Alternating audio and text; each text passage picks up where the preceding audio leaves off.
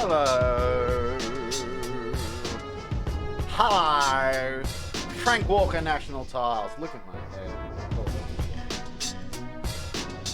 Maybe I should look at these things before I start streaming. I wouldn't be me if I did that.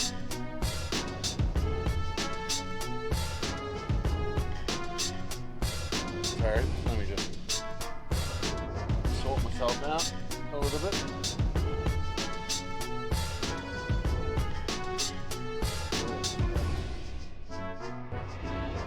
There we go.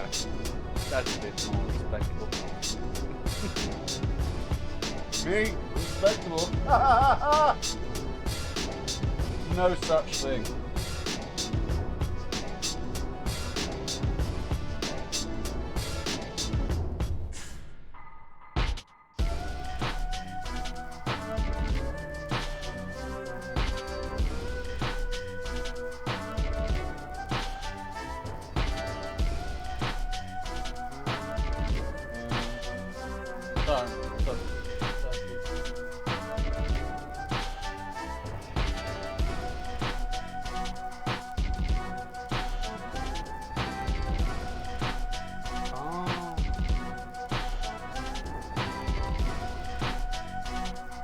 You.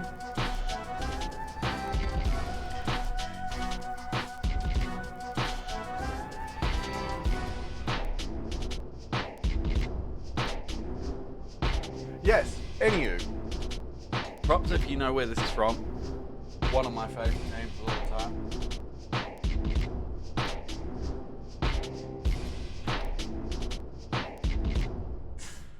Anyway, we're gonna do some more Final Fantasy X.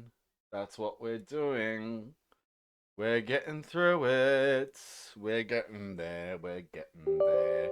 Now, today, we're gonna start off with a bit of Blitzball because we need to win some Blitzball to get the Jupiter Sigil.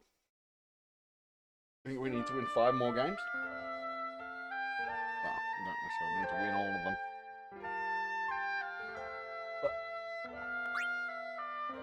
But it's 5 more games. Why is my computer being so weird at the moment? Case in point, click the thing and it's not responding? Okay. Computer's just doing weird things currently.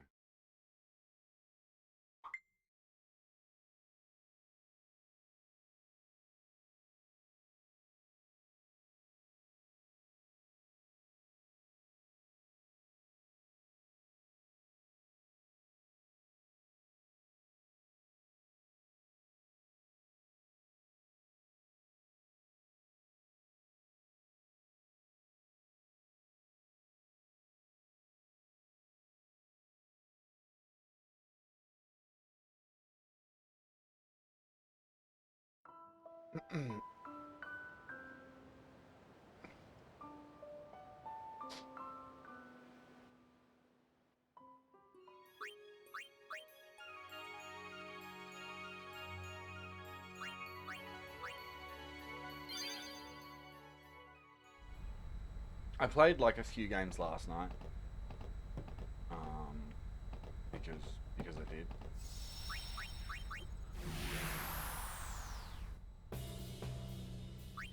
Okay. Jupiter Sigil. We need it. We needs it. I think it's the only one left that I need, possibly. Oh no, we got 4 games left. And yes, we've got Walker on the team now.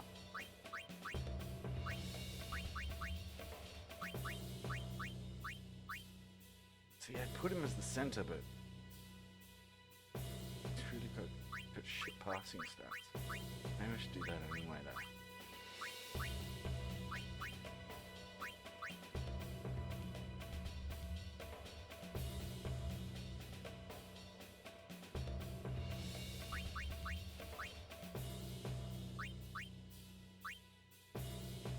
That'd be a good idea.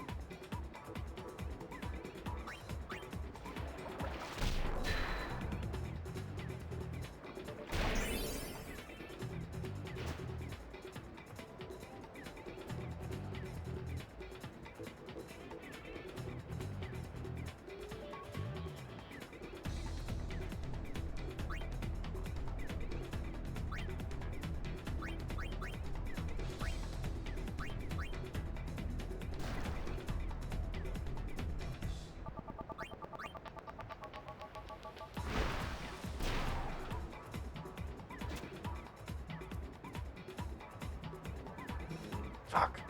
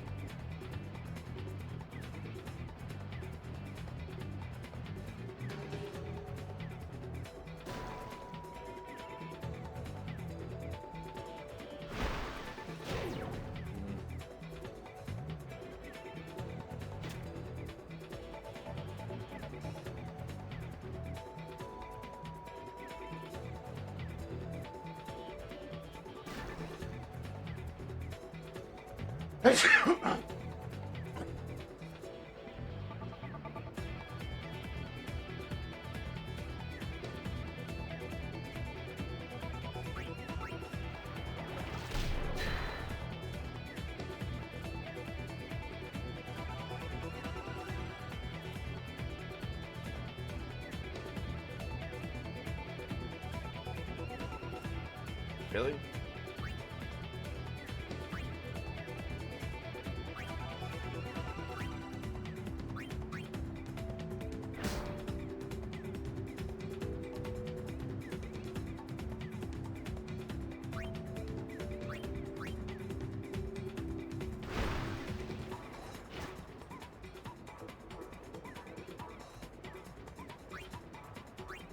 Not slight chance.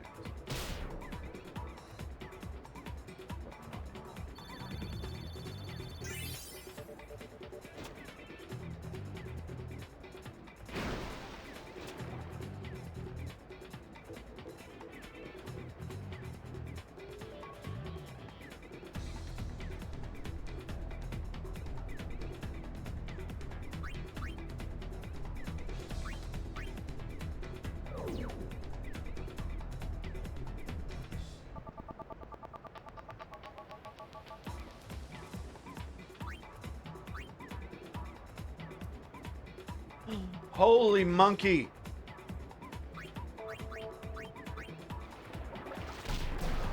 Uh-oh. Oh, shit. Oh, fuck. Fuck! Fuck! Okay. We have a problem here.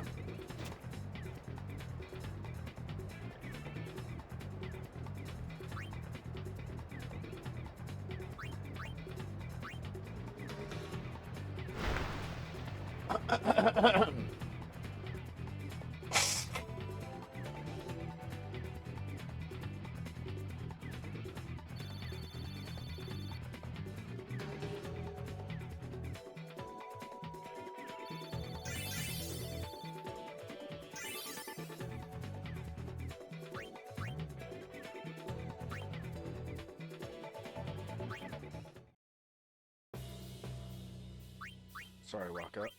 But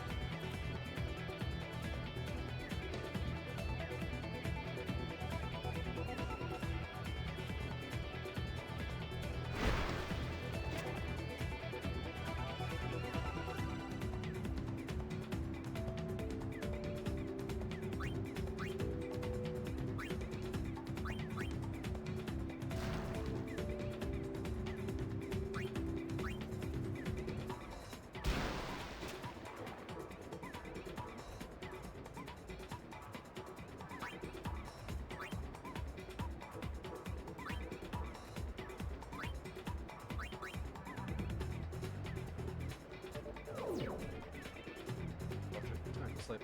Good.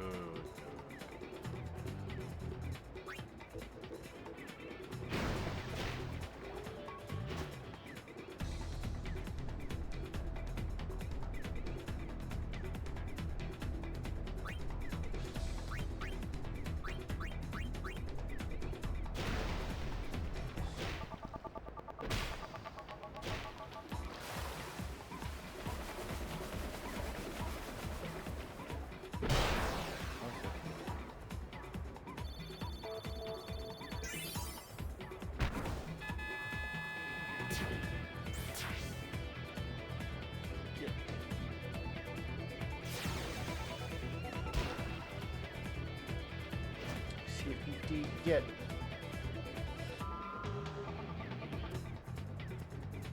Hello, T-Cat.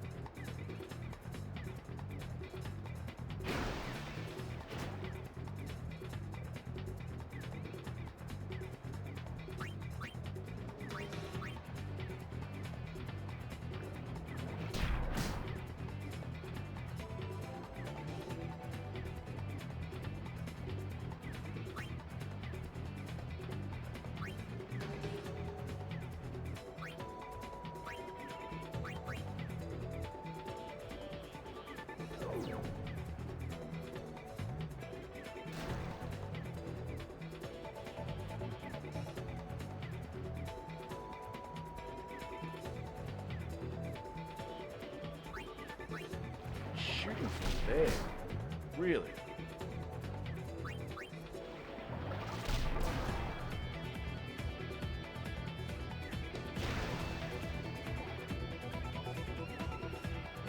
I know you've got a high shot, but like really? Really?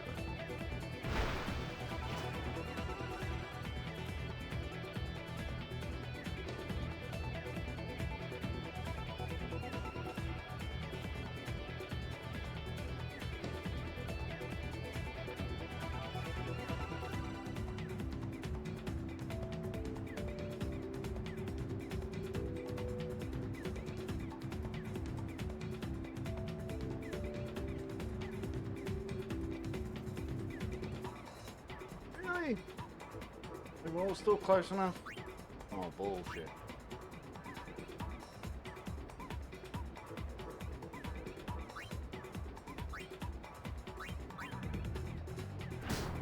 Really? Bullshit.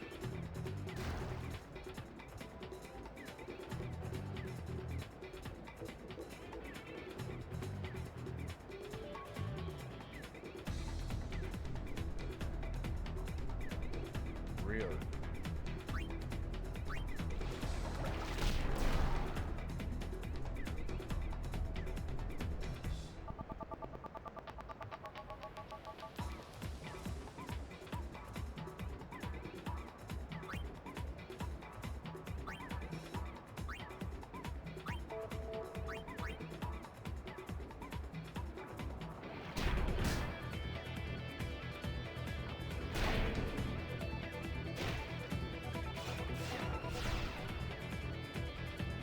Oh, still one.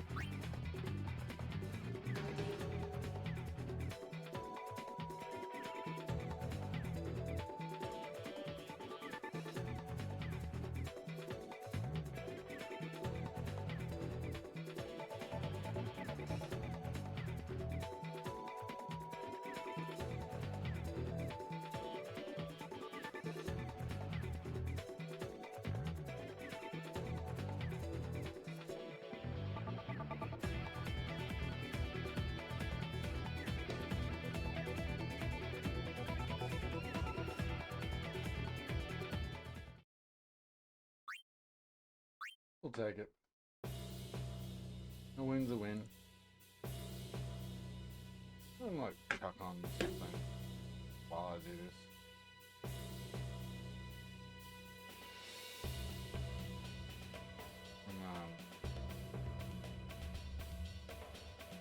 Blitz. 'Cause, you know, it's all good. If you want to stay up to date on all things Crisis Core and Final Fantasy in general, goodies from Square Enix, be sure to subscribe and hit that notification bell, guys. Only 27% of you guys who watch and love the videos are currently subbed, and this is the best place to be for Final Fantasy stuff because we got a lot of stuff coming your way, and you don't want to miss any of that. Let's get this video to over 1,000 likes to make sure everybody knows that Crisis Core is coming, man. Looks like I have some voicemail messages. You have 23 messages. You don't have voicemail messages. You just eavesdropping, sir. Don't you dare! Let's do it. Screw that. Okay. Alexander Anderson. Power wrist? That's it? Bro, I got like 2 of those. Come on, game. Oh, Crowdo. No, you guys are just getting owned everywhere you go. You have to catch Hollander. Yeah, before I do that, though. Ooh. So now we can go back and get multiple things. Just take it. Just take it. And I think because we did that, y'all, look at that. We smirked. Dispel. Look at that. They stole the Dispel from me, and I stole... Well, I found another one, so fuck them. I don't know if that was worth it, though. I mean, Dispel is good for, like, getting rid of barriers and stuff. Project G. Or should I say, Project Jillian? Don't say her name. Jillian, the woman implanted with Genova cells. Genesis, who had her genes mapped onto him during the fetal stage. Yes, Genesis was a failure. I'll admit it. But you, Angel, you were actually bred inside Jillian's body. You are perfection. And Hollander's his actual dad? I don't remember that. Zack, let me show you. Group hug.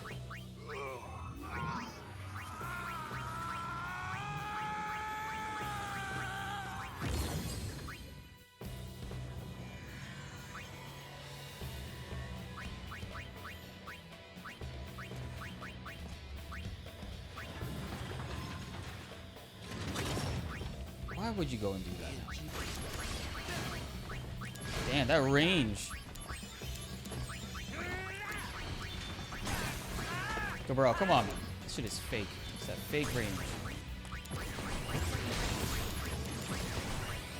You ain't doing that shit on me, baby. The power of soldier. Oh, I didn't realize what Alright, spoilers. Spoilers. This is a playthrough. This is okay. Spoilers.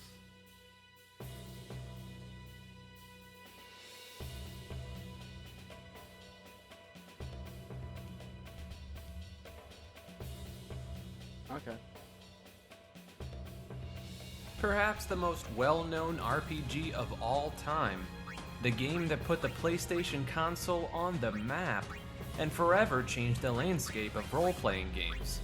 A story featuring one of the most notorious character losses in history, some of the most influential game music of all time, and a villain that ranks among the most popular within all of gaming. This is the ultimate Final Fantasy VII iceberg.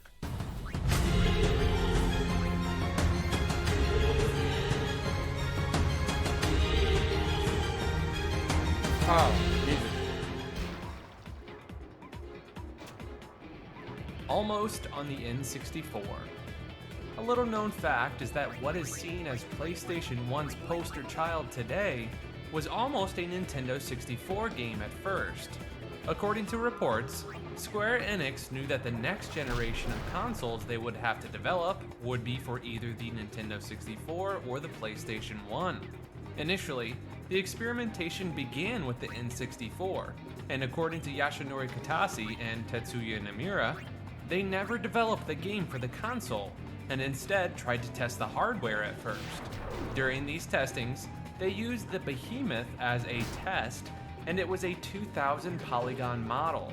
Once the character was animated, the frame rate was a bit too low, and that was when the team realized that it would not be able to realize their vision properly on the Nintendo 64's hardware. Thus, all of the work that went into testing on that console was scrapped, and the true development began for the PlayStation 1. There is some debate about what other factors contributed to this, but sources are a bit complicated. But one important thing to note that does seem to have some backing is that the game would have required far too many cartridges to fit on the device, which became another problem that made the discs on the PlayStation 1 seem like a far better option. Yar. Compilation of Final Fantasy VII. FF7, like other numbered entries within the series, is set in its own continuity and represents a larger universe that is much more than just a single game. To give this category of games an official name, Square Enix titled it Compilation of Final Fantasy VII, which includes a large number of canon projects that add to the overall story of the franchise. These projects include Yes, good. Before Crisis. The first part of the compilation is, of course, Final Who Fantasy says VII, compilation? the main Come on, video buddy. game itself in 1997. But Then compilation. we had a 2004 mobile game exclusively released in Japan called Before Crisis, which serves as a prequel to the first game and takes place exactly 6 years before the grander story begins, focusing on the adventures of a group of covert operatives called Turks, who work for the Shinra Electric Power Company and fight the rebel group Avalanche. It was the first major Final Fantasy game for mobile devices and featured both single-player and multiplayer gameplay. Fortunately, fans did manage to translate it over the years, and it is now available on PC for those who are interested. Maiden Who Travels the Planet. In 2015, we had a novella Really? I'm written surprised by you even- Benny Matsuyama of the studio Bent Stuff that was published in the Final Fantasy VII Ultimania Omega magazine. Originally called Hashi o Meguru Otome, it is commonly known under the translated name The Maiden Who Travels the Planet by the fans of the series. It is about the events that occur within the livestream from Aerith Gainsborough's point of view since the time of her death and up to the ending of Final Fantasy VII. As you can expect, it is emotional and expands on the meaning of the existence within the livestream and is divided into 7 chapters total. Throughout the story, she meets the spirits of Jessie, Biggs, Wedge, Dyne, President Shinra, Professor Hojo, and Zack. Though it was originally in Japanese, fans have also translated this into English over time. Advent Children. Also in 2005, FF7 Advent Children was released, which is a fully CGI movie that takes place 2 years after the events of the original game and deals with a trio of characters that kidnap children, while an unexplained disease affects Cloud Strife, who must then rescue the children while battling his own mortality. Many characters, such as Tifa and Sephiroth, make an appearance in the movie as well, and it contains many references to the game itself. The action sequences, graphics, and character designs of the movie are praised by the fan base, but unfortunately many consider the movie's pacing and storytelling Bullshit! to be less than favorable. Bullshit! And critics also complained that it relies too heavily on people playing the game and might be incoherent otherwise. Nonetheless, it does have a fan base that enjoys it, and as a response to the criticism, an updated version of the movie called FF7 Advent Children Complete was released as well, which added 26 minutes of new and expanded scenes, and some of the CGI work in the movie was improved as well, which was praised by fans. Advent tie-ins. There were 2 tie-ins to Advent Children that were both canon and further increased the overall storyline of the Final Fantasy VII universe, and they both came out in 2005. The first one was a single anime episode called Last Order, which was shipped with a limited number of the Advent Children home release. This OVA serves as an alternate version of 2 flashbacks that are in the FF7 game, which shows us 2 events that occur before the main game begins. One of the events is about Sephiroth destroying a village, and the other one shows Zack and Cloud escape from the Shinra Electric Power Company. These flashbacks are narrated by none other than Singh, the leader of the Turks. The second tie-in is a series of short stories called On the Way to a Smile, which is set between FF7 and Advent Children. These stories focused on Denzel, Tifa, Barrett, Red 13, Yuffie, Shinra, and the livestream, which added a lot of context for these things in the game. Keep going. And additionally, the Case of Denzel story was adapted into a short OVA animated by A1 Pictures and released with the special Advent Children Complete home release. Interestingly, this Denzel OVA wasn't made until 2009, whereas in written form, it existed back in 2005 as well. Snowboarding. Still in 2005, we have Snowboarding, which is a mobile game that is a remake of the popular snowboarding minigame near the Icicle Inn, and lets players control Cloud Strife as he snowboards down tracks, dodges obstacles, does tricks off ramps, and collects balloons. The Chocobo theme plays in the background as Strife proceeds down the levels. Dirge of Cerberus. Finally, in 2006, we had a proper PlayStation 2 game called Dirge of Cerberus Final Fantasy VII. This game takes place 3 years after the original FF7 game and focuses on the character of Vincent Valentine, who is targeted by Deep Ground, a mysterious organization that wishes to resurrect a creature called Omega who can destroy the planet. It was the first shooting game in the series and was built around a third-person camera, which was very different to what the original Final Fantasy franchise normally had. It received mixed reviews, as many praised its story, but not everyone liked its gameplay and overall atmosphere, which feels somewhat different to what everyone had expected. Nonetheless, it's considered a decent part of the canon. DOS Lost Episode. In the same year, we also have a game called FF7 Dirge of Cerberus Lost Episode, which contains a missing chapter in the story of the PS2 game, in which Vincent Valentine searches the Shinra mansion in hopes of finding answers to some of the questions that plague his life. Released on mobile, the game featured 3D graphics and the same third-person shooter gameplay that the PS2 version has. For a mobile game at the time, it certainly felt revolutionary to many. Crisis Core. In 2007, Square Enix released FF7 Crisis Core, which is a prequel to the first game and focuses on Zack Fair, who is a young member of the organization Soldier and an important character for the overall story of the compilation of FF7, which every fan already knows. Please. The story takes place mainly throughout killing the me, war buddy. between the mega corporation Shinra and the people of Wutai, and eventually goes into the events of Nibelheim. Eventually, it ends right before the beginning of FF7, bringing the entire thing full circle. The game was originally meant to be a PSP port of the mobile game spin-off Before Crisis, but unfortunately Square ended up deciding to make a new game altogether. The game received an amazing reception and sold incredibly well too, making up a total of 3 million lifetime sales. It's such a beloved game that it made people dislike The Last Order for being contradictory, and it is being remade in 2 different forms, which we'll get into later on down in the iceberg. Fuck. The Kids Are Alright. Seriously. In 2011, we have a side story related to the Turk group called The Kids Are Alright, which was released in the form of a novel. It takes place shortly after the events of FF7 Advent Children, which means it takes place after the game. It follows a character of Evan Townsend, who is a private detective that lives in Edge and interacts with the Turks as well as other employees of the Shinra Electric Power Co.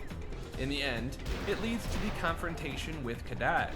Interestingly, the book includes several references to the rock band The Who, and the book name is a reference to the 7th track on their debut album, My Generation. G-Bike. You'd expect spin-offs to such an old game to come to a halt, since the franchise has gone through so many other mainline numbered entries, but it's undeniable that FF7 is almost like a separate franchise in itself. And thus, in 2014, we have the mobile game G-Bike. Though discontinued now, it was a free-to-play game that was a mixture of racing and RPG elements. Players controlled Cloud, who battled enemies while on a motorcycle, using weapons and magic, with other FF7 players helping him along the way. Interestingly, the game did not really have much of a story, but the producer said that you can consider it as something that took place within the events of the original game. The reception of FF fans towards the game was mixed, and many were particularly angry at Square for releasing such spin-offs rather than working on the FF7 remake that was at the time in limbo. Past stories. In 2020, we have a short story that was included in the FF7 Remake World Preview called Picturing the Past. Though this is a companion to the remake, it is still considered a decent story by fans of the original game because it adds extra story to the lore, especially around Aerith. It's about an unnamed military trooper from Shinra who knew Aerith as a child, and he begins an investigation into the events of the past that the reader experiences from his perspective. And this was then expanded in 2021 with A Trace of Two Pasts, which was a Japan-only novel featuring Tifa and Aerith, and was translated by fans online. Similarly, it's about the remake, but it's still liked by fans of the original too, since it's not exactly contradictory, and focuses on the lives of those two characters. The First Soldier. At this point in time, any main or spin-off FF7 projects are generally related to the remake timeline. However, we do have an exception in the form of FF7 The First Soldier, which is a free-to-play battle royale multiplayer game released on smartphones, and it does not carry the remake title specifically, though you can consider it a companion to both continuities. It's a prequel to FF7 and takes place 18 years before the events of the main game, long before Soldier was established as a powerful group. Though it was released on November 17, 2021, it's ending its services next year on 11 January of 2023, which is very fast, but not surprising since the Battle Royale craze died fast, and only a few games like PUBG and Fortnite are still considered relevant. FF7 Remake. It is the era of remakes, and when a video game is as iconic as FF7, it's no surprise that it was going to be remade as well. However, surprisingly, this was not a random cash grab remake that was being made as a trend, but in fact, it was considered in the company long before it was eventually released. A remake for the game was conceptualized as early as the PlayStation 2 days, since the gap within the graphics of PS1 and PS2 was quite massive. It was abandoned early on due to how much work would have been required, and the fact that Square Enix was busy with developing sequels to the franchise. Eventually, there was a PlayStation 3 tech demo that showcased the openings of FF7 in modern-day graphics with high-definition polygons. Fans quickly wanted a remake and hoped that this tech demo is a sign of it, but Square Enix denied that they were developing anything. Finally, a remake was greenlit after the FF producer broached the subject with Katase, Nojima, and Nomura, all of whom were getting older but did not want completely fresh blood to make the remake because they wanted to make sure that it still contained the heart and soul of the original, even though it was being made for a new generation. Eventually, the game was released for the PS4 in 2020 and later found its way onto the PC. The reception of the remake has been mixed, as many fans did not like the changes to the storyline, but it did manage to sell greatly and gain new fans over the years. Since its release, an updated version called Remake Intergrade was released with an additional story chapter and 2 sequels, one called FF7 Rebirth, and an unnamed conclusion to the trilogy are in development as well. Unlike the original game, the story of the remake was split into 3, as the developers decided that it would feel too rushed to include all of the game in one project due to its massive scale. Crisis Core Reunion. As a tie-in to the FF7 remake, we have Crisis Core FF7 Reunion, which is a remake of the PSP game that served as a prequel to the original game. Though normally remasters just update the visuals of a game, Reunion was teased as, quote, more than a remaster, which includes fully voiced dialogue, newly arranged soundtrack, vastly updated graphics for current generation consoles, and many fans speculate that it might have some differences to better fit the canon of the remake timeline as well, though it is not yet confirmed. Maker. Yes, Rom? Remember to remind people to do the algorithm thing. Rom, they already know to like and subscribe and leave a comment. You are welcome. Ungrateful son of a... FF7 Ever Crisis. The remake is one of the most discussed games of this generation, and while many like it, some people have a problem with it for not having the same storyline as the original game. And of course, it does not cover the entire compilation of FF7 either, as it had too many projects. Well, for them, Square Enix announced a mobile game called FF7 Ever Crisis, which is an RPG developed in the older style of Final Fantasy games, including the chibi art style of the original FF7, though cutscenes and battles have normal models. It is a remake of the entire timeline of the first game, with more faithful storytelling that is meant to satisfy those who don't like the new story. All canon titles, such as Before Crisis, Crisis Core, Dirge of Cerberus, Advent Children, and Final Fantasy itself, are included in this game as story chapters that can be freely played. The reception to this announcement is mixed, since it's a free-to-play mobile game and features loot boxes and microtransactions.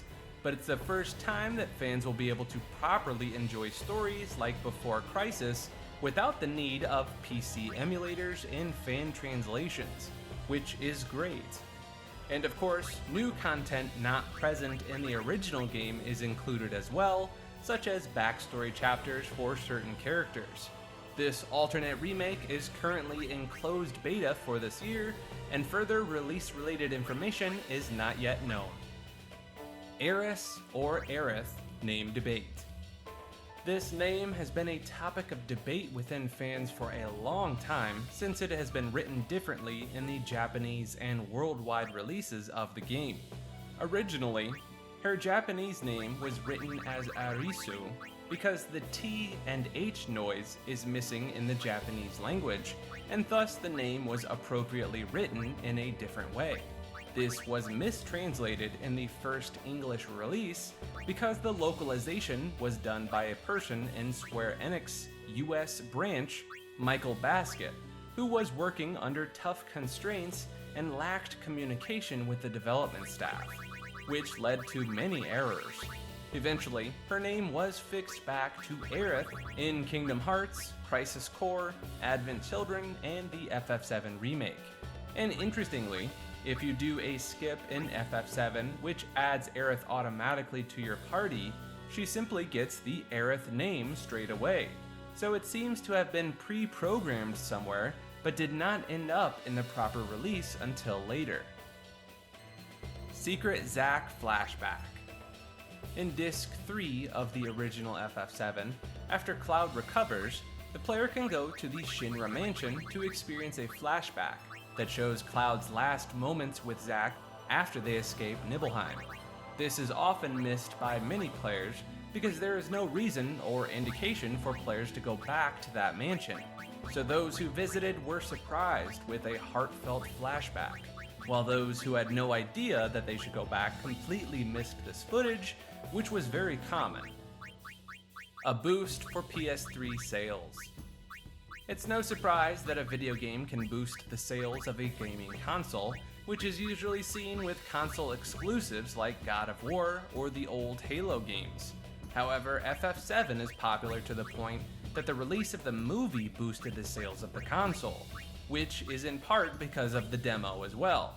What essentially happened was that although the PS3 was performing decently after its release, it received a massive boost of up to 57,000 unit sales within the week of the release of FF7 Advent Children Complete. Since the movie came out in the Blu-ray format, it was generally a better deal to buy a PS3 to get a free Blu-ray player as compared to just buying it separately. And the movie did have bundles with the console as well, which helped a specific model sell extra well. When you compare this to the week before the movie's release, the PS3 was selling only 17,000. Additionally, a number of 800 people who purchased the Blu-ray of the movie and the PS3 bundle were able to see a special screening of the movie in the Sony building in Tokyo. And last but not least, the final incentive for this to happen was that a demo for FF13 was included in the disc. With all of these factors combined, the franchise was a great source of success for the PS3. Ehrgeiz, God Bless the Ring. A 3D fighting game called Ehrgeiz was released for arcades in 1998 and later ported to the PlayStation 1 in 1999. For Dream Factory, it was published by none other than Squaresoft. The word Ehrgeiz means ambition in Germany, and it happens to be the name of Zell's most powerful weapon in Final Fantasy VIII. But this is not all. There is a reason behind why this game is on the list, and that can be seen on the box art itself.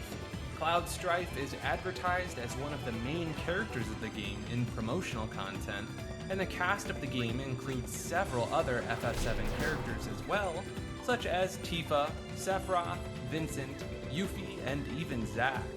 Some of them are only available in the PlayStation 1 version of the game, while Cloud and Tifa are in the arcade as well. Several other references to FF7 can be found too, such as weapons, a boss called Django, who looks similar to Red 13 in alternate colors, movesets that resemble FF characters, music from the game, and some merchandise that also featured characters. It's not a very widespread game that too many people know of, but it's a treat for those who like fighting games and the world of FF7. FF7 connected to FF10. Yes, it's time to address one of the most controversial debates of the FF franchise, which is the question of whether FF7 is a prequel to or set in the same universe as FF10 or not. Let's start with the basics. In FF10-2, there is an Al-Bhed character called Shinra, who is a young inventor with a unique appearance in which he wears a complete outfit with a mask on top of it. If you engage in a conversation with him close to the end of the game, a cutscene plays in which he tells the main character that he is researching the planet's life force, and that it might be possible to one day harness this energy and use it to power cities. Though it's an exciting concept, he warns that it would take generations for this to be possible. As we know, the Shinra Electric Power Company uses the Life Stream, which is also known as the planet's life force. It creates an energy called Mako that powers entire cities. So not only do we have the same name for Shinra and the company, there is the fact that the young boy from FF10-2 is working on the same concept as well. Lastly, this is further cemented by the fact that in FF7 Remake, you can find an image of the Shinra board, and one of them is wearing the same mask as the boy from FF10-2. Now, the one thing we know for sure is that Square Enix purposefully connected these two games together with the idea of Shinra. What's left to discuss now is whether this is just a fun Easter egg or an actual part of the canon. That means FF7 is in the same universe as 10. Let's look at the official sources. First of all, in the FF7 Ultimania Omega, It is stated that Shinra is unable to make Mako energy due to limitations of his time, despite financial help from Rin. But it is implied that a future generation, perhaps 1,000 years or later, might be able to make use of this when the Shinra company is founded there. And this made many fans believe that the two games are connected and in the same canon universe. However, Nojima stated on a French FF website that this story was a joke that started because when the staff created FF10-2, the idea was to have a new world, but it ended up looking a lot like FF7. Thus, they added a joke in the Ultimania that the two might be the same thing. However, it was meant to be an anecdote and was misinterpreted by people over the years as confirmation rather than a joke. Interestingly, however, things are not that simple, as even people within Square Enix seem to have a different opinion, not just the fans. The greatest example of this is the fact that producer Yashinori Katase ended up confirming a few years later that the worlds of FF7 and 10 are in the same universe in the interview. Right after he said yes to this question, he quickly added, quote, "a little." Then he went on to explain that the scenario writer suggested that the character of Shinra from FF10 might have something to do with the Shinra company in FF7. Though he spoke in Japanese, this has been translated accurately, and there seemed to be no confusion, which means that in the eyes of Yashinori Katase and the scenario writer, the games are indeed in the same universe. And this is a contradiction to what Nojima said, as it was only a joke in the Ultimania book. Thus, it seems that Square Enix's staff is just as divided on the topic as the fans themselves. And you can believe whatever version you like more personally, as both are equally true and false depending on who you trust more. FF7 is set in Japan after an accident. In the same interview, FF7 remake producer was asked if FF7 was set in Japan after a big accident, which is something that the fans theorize often. Surprisingly, his answer was yes, and he went on to elaborate that the wall market is based off of Kabukicho in Shinjuku. When asked if this means that FF10 is also set in Japan, since they took place in the same universe, in his view, he said that it is not true, though Asian influence is certainly to be found in the game. Costa del Sol Villa.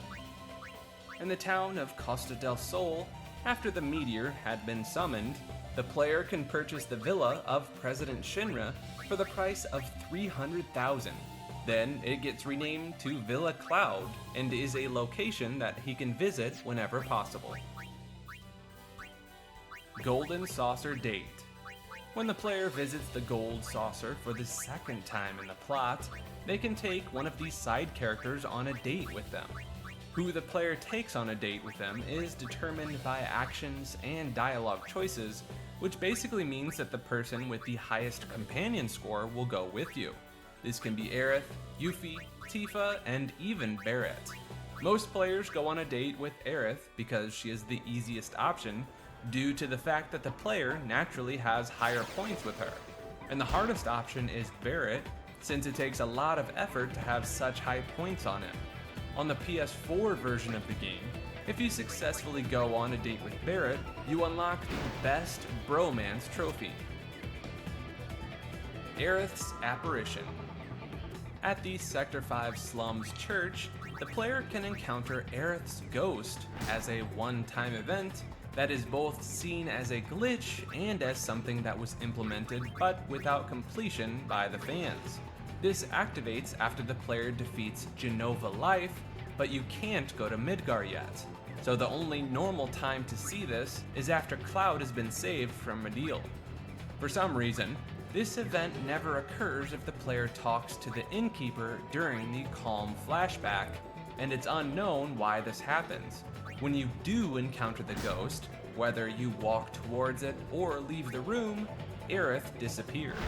And if you unlock dialogue assigned to the NPC by using a save point in the left area of the church, they say things like, quote, "That woman just disappeared right there around the old church. I waited a long time, but she never came out again." This dialogue makes it feel less like a glitch and more like a scrapped idea that got left in the programming, though it could be referring to the time Aerith escaped the church through the roof. Lucky Sevens.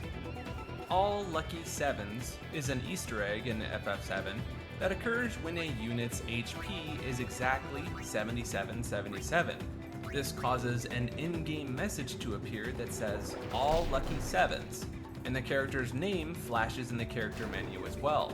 What happens then is that the lucky character will barrage its enemies with attacks, with each of the 64 hits dealing 7777 damage, and after that, any subsequent attack will still hit for that much damage until the character's HP changes. If the HP did not change and the battles end, the HP of the character drops to 1 automatically, so that this Easter egg cannot be reused infinitely. Even though it's an official Easter egg, it can cause a few problems, such as poison status giving 7777 damage and causing an immediate death, as well as the fact that Vincent's limit break behaves oddly. A few graphical glitches can happen, and some bosses have so much health that you'll eventually run out of the status. Rude avoids Tifa. When the character of Rude is finally in a fight against your party, he will not attack Tifa, and avoids her even though he attacks everyone else. The only case in which he might still attack her is if she's the only party member still alive. To further cement this, in a cutscene in the FF7 remake, Rude purposefully steers the helicopter away from her when Reno is trying to shoot at Cloud and Tifa on the Sector 7 pillar. When Reno asks for an explanation, Rude makes a funny excuse saying his hand slipped. And furthermore, in the remake, he deals very minimal damage to both Aerith and Tifa and tries to incapacitate them mildly. This is, of course, because he has a crush on Tifa, which he admits to in a conversation with Reno, saying he likes her in the original game. Losing at Fort Condor. If the player moves to prevent enemies from reaching the shed at the top in the Fort Condor strategic minigame, they have to fight CMD.Grandhorn as a boss fight. If the player loses the boss fight, they do not get a game over. Instead, they get ejected from the fort. And lose a lot of huge materia. And then they are unable to return to play the minigame again, as the rope that can be used to climb back up is missing. Vincent and Yuffie in the final cutscene. For some reason, which might simply be time constraints, Vincent and Yuffie are nowhere to be seen in the final CGI cutscene of the game, even if they are part of your in-game party. Fortunately, this was explained in the opening cutscene for Dirge of Cerberus, explaining this by showing that both of the characters were in Midgar, and were helping the civilians in the area evacuate while the fight with Sephiroth was taking place and causing damage to the environment. Red Submarine. A bit later into the game's story, when on the search for huge materia, your party will be transported in a red submarine, which gets into an underwater boss fight. If your submarine is destroyed, you will be rescued by Mr. Dolphin and washed up on the shore. Fortunately, you can still get another red submarine by going to the Junin submarine dock and taking an entryway, which was previously guarded by a dog. There are several complications that can occur if you get the same color again, as it becomes very difficult to get the other ones, especially Bahamut Zero. Kefka's Laugh. If the player goes over to the spooky ghost hotel in the Golden Saucer and talks to the jack-o'-lantern in one of the rooms, you can hear a slowed-down version of Kefka's Laugh from Final Fantasy VI. The FF7 version is, of course, somewhat creepy and not like a simple clown laugh in the previous game. Oh, just buzzer beater.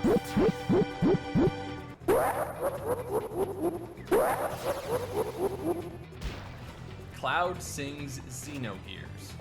If the player tries to talk to Cloud while he's recovering in the Medial Hospital, they will hear incoherent ramblings.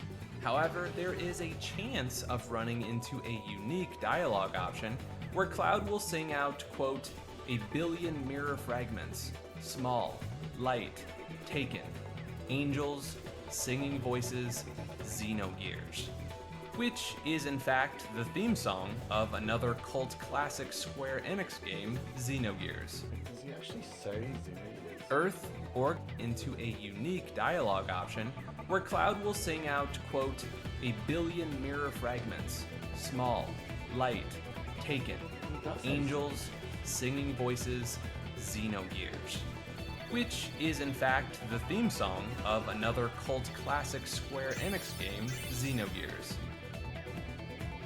Earth or Gaia.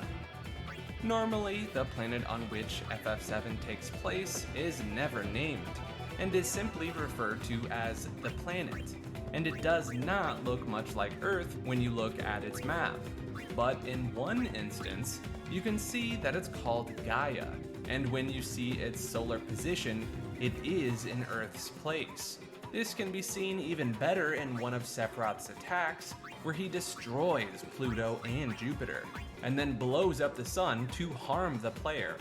As the final part of his attack makes its way into the planet, and of course in all the future promotional content, especially for Advent children, it was outright called Gaia. Vincent's Mug Glitch. Whenever Vincent uses Mug, the next attack animation is skipped, whether it's the player's attack or the enemy's. The damage is still calculated as normal, even if it does not appear. Thus, this glitch has been used for decades by both speedrunners and casual players, as skipping attack and summon animation saves a ton of time. And this glitch can even be exploited into skipping boss death and post-death scenes, which is a lifesaver for the speedrunning community. FF7 NES One more, D-Make. and then we've got the Jupiter FF7 was they D-made never for played the this again. Nintendo Entertainment System by the Chinese company Shenzhen Nanjing Technology in 2005. This D-Make contains the entirety of the FF7 story, though it skips a lot of side content since this is such a small game after all. The reception to the D-Make has been mixed, as many praise the fact that this small game manages to cover the entire storyline of it. However, it received criticism for its difficulty and balancing problems, which makes it a frustrating experience. Nonetheless, it's remarkable that you could play Final Fantasy VII on an NES if you had no other way back in the day. Red Man in Coral Prison. In the Coral Prison, you can find a mysterious and unique model of a red man directly underneath the chest texture. It's unknown why this model is left behind, since it serves no purpose in the game, but some players speculate that a developer might have left it behind on purpose as a signature of sorts. Though you can only find the red man by fiddling with the game's files, he's still hidden behind a layer in the actual game. Debug Room. There is a debug room in FF7, which is meant exclusively for the game's developers, and it includes links to a lot of the game's content, such as FMVs, battle scenarios, and towns, which was used to test out the content in the game during development. For a long time, there was no legitimate way of entering the debug room, as even though it was left in the game's files to not mess up programming, it was not meant to be accessed by the player. Thus, players need save game editing and hack tools to enter this room. Fortunately, over a decade after the game's release, fans figured out how to enter the debug room on the PC version of the game without the use of any editing or hack tools. The method is long and convoluted, but it basically makes use of several glitches that helps the player warp into the debug room. which makes this the most legitimate and in-game way of doing this. Cloud in FF Tactics is canon. In Final Fantasy Tactics, you can find I would Cloud rewrite as that. a guest character that can even be recruited into your party, which makes his appearance far more important than a simple cameo. Though most fans assumed it's just a non-canon guest appearance, the Ultimania Omega book confirms this appearance as canon by saying that Cloud was pulled into another dimension after the Northern Crater incident. Thus, he was truly there during the events of Final Fantasy Tactics. Aerith's post-death dialogue. If you hack in Aerith after her death using hack tools like GameShark, she has additional dialogue for the later parts of the game. This caused speculation within the fans that the events of the game might have originally intended to play out differently, or at least in a different order, as she should have no dialogue otherwise for these parts of the game which exist after her death. Tifa's orthopedic underwear. While the party is being told the events of Nibelheim through Cloud's flashback, the player can enter Tifa's house, and then the player can enter her room, as Tifa asks them if they did that. If you answer yes, you will see that she's not home, and you're free to go around her house. If you interact with her wardrobe, you will get an item called the orthopedic underwear. When Tifa hears Cloud recall finding her underwear, she scolds the player for joking about this situation. Red 13 clones. During the early stages of FF7's development, there were plans to include an expanded storyline for Red 13 by introducing two clones of his called Cobalt 14 and Indigo 15. According to reports, there would have been a battle between the three, and the player would have had to figure out which of the three is the real one to avoid killing him. And after the battle, Red 13 would have asked the player to spare the clones, as they are the closest thing he has to more of his kind. Eventually, these clones would have reappeared in the final dungeons with cybernetic enhancements, with a determination to prove their superiority over the real Red 13. All but three. As unearthed within an oral history interview done by Polygon, the writer of FF7, Yashinori Kitase, originally wanted to kill every single character in the player's party during the Midgar parachuting scene, except the final three members that they had chosen in the endgame.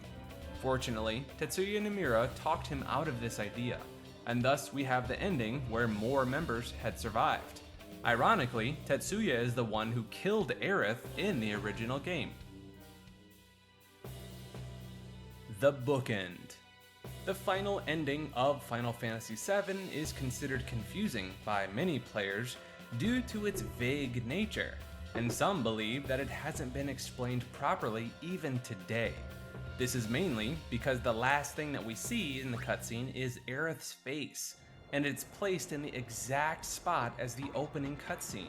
This led to a lot of speculation regarding the meaning of the ending, and the most popular one is that Aerith might have seen the entire events of the game as a vision, and thus was already aware of many things, including her own death. This theory is further supported by the fact that FF7 Remake picks up exactly where the original FF7 left off with Aerith's vision. If this theory is true, then it would make a lot of sense as to why Sephiroth and Aerith seem to be aware of the original game's events in the remake, and thus a new timeline would be branched by everything that happens differently this time around. Emerald Weapon in Crisis Core. There is an Easter egg in Crisis Core that shows the player a frozen emerald weapon buried deep inside the Benora underground. Once the player enters the area, they can see the emerald weapon's shoulders emerge from a large formation of crystals. It's impossible to get any closer or move the camera since this is a PSP game, but it's very clear that this is the same weapon that we see in FF7. Interestingly, you can spot this again in the background of Mission 966 during the battle against Superboss Minerva. In the Crisis Core Complete guide, it is stated that the Benora mining site was closed by Shinra after they discovered the frozen emerald weapon and built a village around it to hide their discovery.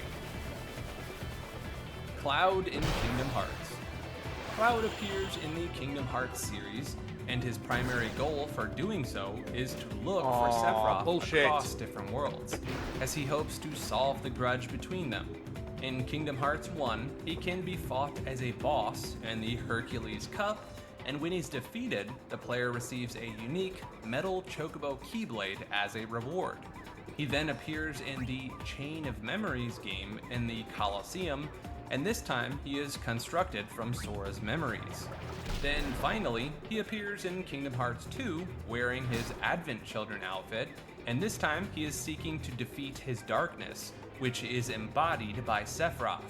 Eventually, he finds Sephiroth, and the two engage in a battle that ends with them disappearing once Tifa gives Cloud her light to empower him, even though Sephiroth insists that darkness suits Cloud better. Eventually, Tifa says that she will have to keep looking until he is back. In an interview, Tetsuya Nomura stated that although Cloud makes a big deal out of looking for Sephiroth, he is running away from his guilt and worries that he cannot protect the people he cares about. Secret Cow Level. In the 2012 PC re-release of FF7, in the Northern Cave, you can activate this Easter egg. By using the save crystal in this area, the name of the area in the menu changes to the Secret Cow Level. There is no difference in gameplay after this happens outside of the name change of the area, and this is actually a reference to the popular action RPG Diablo 2, as that game includes a secret cow level that can be accessed by creating a portal. Many FF7 fans get confused about this Easter egg because Diablo 2 released a few years after FF7, but the explanation is very simple. This Easter egg is included in a game a decade after Diablo 2's first release. Ketshi's true pronunciation. This name is often confused as Kate Sith due to how it's spelled. However, its true pronunciation is Ketshi, as the name is Scottish Gaelic, which means fairy cat. This explains why he has a Scottish accent in all future appearances that feature voice acting. Interestingly, fans still debate whether the true pronunciation is Ketshi or Cat Shit, among other things. The Cheese Weapon. One of the greatest and most detailed rumors about FF7 is that the player can fight a secret cheese weapon, and the method to do this is a long, elaborate process. It is stated that you need a weird chocobo by defeating Genova Synthesis, Bizarro Sephiroth, and Safer Sephiroth, and then run away when the final Sephiroth fight begins. Keep doing it until you escape in a 1 in 128 chance, and then you will be standing outside of Midgar. This will start the Meteor Battle, and once you defeat it, it will land on Don Corneo's mansion. Then go into Midgar using the disabled key item Pogo Stick, and find a spotted chocobo inside the mansion.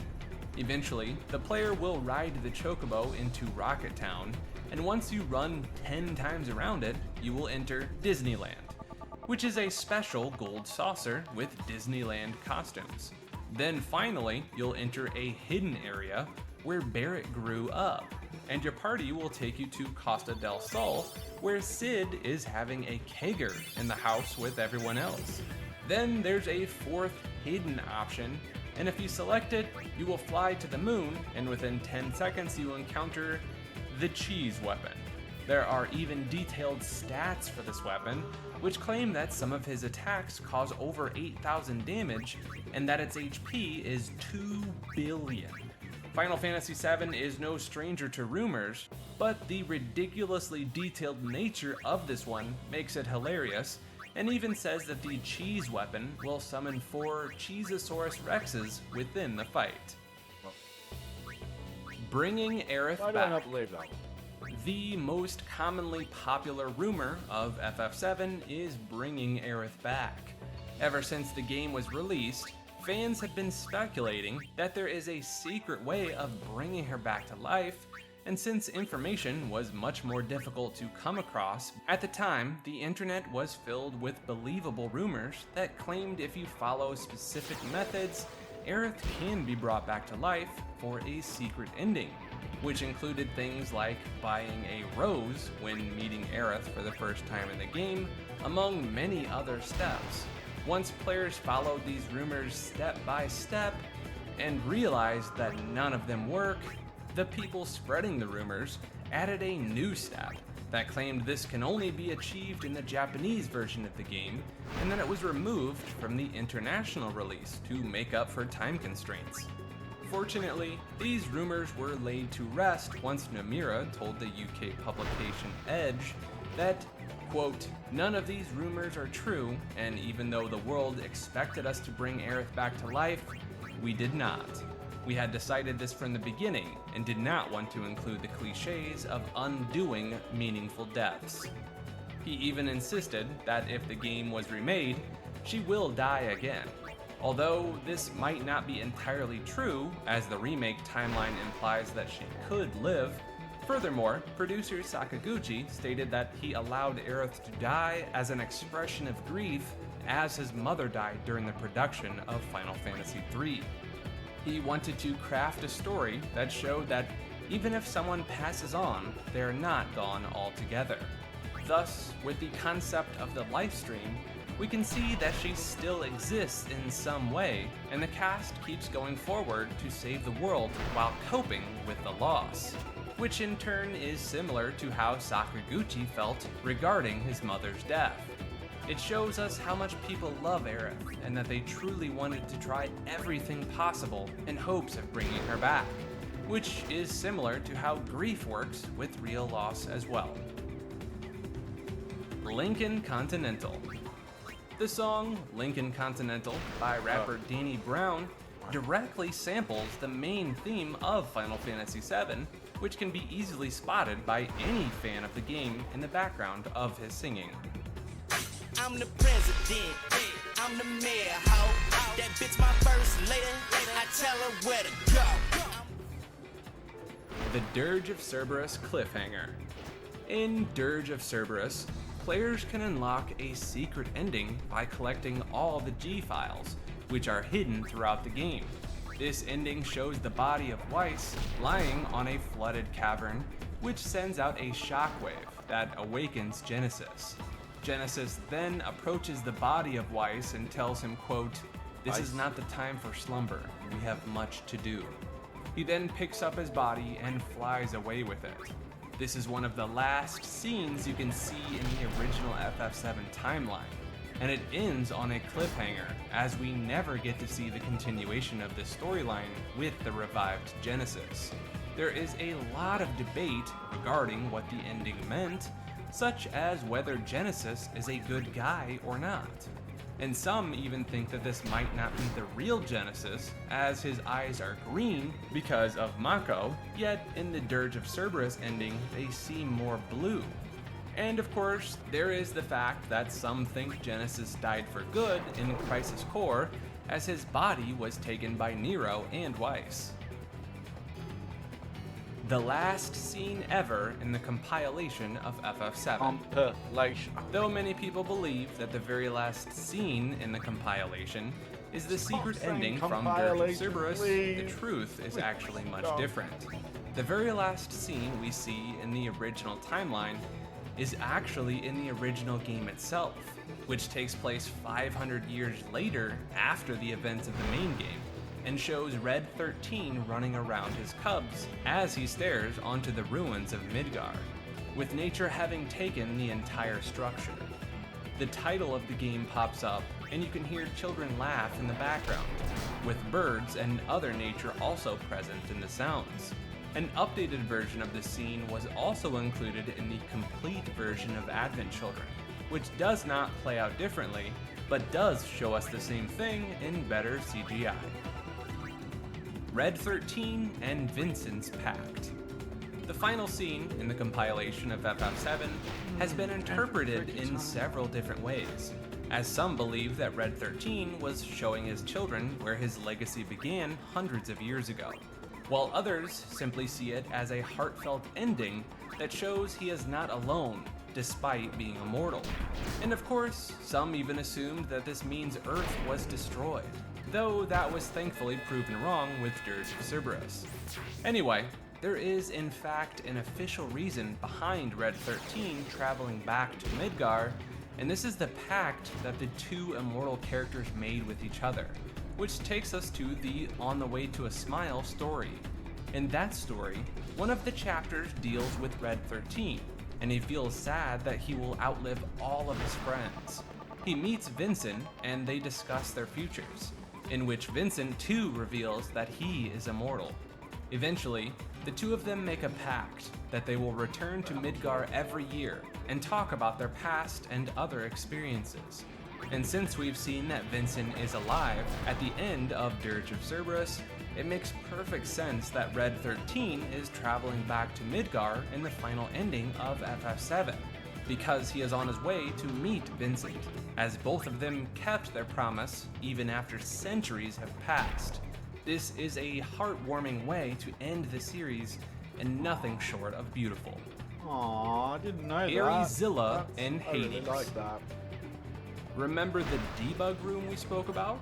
When you think about it, it's quite a creepy place that takes place in a void and has lifeless models of characters spread around it. And the developers seem to be aware of this fact, as they added an extremely creepy in-house joke, since this menu was never meant to be accessed by the player. So you have to look for Room 10, in which you will find a giant Aerith, who is dubbed Arizilla by fans due to her enormous size. She can warp you to places similar to the entry menu. There are many places where she can send you to, some of which can crash the game, or in orders of the story not normally accessible. The last place says Hades, and if you select it, Aerith creepily says, "Silly, didn't anyone tell you? This is Hades." So there we have it, folks. We're all dead in the debug room and live in hell of all places. Translation errors. It's a secret for none that the original translation for FF7 is a subject of many errors, such as typos, grammar, and even character names. The most popular examples include things like Aerith's name, "This guy are sick," "off course," "bay cows," "orthopedic underwear," and more. Some of them are more notable than the rest, such as how one FMV cutscene says Midgal instead of Midgar on a vehicle, and how Safer Sephiroth makes little sense and was most likely supposed to be something like Seraph Sephiroth, or at least Sepher Sephiroth, which would have meant some approximation to the Book of Numbers. Furthermore, an item called Tooth Ring can be obtained in the game, which obviously meant tough. And last but not least, the Bay Cows typo ended up becoming the official name of a full game localization overhaul done by fans, which fixed the language problems of the game. Sephiroth's glove. An inconsistency in the FMV cutscene of FF7, where Sephiroth kills Aerith, can be found on Sephiroth's hands. When he's jumping down from above to attack Aerith, he's not wearing any gloves. But when we see him stabbing her, he does have gloves on his hands, which he somehow put on in a split second while simultaneously attacking the poor woman.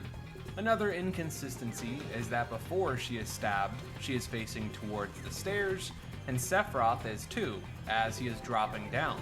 But after Sephiroth stabs her, they are both facing away from the stairs. My Bloody Valentine reference. You can find several posters of Loveless, which is an epic from the world of Final Fantasy VII. Though the poster has been altered over time, the original version of it is a reference to an album by My Bloody Valentine which is considered some of their best work. The Joe. woman on the Loveless poster seems to resemble their singer/guitarist Belinda Butcher, and you can even notice the bloody and Valentine text Oh my on God. the left side, Whoops. which makes it less That of whole a game. subtle Easter egg Wow. and more Okay. of an Well, I outright won. nod to the Irish band. Sorry, my bad. Genova's I didn't original even realize concept. that I was still. The concept I of hadn't changed the Genova scene in back. early drafts of FF7 is fairly Okay. different to what we have in the final product. According to the Ultimania Omega, there were going to be 2 more boss fights between the Cosmo Canyon and Nibelheim, and one in the Temple of the Ancients. And the Sephiroth I won. clones were not going to be individual people infected with Genova cells, but rather pieces of Genova floating in air and hiding under cloaks in the shape of people. Got all And the them most sigils, notable baby. difference, among other things, is that Genova Yeah, was baby. originally meant to be a Ah, certain sorry. region of the human brain, and thus a psychic power rather got- than an extraterrestrial being like So the final which ones product. haven't I done? There are several other done. details which are quite long and worth a read in the book. One. And lastly, it's worth noting that this original idea of Genova being a psychic state of mind was later used in the Parasite Eve and Xenogears video games. I'm done Riku. Yep. Relations to the real world. Even though FF7 takes Riku. place in a vague version of Waka Earth, Orange. which is very different and does not seem to have many relations to the real world, there are a few interesting things that make them similar to each other. Go to For Lake example, Makalania. one food item is called Korean BBQ, and Tifa's bar has a sign that says Texas. This is pretty much a small oversight rather than something that confirms that world as ours. Silver Chocobo rumor. Another popular rumor of FF7 that people often fell for was that you could obtain a silver chocobo by specifically breeding certain colors together, and that the chance of getting that chocobo was variable rather than something you could get immediately. Thus, many misled players kept mixing colors, hoping they could get lucky and snag a silver chocobo. But since the game has been data mined, it is without a doubt that the silver chocobo does not exist unless people hack the colors on the PC version.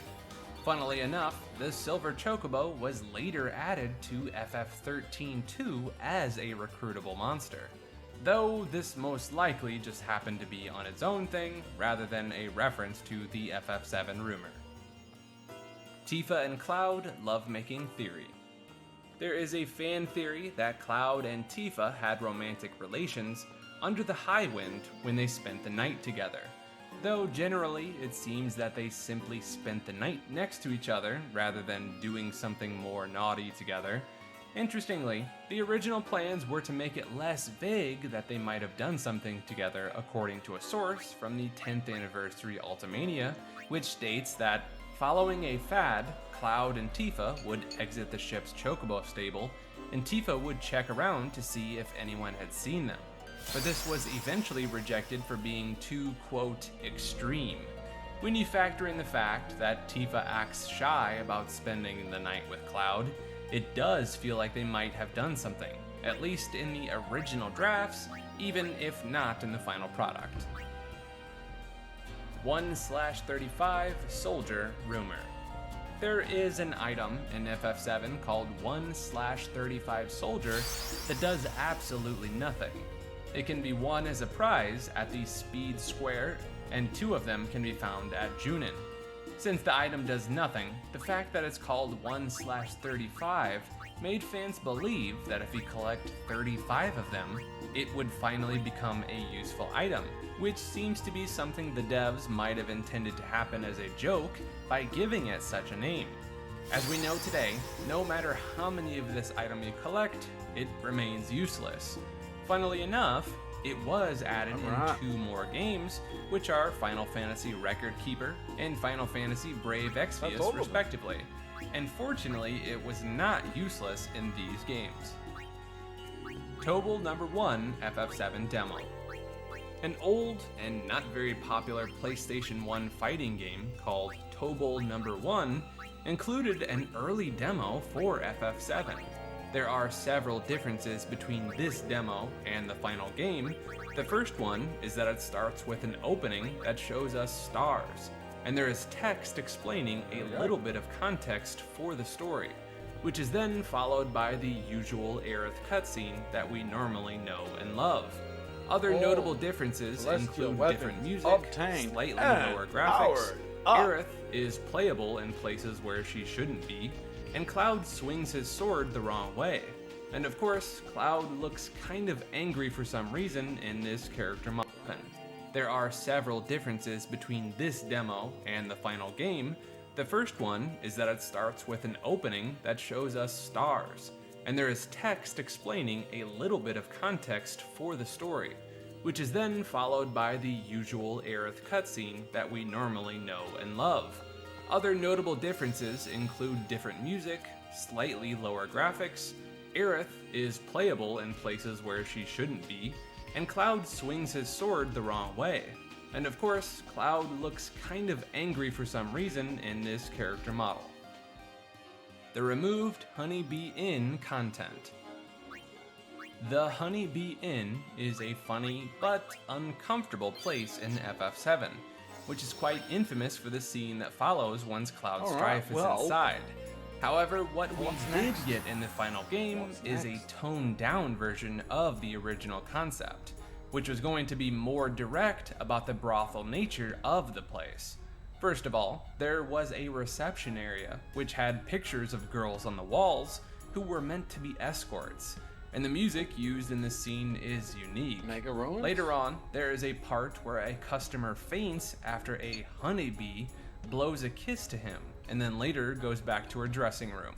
There are a few other things, such as extra rooms, deleted dialogue and scenes, and most interestingly, there was even going to be mention of prices and what people would be able to buy with them, such as simple chat and then other more suggestive acts. And one very strange instance includes a scene where Cloud can ask a girl for her underwear, saying, quote, "Please lend me your panties for a dangerous mission," among other creepier lines. The Honeybee Inn is notable for having the most deleted and dummied content out of the entire game. Ghost Cloud. In an area within the Honeybee Inn where Cloud is asked to pick a room, there is an unused scene in which a ghost version of Cloud called Zax is holding a Buster Sword and steps out of him. The screen turns red and a high-pitched sound effect is heard, which is similar to what Cloud has in the Mako reactor before setting the bomb near the beginning of the game. FF7 CG Collection DVD. There is a unique DVD with this name, which is incredibly rare as of today and is sold for an incredibly high price since only a few people own it. It's an official video disc that contains all of the FMV cutscenes of the game in very high quality, which is incredibly superior when compared to the PlayStation 1 and PC versions of the game. Though very hard to come across, fortunately it has been purchased and uploaded on the internet by fans of the game. FF7's secret fourth disc. FF7 has an international version that is ironically Japan only, which comes with a fourth disc that even hardcore fans of the game are not aware of, since it only worked on the Japanese region format, and there weren't too many of them printed by Square Enix. This disc contains a lot of extra content that is a treat for fans of the franchise. The primary thing you can do in this disc is that it comes with a model viewer, which lets you see unique angles of Final Fantasy VII's in-game locations, and they have a higher quality than what you can normally see in the backgrounds of the game. Not only that, you can zoom out to extents that was previously not possible, and dozens of items from the game can be seen in very high quality in the 3D model viewer, which includes things like cars, which you normally don't even see too much in the game.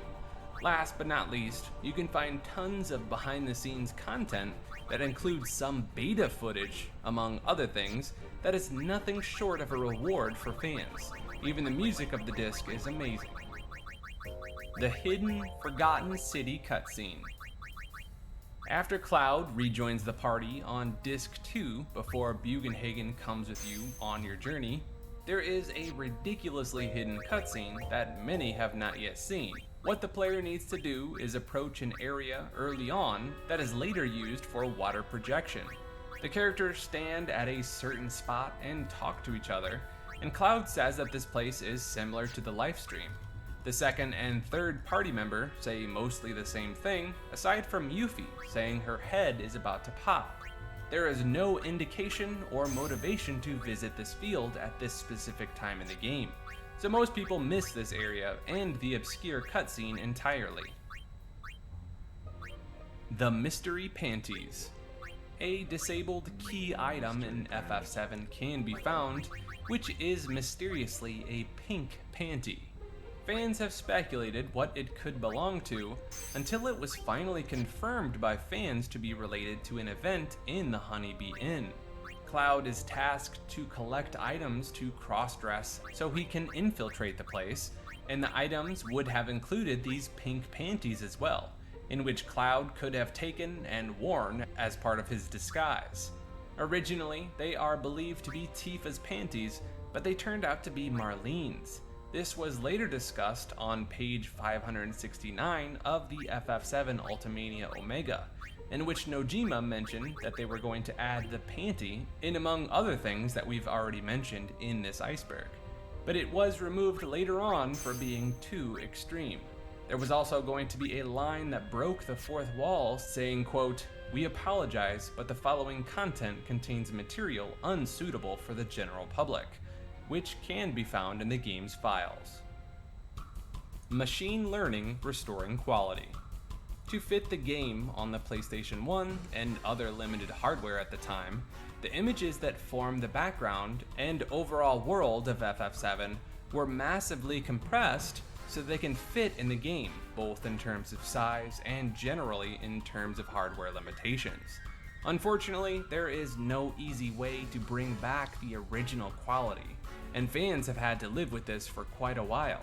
However, thanks to machine learning, fans have managed to easily rescale the pictures used in the game and brought back the high quality textures in the game's environment. With the Fan Bay Cows localization and the machine learning background environments, we have a free remaster all ready to go.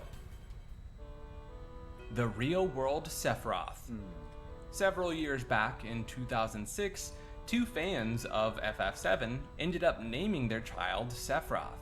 Talk about being dedicated fans, because even the most hardcore fans of the game would not do this.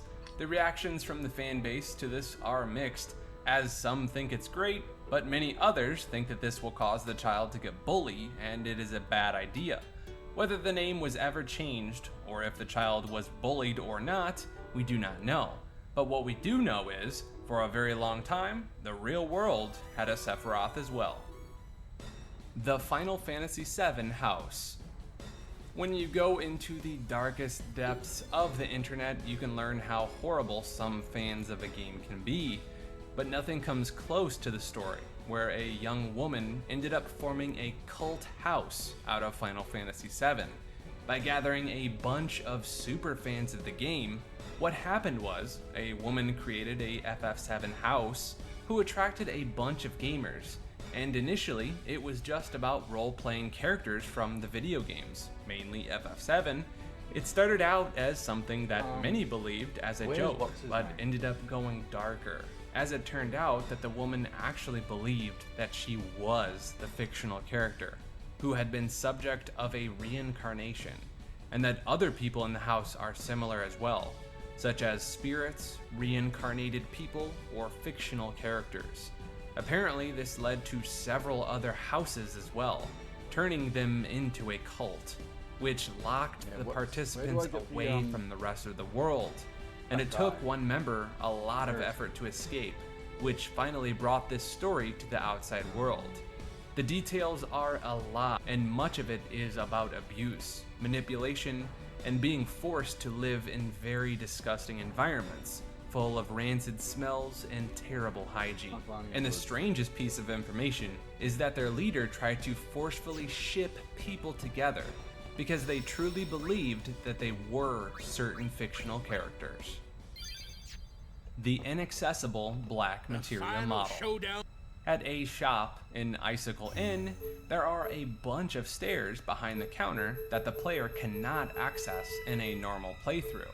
However, if you hack into the game to get past the counter, you can find an enlarged black materia model at the top of the stairs. This model has no purpose in the game or the scene itself, and the object is named as goods in the scene data. It is speculated that it was meant to be a representation for the shop's wares and was never fully implemented into the game. The Hell House Theory. The Hell House enemy in FF7 is an obscure concept, to say the least. It looks like a normal house at first, and then turns into a creepy creature with 3 arms and 4 legs. Fans have tried to understand what this house is supposed to represent over time, but have had very little luck figuring it out. The most common theory is that Shinra might have created this house to prey on the homeless population of the slums, so that the house would eat them, and then Shinra would use the victims for experiments. Eventually the house pretends to be normal, so that no one notices what's truly going on. The Ancient's Cave. There is a mysterious cave that can be found on the path towards the ancient capital. It is hidden partly by the shadows of a cliff, and you can notice it thanks to images that have been uploaded by fans on the internet. There is a vine and a pathway leading to the cave, but surprisingly, there is no way to enter this cave in any way. People don't know what this cave would have featured, but some speculations refer to a scrapped resurrection area for Aerith, or some items like a hidden weapon for Cloud that may have been disabled later. And lastly, some fans believe it may have led to a scrapped mini-quest. The original Junin gas chamber. Gas chambers are never a good idea, and when Tifa is thrown into one at one point in FF7, it's very fortunate that she escapes before she is tortured inside of it by the antagonists. However, one interesting thing to note is that the gas chamber room in Junin was originally going to be far more creepier than it is in the final game, which would have implied that it is used for a lot more torture than you'd expect. In the final game, however, it's more of a simpler, small room with one chair that is hardly even stained. The Falling Soldier.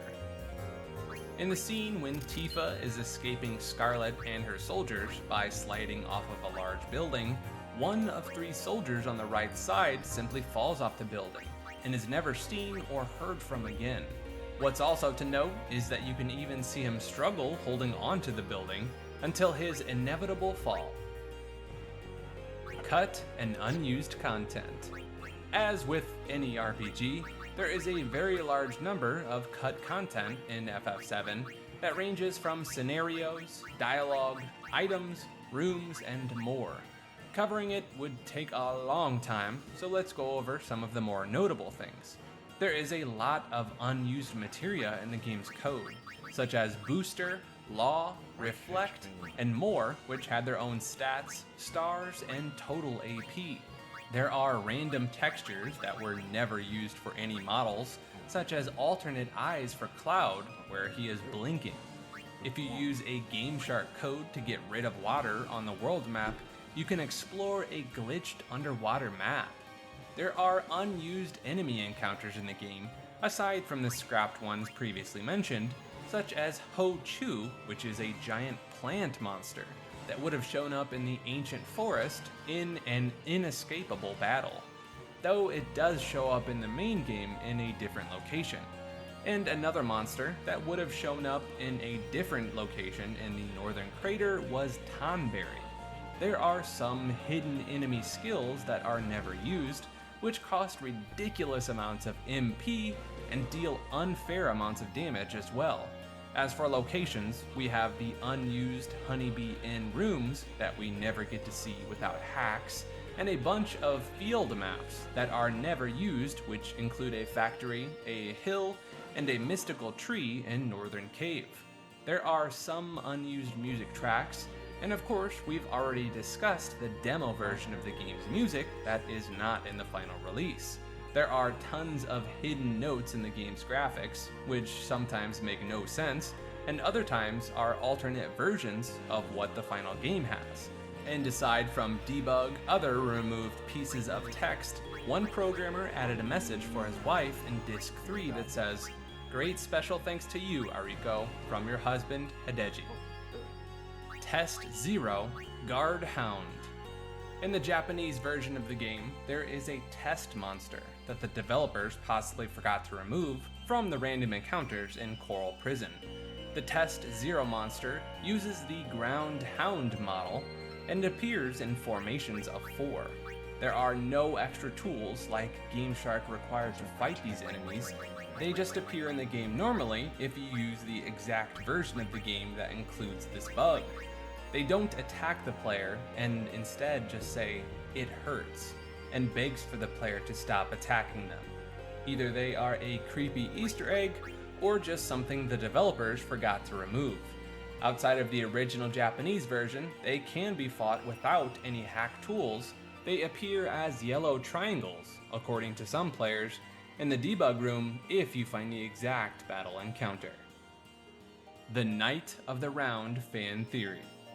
For a game like FF7, it's undeniable that there are a very large number of fan theories that have been cooked up for 2 decades.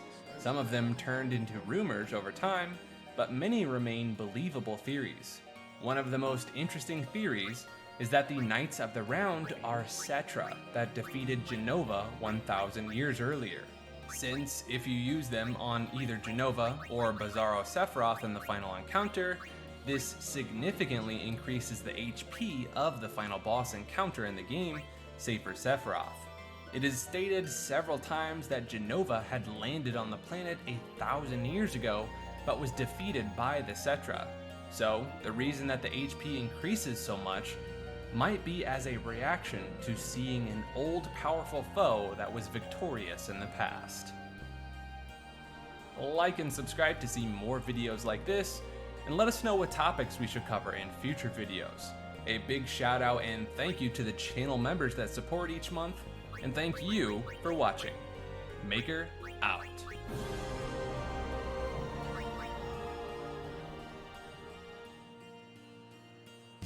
Hello all of you little demons, Jules here for WhatCulture.com, back again with another episode of the awesomely named and awfully hosted Choose Your Own Adventure, the weekly medieval themed format where I, the Crown Jules of WhatCulture.com, take a list chosen by you, yes, you the person who has been struggling over the last 4 to 5 days to try and get their cats to take their meds. It is impossible to feed a cat anything they don't want to eat, isn't it?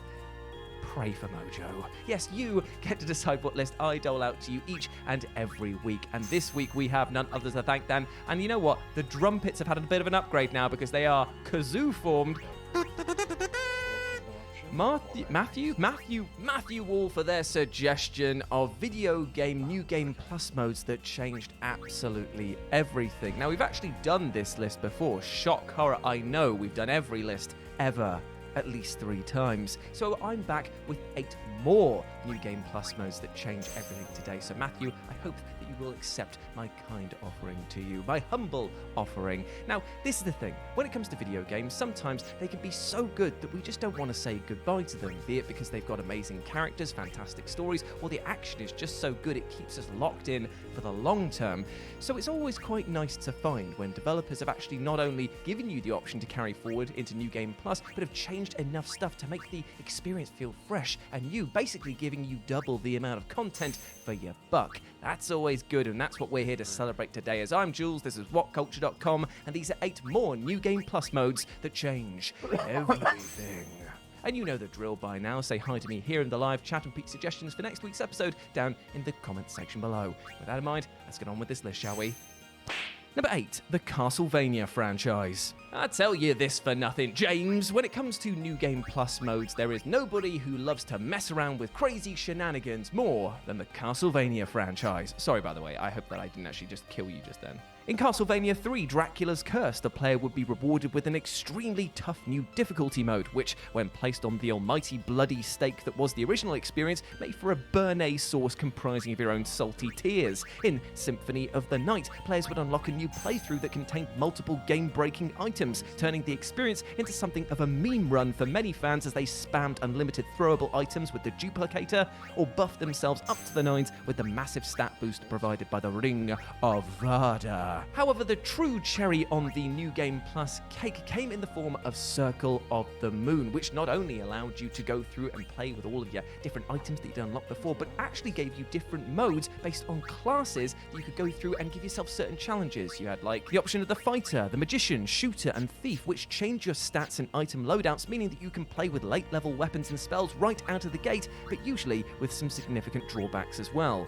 This made for a truly refreshing experience because even when you felt like you just mastered the game, it came along and said, hey, whoa, how about playing like this? And I'm all about that. Number 7. The Legend of Zelda, Oracle of Ages, and Oracle of Seasons. While you might expect that the Zelda portion of this list to be taken up by talking about the Master Quest, which obviously does change dungeon layouts and enemy spawn locations as well as items, and has been included in multiple Legend of Zelda video games, today we're going to be talking about something a little different, a little less covered, and also something entirely strange. That's right, we're talking about the weird back and forth timey-wimey shenanigans that came in the form of Oracle of Ages and Oracle of Seasons. You see, here, after completing one of the games, you would receive a code which you could then put into the other game at the beginning to start that adventure with an extra heart piece, as well as opening up a ton of new dialogue with characters in that game who would give you yet more codes to be used in the first game.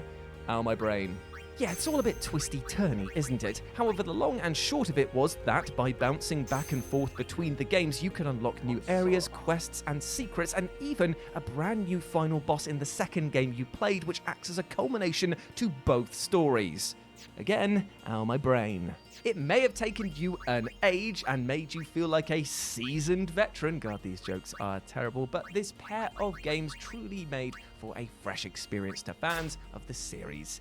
Good stuff. Number 6, completely new enemy spawns, Dark Souls 2. So Dark Souls 2 might not be everybody's cup of very, very salty tea, but no matter what you thought about its bullshit hitboxes and near 360-degree enemy tracking, there is one thing that you cannot accuse From Software of doing with this game, and that is phoning it in when it came to New Game Plus content, because they didn't just shake up the formula, they throttled the life out of it. You see, because Dark Souls and Demon's Souls conditioned the player to expect a monstrous boost in damage dealt and health of enemies, they expected the same of Dark Souls 2, which is exactly where FromSoft sprung its rather malicious trap, as here, alongside the enemy buffs, the devs had reworked nearly all enemy placement and even switched up locations of certain items. From the very off, players were assaulted by bird-throwing enemies, and there's new Heidi Knights dotted around previously empty sections, and there are a ton of new invader NPCs looking to make your life a bloody nightmare. It is delicious to see how much effort went into the New Game Plus mode of this game, and definitely carried forward the FromSoft mantra of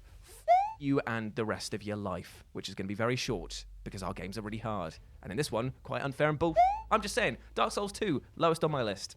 Number 5, Persona 5. So in case you hadn't heard, Persona 5 is a bit of a long game. In fact, I'm pretty sure Homer's Odyssey is a more compact tale than this weaving narrative of friendship, mind thievery, and love. Hearts everywhere. But with the recent Royale edition pushing the playtime to well up over the 100+ hour mark, looking at a second playthrough might be well too much for many players. However, for those that decide to take that second trip around this beautifully brilliant sun, they will find not only a smattering of changes afforded to the player thanks to their upgraded social stats, but also some huge changes to how you choose to play the game itself. Thanks to the rather pressured time-centric gameplay, it can sometimes feel like you're picking one or two paths and then just sticking with them through to the end, especially when it comes to maxing out bonds with other characters. But here, on a second playthrough, well, you can experiment with other characters, unlock new dialogue and cutscenes, and experience the game in a truly different way despite retreading the same main narrative. Thankfully, Persona 5 is so utterly charming that another 100+ hour run doesn't feel like a huge waste of time,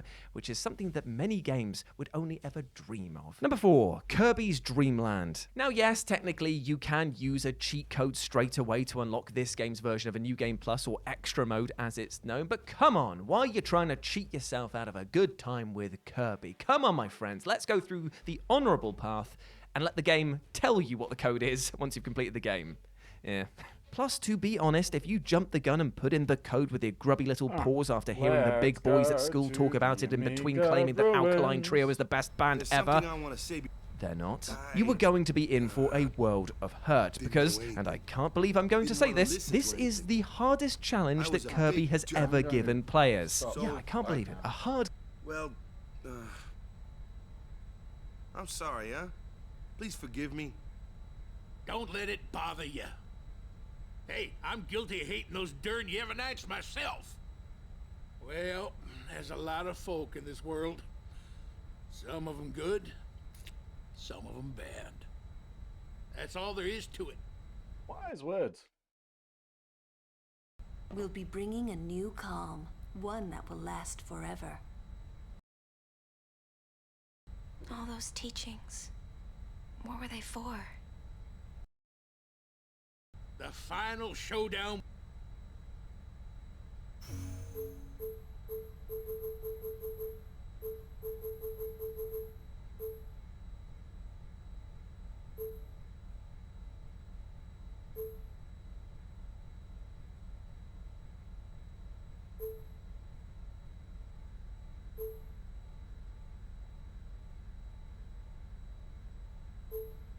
Yee-haw! Here we go!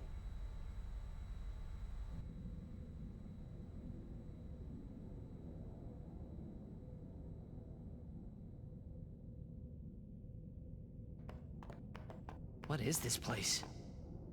700 years ago, a monk who defied the teachings was sentenced here. Oh, the traitor Omega, yeah? Omega's loathing of Yevon has turned him into a fiend. They say he liked it underground, out of the light. So, he's here? Scared? Not a chance. Very dark, this section, isn't it? So dark.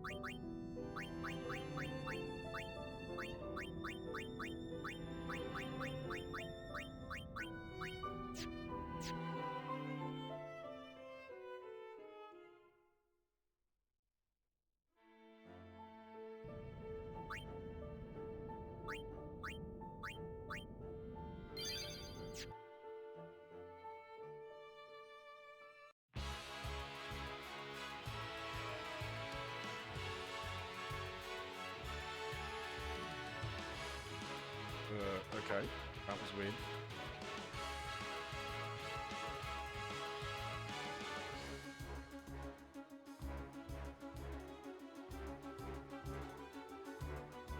The fuck?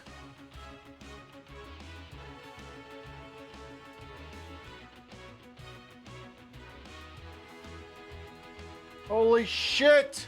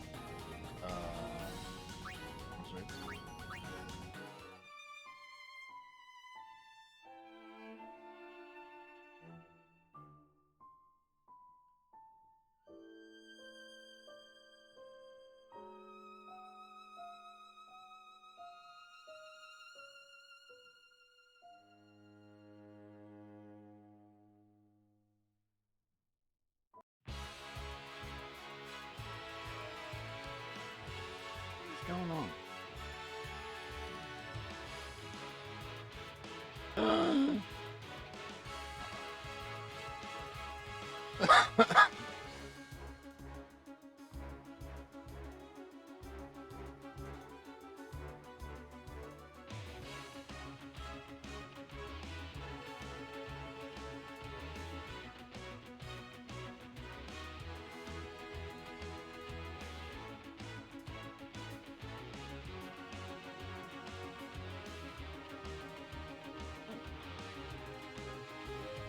You can survive it.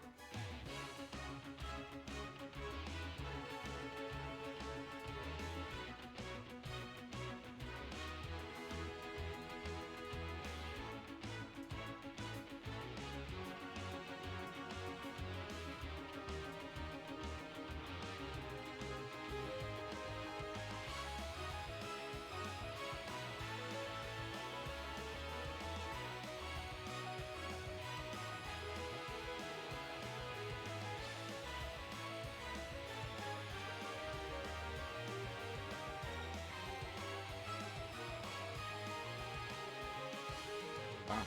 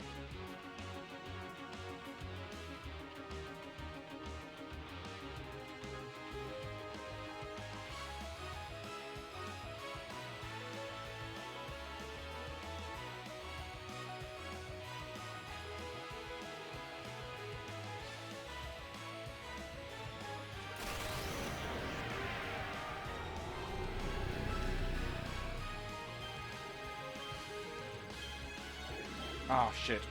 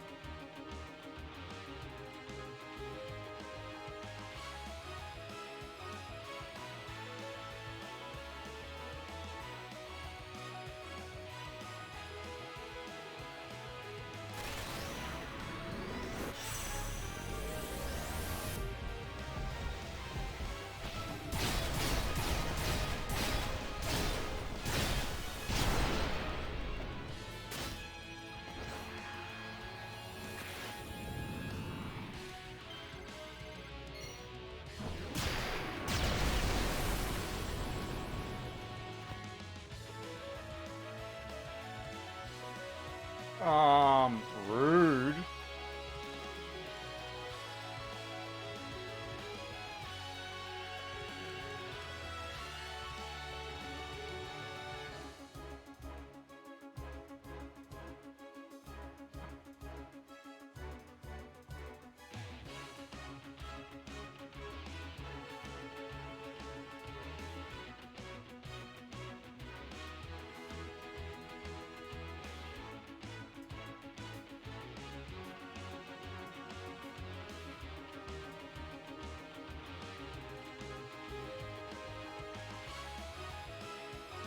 Wow, really?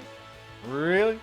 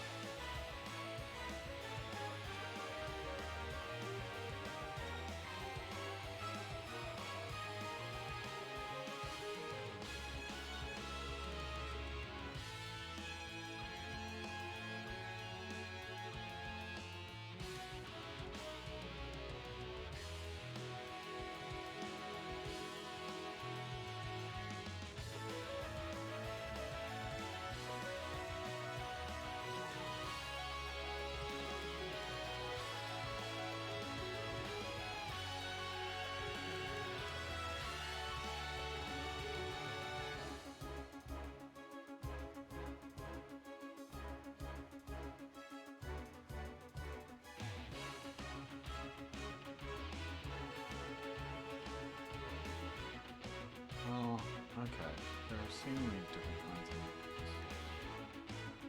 I see. This one basically.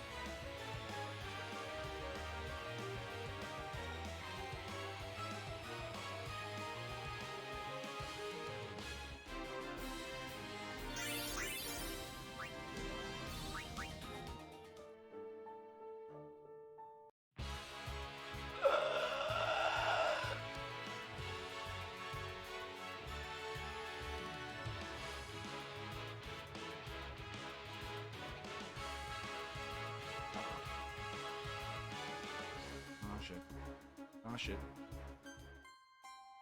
Fuck. Fuck.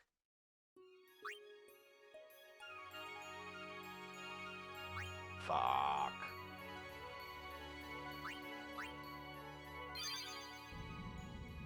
Well, that sucked.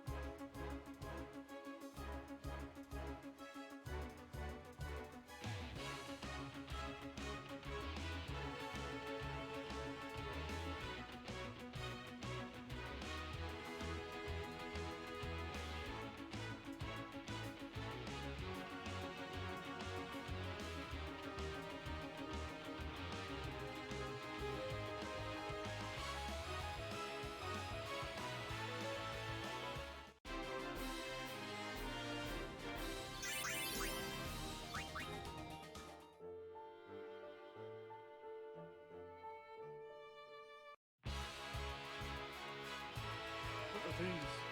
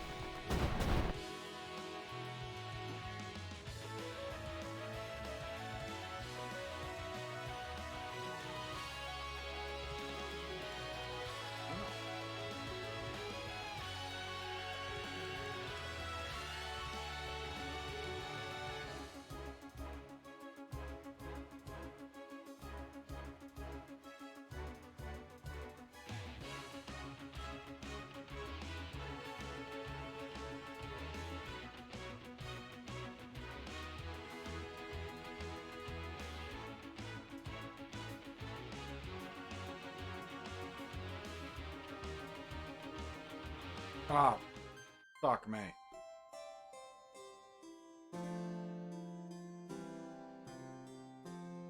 Fuck me.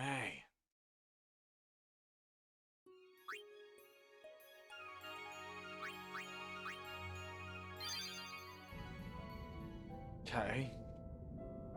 This joint's kind of fucked. You know. So who's... Okay, Kamari.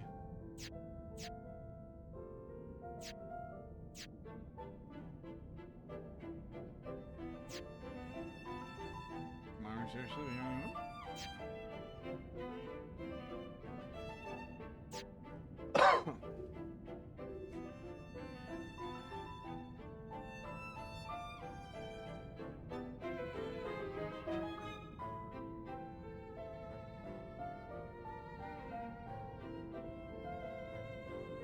There it is.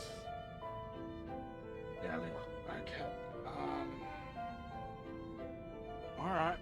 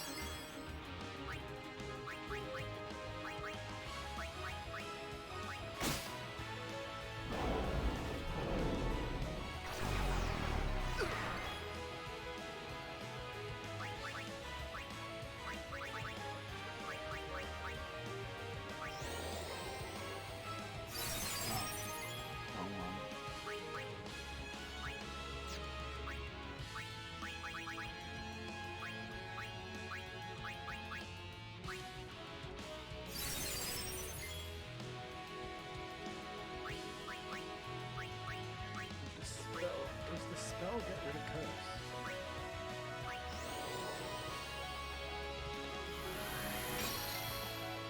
Yes. Yes, it does.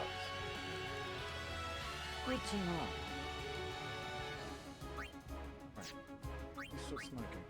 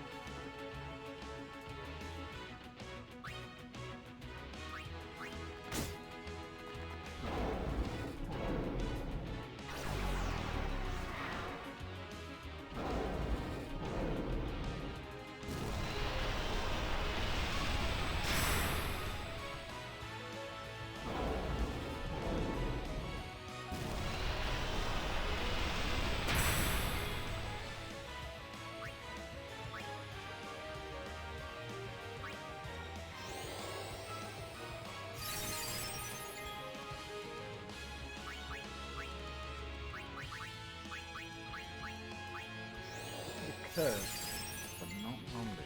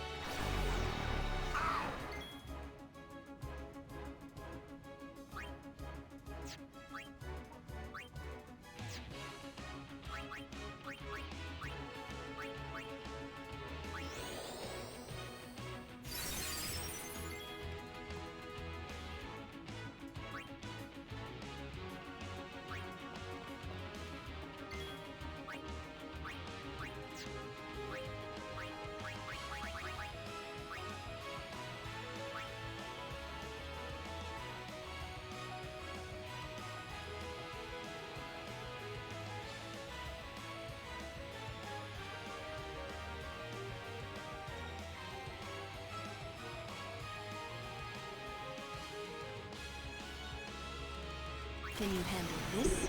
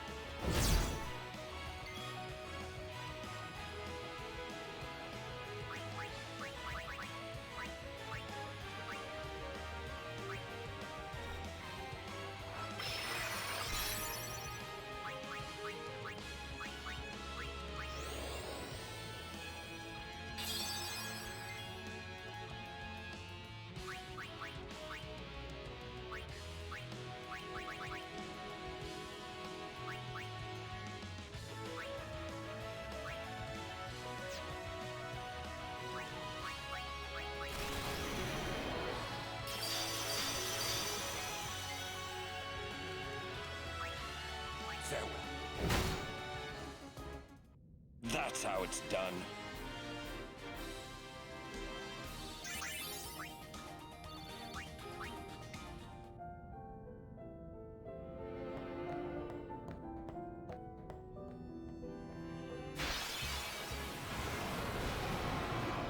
It's not.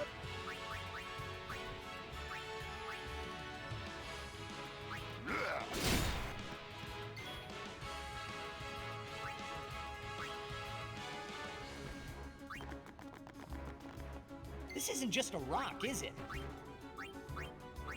Ha!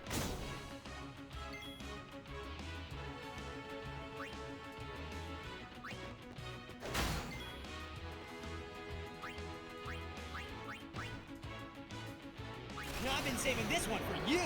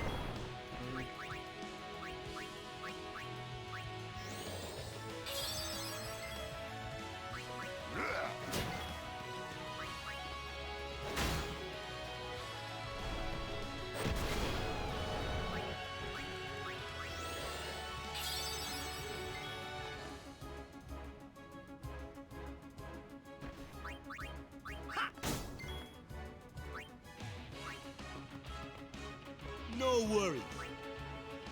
Yeah.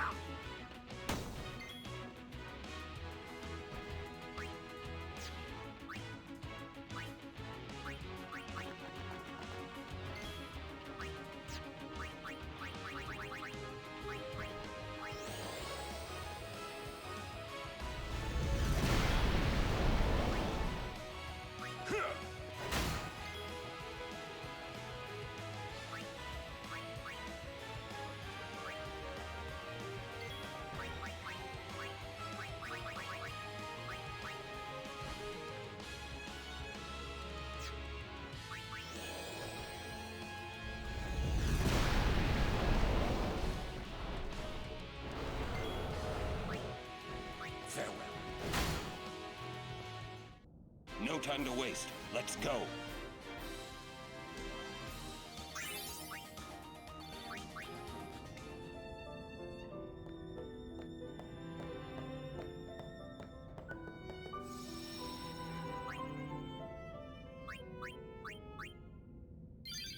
Okay. So, this area is no joke. We're gonna need some more holy waters. I must admit.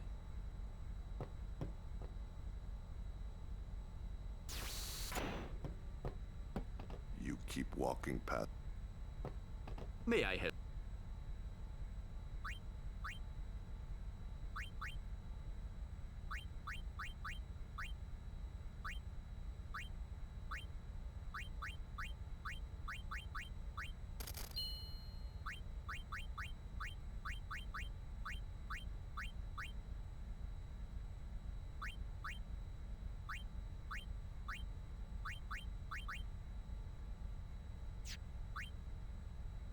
Thank you.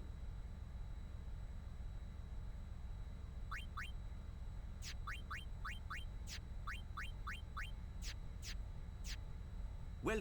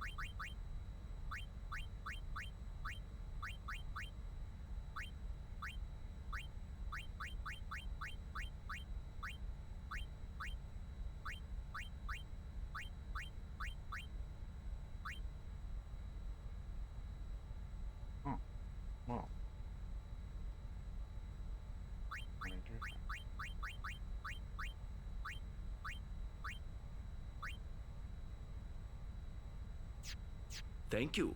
Your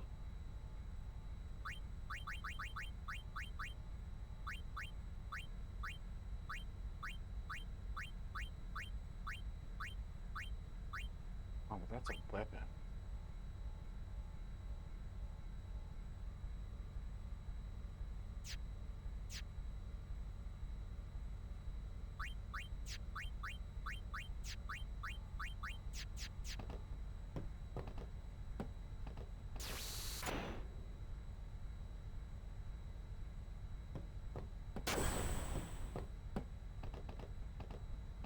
The final showdown was.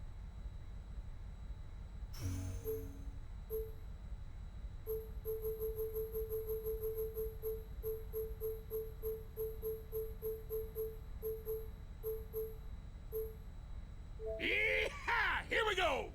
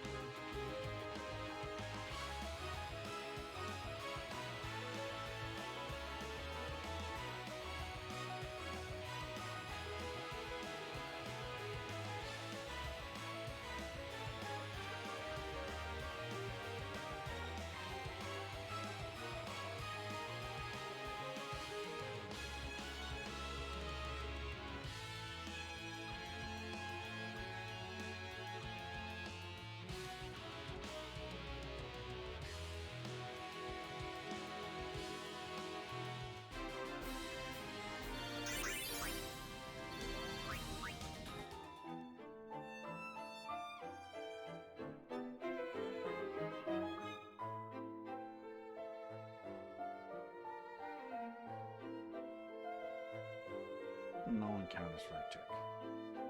I can fill out this.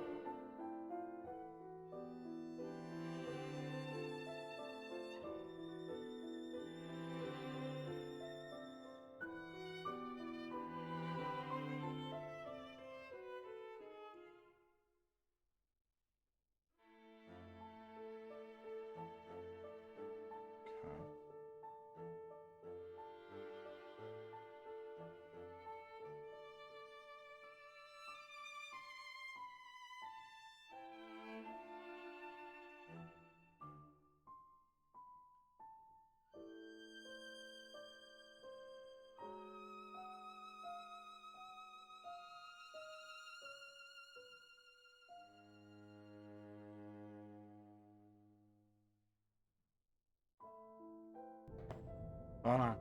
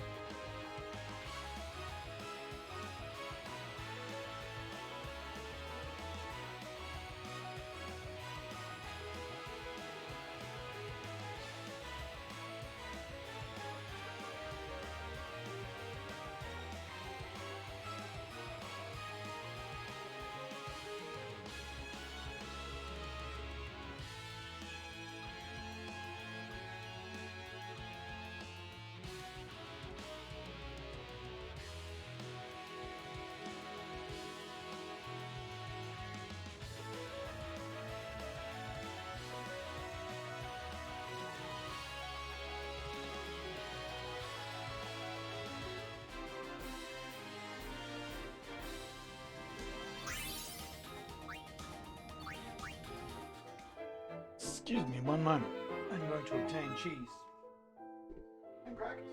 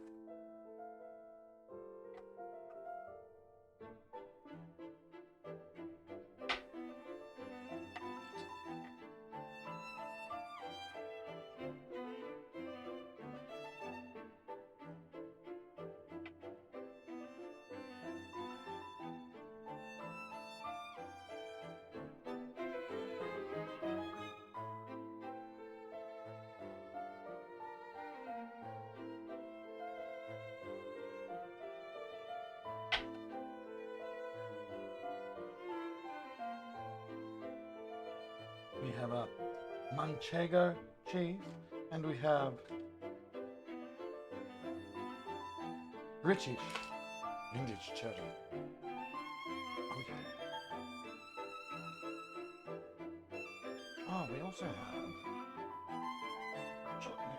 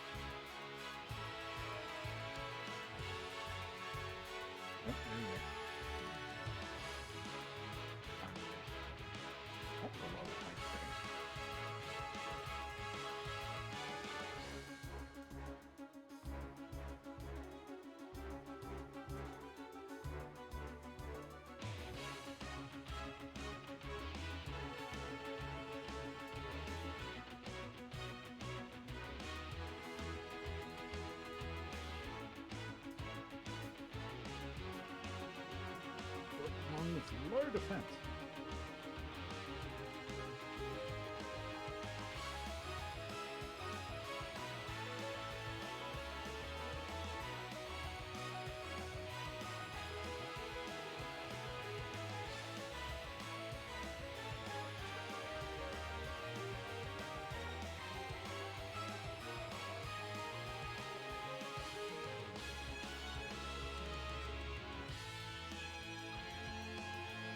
Very high attack.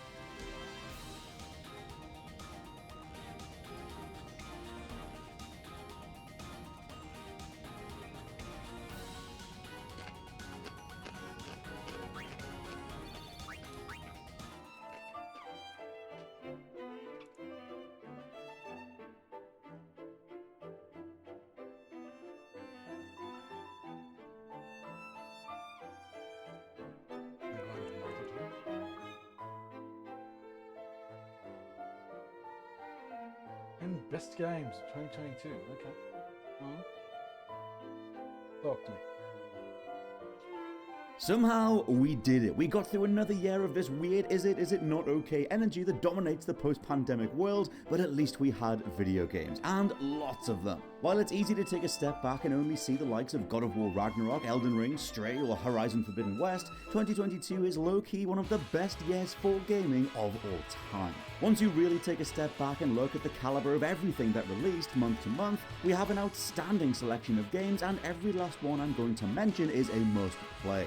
I'm Scott from WhatCulture.com, and these are the 10 best video games of 2022. Before we crack on with the numbered list though, let's rattle off some honorable mentions, because like I said, there's a ton. Windjammers 2, Kirby and the Forgotten Land, Return to Monkey Island, WWE 2K22, Sniper Elite 5, The Callisto Protocol, Scorn, Ollie Ollie World, Trek to Yomi, TMNT Shredder's Revenge, Bayonetta 3, Mario and Rabbids Sparks of Hope, Signalis, Marvel's Midnight Suns, Pokemon Legends Arceus, and Scarlet and Violet. Yes, I'm putting them together. And Immortality. Now on with the list. Number 10, Need for Speed Unbound.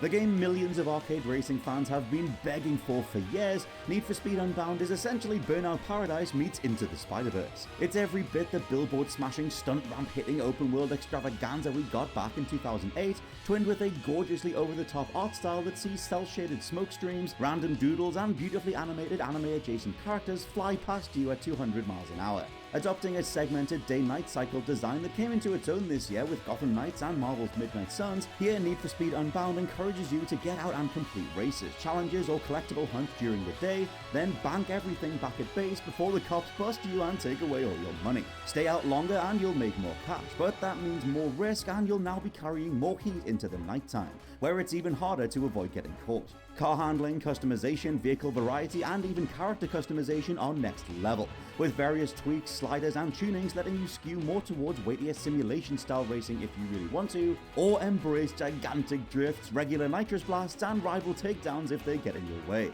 The whole package here is the best and most confident Need for Speed has been since maybe 2010's Hot Pursuit. Sure, Unbound's art style has proven divisive with the game struggling sales-wise, but the guts of the experience are pure burnout.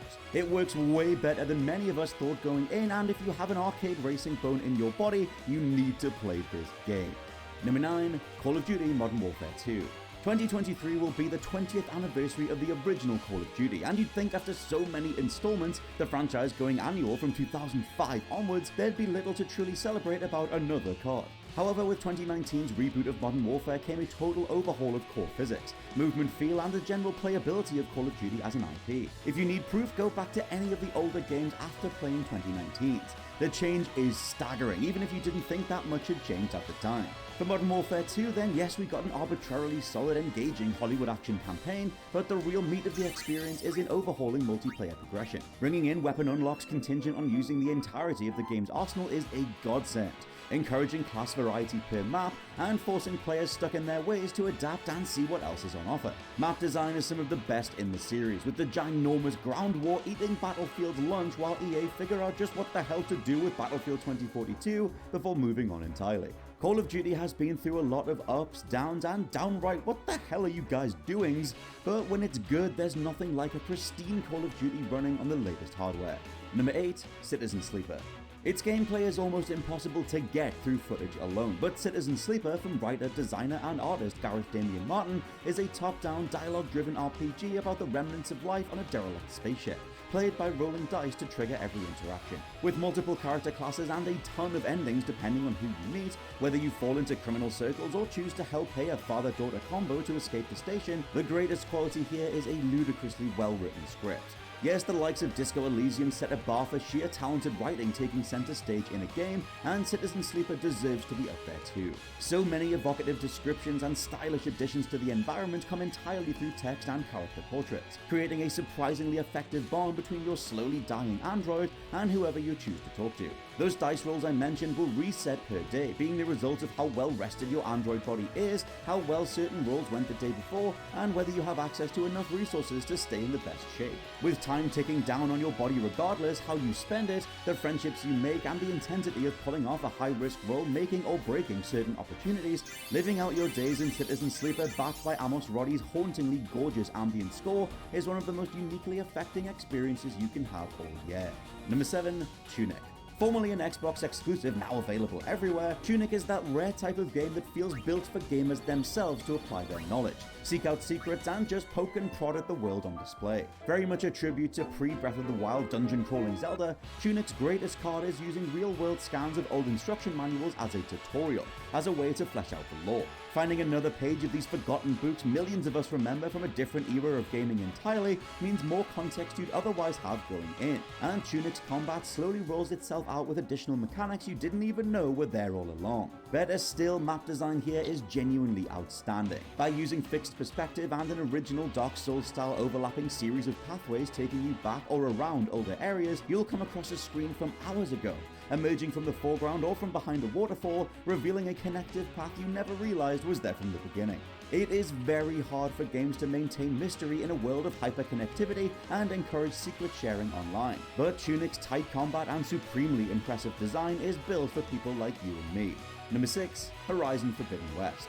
As the sequel to one of PlayStation's most cherished New Age IP, Forbidden West expanded everything that Zero Dawn set in motion. A gorgeous, yes, best visuals open world, combat that now comes with multiple RPG skill trees, unlocks, and playstyles. Machine designs feel even more complex and like living weapon crates, encouraging you to shear off elemental canisters, firearms, and explosives to use on that same target to bring them down. Forbidden West's secret source, and something that was utterly buried under just how much Elden Ring millions of us were playing instead, is how the whole structure of the game actually has a ton of Mass Effect 2 in it. Your home base oozes captaining the Normandy vibes, seeing brilliantly written, memorable characters offer side quests, expansions of lore, or just great conversation whenever you like. You'll care for this gang of misfits and their interpersonal relationships. And while Horizon Forbidden West is a more of what you love sequel, when Guerrilla already knocked it out the park in 2017, there's only so much that can be classed as a negative.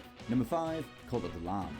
Talk about your satisfying sets of gameplay loops. Cult of the Lamb is a ludicrously Moorish deep blend of Stardew Valley-esque farming mechanics and cult member management, with chunky roguelike dungeon crawling alongside. The result is a game that indulges in being deliciously evil, where you can choose to make any followers sacrificed into meals for the next 5 people who've prayed to you all morning. There are fights to the death, summoning of eldritch gods, ascendancies, and everything in between. And while this would have been charming and enjoyable on its own, it's Cult of the Lamb's immaculate and tactile combat mechanics that tie everything together. From upgrade paths and cult upkeep to rolling the right build that takes your lamb all the way through a dungeon in one gloriously rewarding run, Cult of the Lamb is Stardew's combat dungeon loot loops designed by someone like the Addams Family, and it works stupidly well. Number 4, Sifu. What do you do after perfecting a martial arts Dark Souls live service action game called Absolver, where legions of players practiced against each other, growing stronger with each deflection, counter, and roundhouse kick straight to the jaw?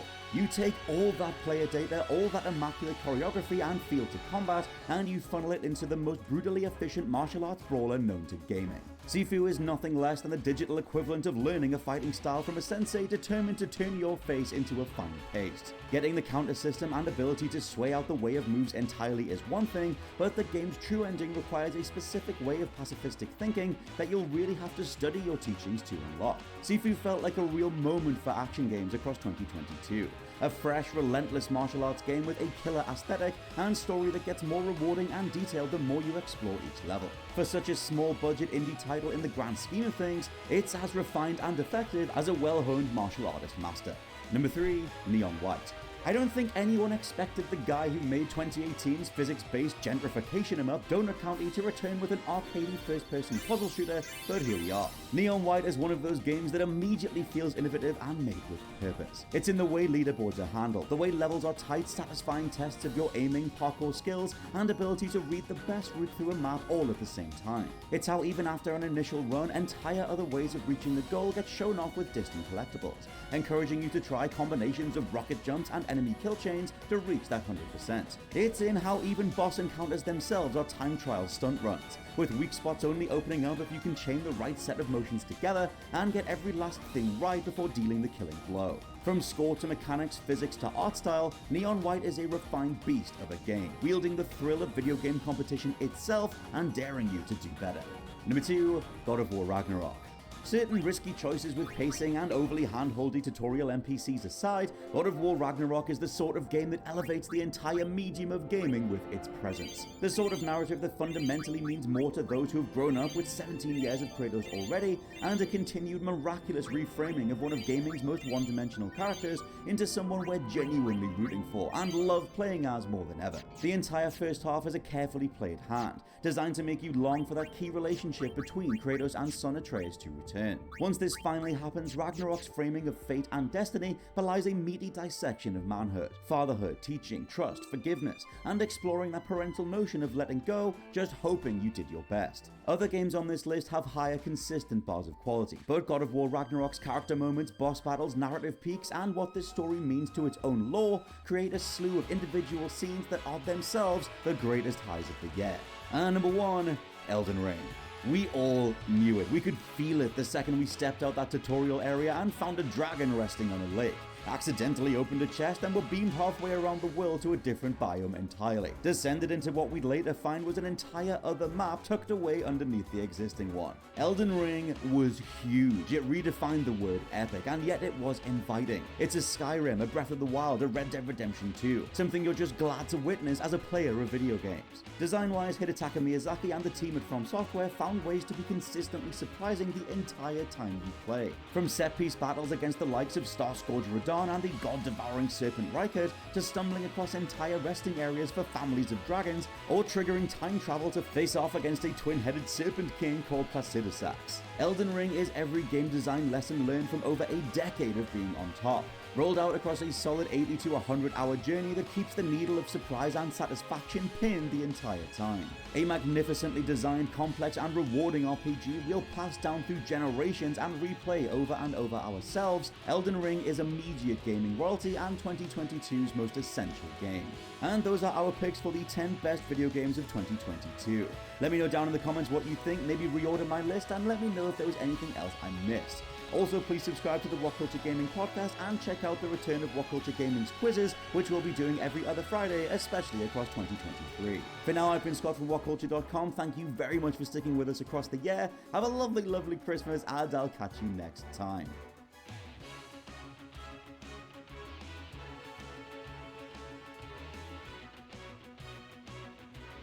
They say that money makes the world go round, and it's no different in the world of video games. Those that sell well may go on to spawn massive franchises, whereas those that flop commercially are either forgotten or relegated to cult status. But have you ever stopped to wonder what the best-selling games were for your favorite consoles of years past? We have, and we're here today to share that information with you, our loyal viewers. Tell your friends we want more. Before we get into it, we'd better establish the rules. We've scoured VGCharts.com to find the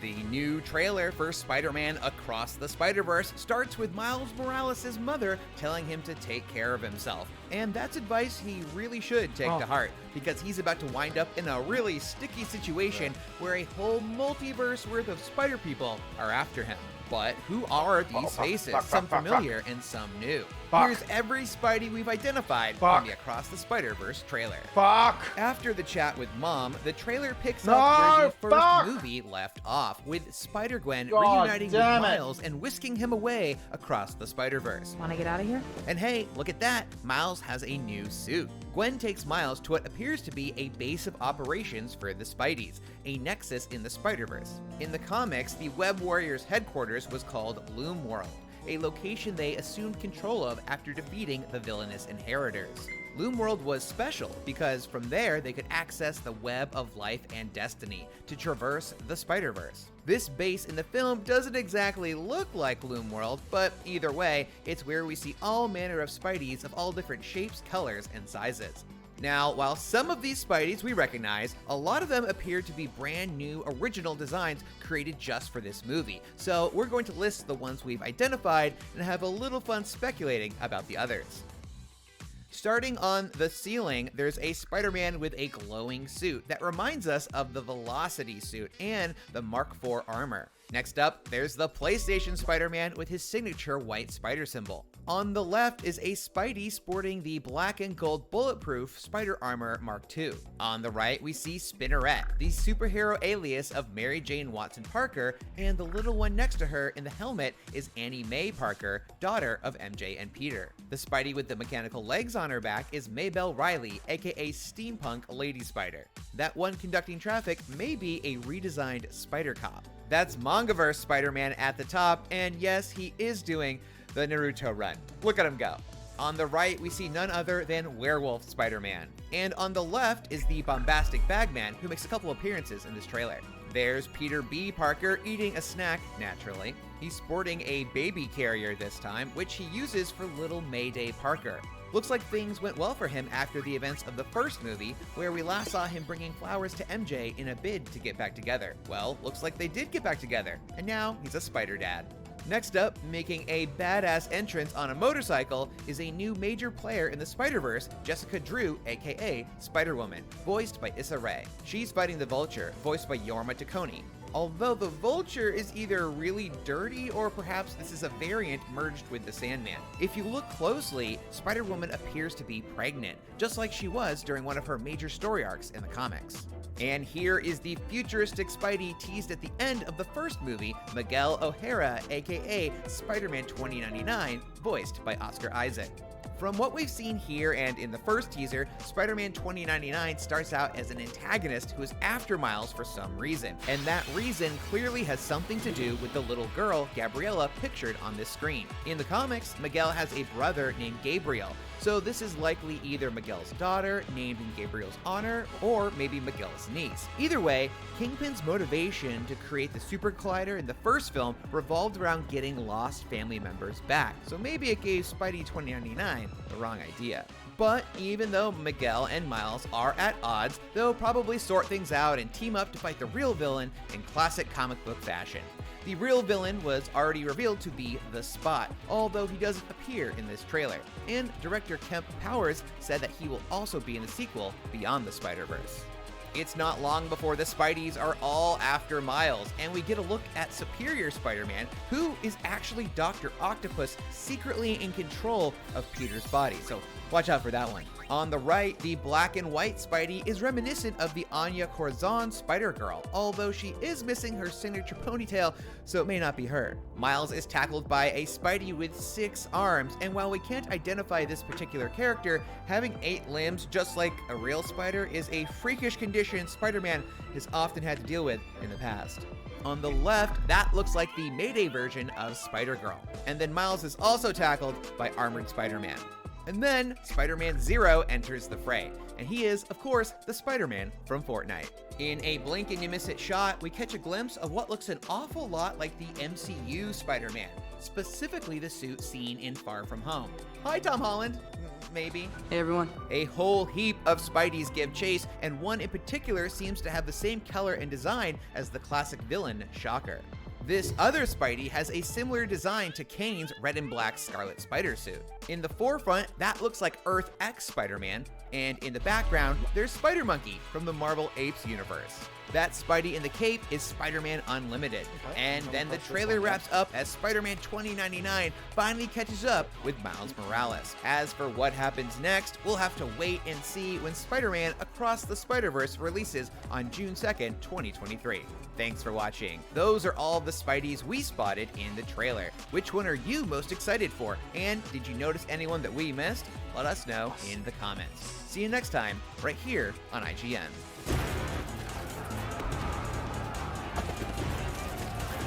Who do you think you are? Really? We are supposed to be the good guys. We are.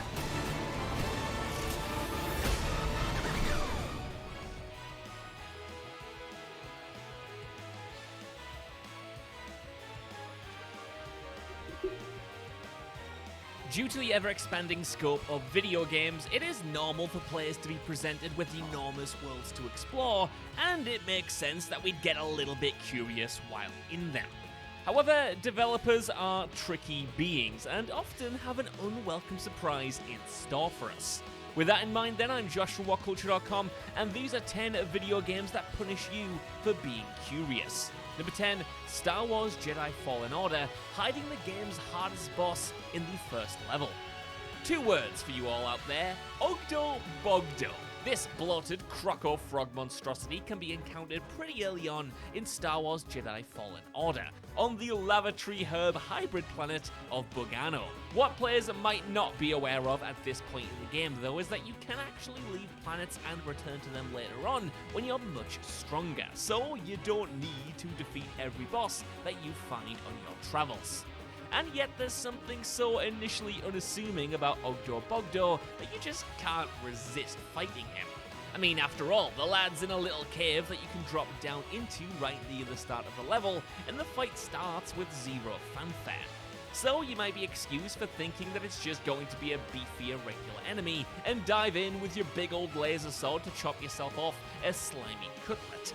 Only Ogdo Bogdo will make you one with the Force faster than you can say Order 66. Curious players will inevitably be exploring the planet thoroughly and will have had no real challenge up until this point. So Big Oggy will come out of nowhere and hit you like a proton torpedo in your exhaust port. Smart players will then run to live another day, whilst defiant masochists, myself included, will just repeatedly fight Ogdo until they run out of swear words. Number 9, Sekiro Shadows Die Twice. Do not ring this bell. I suppose you should really expect a From Software game to never go easy on you. But when you encounter a mysterious bell in Sekiro, which reads, "Do not ring this bell," inviting misfortune is an act of virtue, but only the stoutest of hearts may consider it. Curiosity levels saturate to the point where even a FromSoft noob just can't resist to ring it. I mean, after all, if you see a big old bell out in the wild that says "do not ring it at all costs," well, you're gonna ring it, aren't you? Of course, though, in this game, doing so immediately curses you. Like Sekiro, Shadows Die Twice wasn't tough enough already. Now, enemies have damage resistance, increased posture resistance, and a bunch of additional buffs to make your katana about as lethal as a kitchen roll tube. In exchange, you get increased loot, sure, but that doesn't mean a thing if you only just barely beat that first troll dude on regular difficulty. In a further act of ignorant self-flagellation as well, if players refuse Kuro's gift at the beginning of the game, you'll make the title even harder. So yeah, next time you get a warning to not ring a big old demon bell, don't. Number 8, Monster Hunter World, high-level creatures roam near your target. As the saying goes, looks can be deceiving, and in Monster Hunter World, that goes double. As on your way to finding an elusive target beast, you might glimpse the sight of a different creature in the distance, one that doesn't look too tough. But the thing is, World has this tendency of occasionally letting absolute powerhouses just strut about the place, often temptingly close to your target monster, and you might think, hey, maybe I can get a twofer here and double my haul. Often, though, something far smaller can be just as potent as something much more evidently beefy, so getting dragged into a fight with what looks like easy prey can often be catastrophic. So yeah, word of advice, don't be tempted to pick a fight with something that isn't on your list. Number 7, Spelunky, the game kills you for playing too well.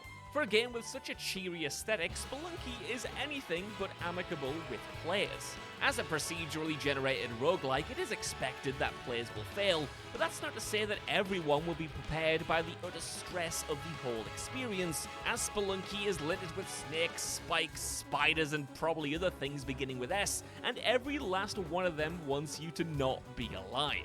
The Spelunker of Spelunky, though, let's just call him Ian for argument's sake, has to descend ever deeper into a set of caves, get a bunch of diamonds and golden statues, and somehow escape alive. And if you manage to fight the swelling desire to see if you can make a clearly impossible jump or survive a pit of snakes with barely any weaponry, you might explore the current level long enough to be punished by an unstoppable ghost that only appears if you've taken too long on a level, often to investigate every nook and cranny for valuables. So, once this event is triggered, Ian's only hope is to dash towards the exit, often making hasty mistakes in the process in order to survive. Number 6, Blasto, Do Not Press. Those of us who grew up with earlier generations of video gaming may recall a far simpler type of gameplay. That being, collect all the things, get to the flag, shoot all the flying red pixels. You know the kind I'm talking about. Levels themselves weren't so much levels as they were canvases that you could project your own imagination onto, and when your character's bullets and level geometry all look like big identical green boxes, you kinda had to. As games progressed into 3D though, we still had a similar issue. Sure, you could explore levels in a new dimension, but the levels themselves were still sparse, often completely untextured spaces with the odd obstacle thrown in. This meant that objects in those worlds stood out like a sore thumb, such as the huge scant space in Blasto with a huge button in the center of it. And we all know the temptation of a button in a game like this, but if you should press it here, all of your controls will suddenly invert. And given that Blasto is already an unforgivingly tricky game to begin with, well, good luck with that. Number 5, Dark Souls. Some treasure chests will absolutely obliterate you. In video games, a chest almost always means a cash reward, a new suspiciously useful item, or a delightful meal that you can chow down on for extra buffs. That is, of course, with the exception of Dark Souls. See, Dark Souls revels in its killing of players, and because there are no shortage of ways to be slaughtered in the series, naturally players are always going to be on high alert. However, much like the Resident Evil save music stirs a Pavlovian response inside you telling you that you can finally relax, seeing a treasure chest always drops your guard, and you inevitably scroll towards your payday like a kid towards an ice cream van. So in Dark Souls, you do this very same motion, you pry it open, but instead of getting a hookshot or $5,000, you get, well, dead. You just get dead. And that's because it's not a chest, but actually a monster, a mimic to be precise, and it loves curious, greedy little players who last saved the game 40 minutes ago. Number 4, Silent Hill 4 The Room, Leave the Doll Alone. It seems that there's a theme to most of the entries on this list. Usually it's a button you can't resist pressing, a room you can't resist entering, or an item you can't resist taking or interacting with. And the entry for Silent Hill 4: The Room is no different.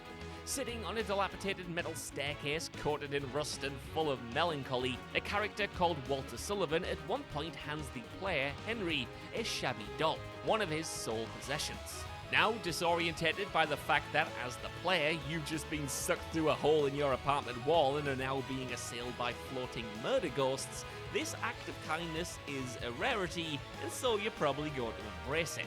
However, take the doll back home to your apartment, and before long, your living room will be haunted by numerous hidden baby faces piercing through the wallpaper, surrounding the doll and, well, just doing nothing positive for the overall decor. Unfortunately, as Henry can't just whack a poster over the top and pretend it doesn't exist like a bad landlord trying to hide some mold, he has to either exorcise the demons or just sit and regret why it felt like it was a good idea to take toys off a stranger in a hell dimension.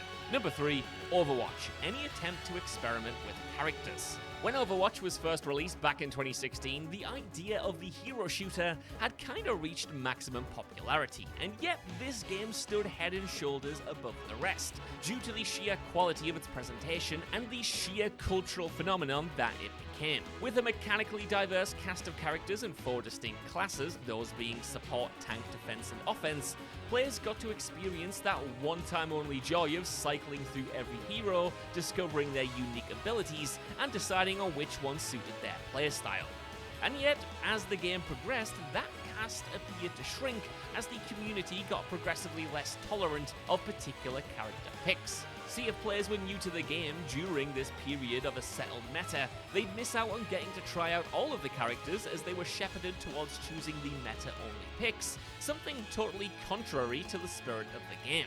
Arguably, Activision Blizzard have continued this limitation themselves with Overwatch 2, locking original characters behind first-time familiarization periods and new characters behind battle passes. So whereas before, curiosity was limited only by toxic teammates, now it's locked behind a paywall. Number 2, EVE Online, play it perfectly or lose everything. The ignorant of us will walk into EVE Online thinking it'll be the spaceship RPG of their dreams. After all, EVE is super complex and allows for some unique career choices, but it also quickly spirals out of control, and soon you'll have like 3 Microsoft Excel spreadsheets open just to keep track of everything you're doing. Whether you're playing as a cop or as a smuggler or even just a transport ship, be prepared to invest a lot of time into the game. And that's because this is not No Man's Sky, Chorus, or even Elite Dangerous. Everything you do in EVE Online must be carefully considered, to a degree where you might consider it more akin to a micromanagement sim mixed with chess than a simple space exploration game. If you do decide that you want to take your maiden voyage off to a planet far, far away, for instance, you will almost certainly die from pirates flying into controlled space, so shot down by police or vigilantes, or just basic resource depletion. Everything that looks even remotely interesting in this game is likely heavily regulated by in-game laws, or wants to explode you into a million pieces. Number 1, Dead Rising, time is against you. Perhaps one of the Xbox 360's finest and most impressive titles, Dead Rising was the Dawn of the Dead game that we didn't know we needed.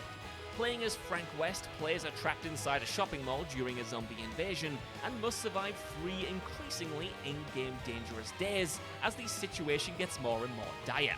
What's particularly novel is that the player themselves is free to do as they please within this time limit, so can choose to spend their finite time saving survivors, finding the real scoop, or even just shooting zombies with Nerf darts for 3 days straight, stopping only to chug down several liters of orange juice. However, with a ticking clock and such a wealth of options, players might find themselves curious enough to diverge from their plan of action and get dragged, for instance, into a park bench duel with a cult leader in the mall cinema.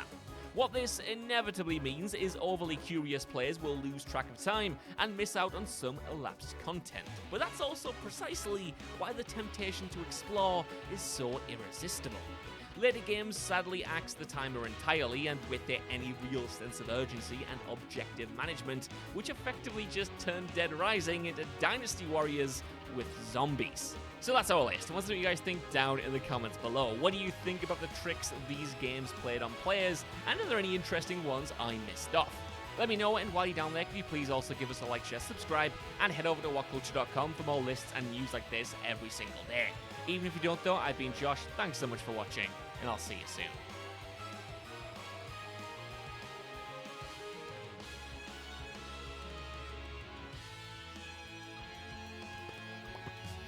Hello all of you little demons, Jules here for WhatCulture.com, back again with another episode of the awesomely named and awfully hosted Choose Your Own Adventure, the weekly medieval themed format where I, the crown jewels of WhatCulture.com, take a list chosen by you. Yes, you, the person who decided to start another Warhammer army, even though I haven't finished painting my other one. I don't know why I'm doing this to myself, I've got a problem. Yes, you get to decide what list I dole out to you each and every week. And this week we have none other to thank than Bruce D for their suggestion of video game secrets that were, well, let's just face it, an absolute waste of everyone's time. Now, I honestly can't think of anything that winds me up more than video games rewarding my hard-earned time and effort with paltry or mediocre rewards, but in this era of games as a live service model, this is unfortunately becoming a rather common theme, where your endless grind and daily challenge mastery nets you nothing more than a colour scheme change or a pathetically tiny trinket. However, something possibly more aggravating than this is when games actively beg you to explore their massive worlds and check under every single rock in the hopes of netting something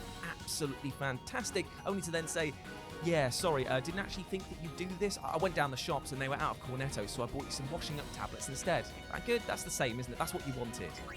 It's not. And the entries on this list are examples of just that, of players travelling far and wide, checking every corner for clues, piecing things together, and then being made to look like an utter chump at the end of things. So with this in mind, I'm Jules, this is WhatCulture.com, and these are 8 video game secrets that are a total waste of time. And you know the drill by now, say hi to me here in the live chat, and put your suggestions for next week's episode down in the comments section below. With that in mind, let's get on with this list.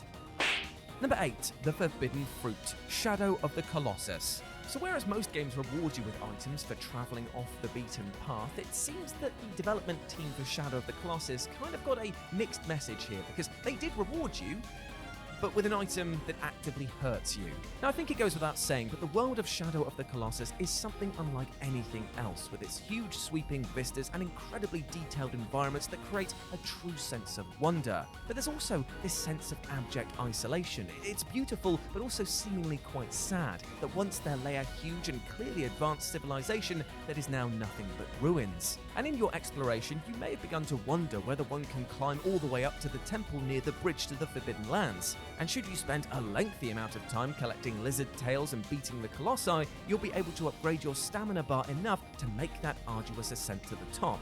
And what is your reward for reaching the summit? A garden filled with fruit. Now, it might not seem like much at first, but remember, fruit allows you to upgrade your health more and more and more, so maybe if you hadn't beaten all the colossi by this point, you're probably thinking to yourself, oh, this is brilliant, I can go in there, tank a few hits or fall off, and I'll be absolutely fine.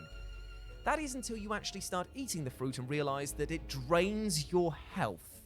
Oh, Fumito Ueda, you cheeky whippet, you got us good. Number 7, The Family Quest, Final Fantasy IX. So when it comes to Final Fantasy, I think that most fans of the franchise are pretty hardwired into thinking, yeah, sure, I don't mind if this takes tens to hundreds of hours to complete just one side quest, that's just what this franchise is all about. But they usually only do so because of the fact that there's this promise for almighty rewards.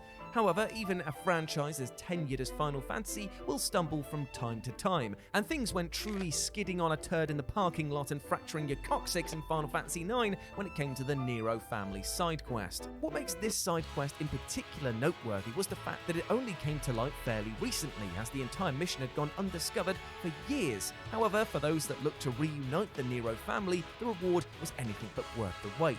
After completing certain missions and reaching specific in-game events and then returning to a specific location, the player would help reunite the massive family. And with each member rejoining the pack, the excitement and anticipation would grow and grow as to what the reward might be. Could it be a new weapon? Could it be a new summon? Could it even be a new party member?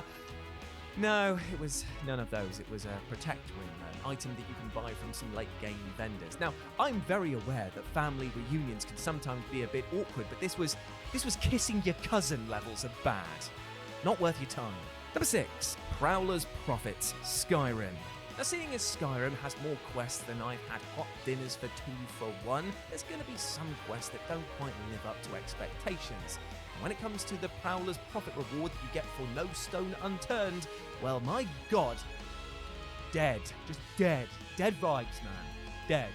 What makes No Stone Unturned so aggravating isn't so much that it's a lengthy quest, it's just one that had so much potential to be brilliant, yet utterly bailed its execution, as, after all, you're tracking down artifacts that link you to the events of Daggerfall and are hidden around the world in areas that are usually packed with enemies and therefore excitement. This should be cool, but alas, 'twas not. The reasons for this are a multitude. For one, the map is larger than American healthcare bills and full of equal measures of bodily harm, so it's going to take a long old while to hunt them all down. Secondly, the gems don't actually lead to anything, nor can you even wear the epic headpiece they're put into at the end of the quest. And finally, the reward that you do get, the Prowler's Profit buff, absolutely sucks. This is because the buff itself increases the amount of rare gems that you'll find on bodies, which sounds cool, but remember, you've pretty much just gone all the way around the entire map, so therefore you've seen quite a lot of what this game has to offer and are likely already rich beyond your wildest dreams. And also, this is the real kicker here, when you level up, your chance to get these types of items, these rare gems, actually increases naturally. And the Prowler's Profit doesn't stack with it. So that means that you'll actually catch up to what the buff gives you, meaning that you might not even notice that you've got the buff at all. Swell. Number 5, a rather brief sequel tease, Metal Gear Solid Special Missions. As if the exceptional Metal Gear Solid wasn't enough, Hideo Kojima and his team turned the valve on the hype pipe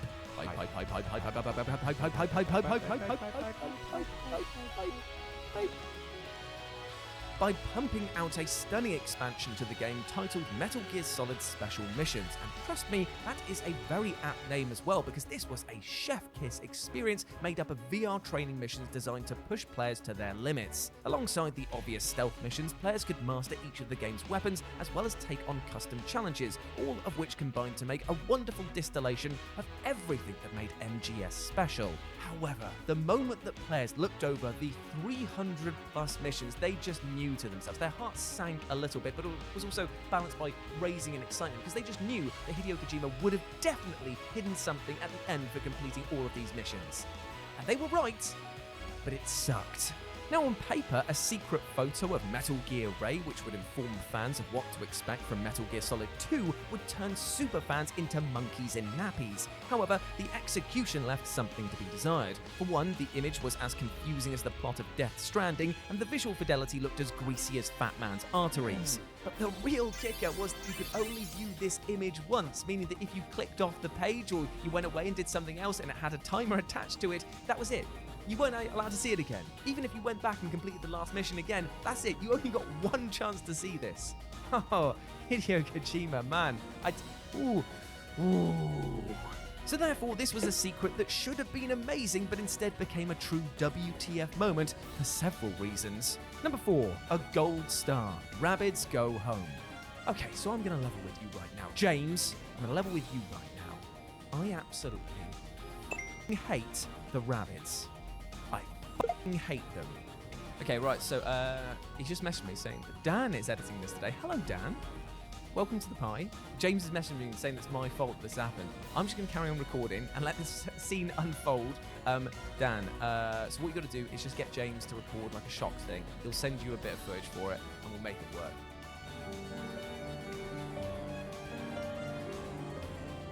From their sack of flour that somebody kicked the piss out of appearance to their voices that are on par with the dial a drowning dog hotline in terms of things that I'd ever want to listen to, in short, the Rabbids are the pits. However, much like food poisoning, things are about to get much, much worse. Say hello to Rabbids Go Home, a title that I will begrudgingly accept is at least well made enough to call a video game. However, it definitely loses points for being a shallow Katamari Damacy clone and loses infinitely more for its 100% reward. And that reward is in heavy quotation marks, my dude. Because after completing every single level, collecting every special item, and indeed completing some of the most tedious fetch farming quests ever, you will unlock what this game considers to be a fitting prize for all of your hard work.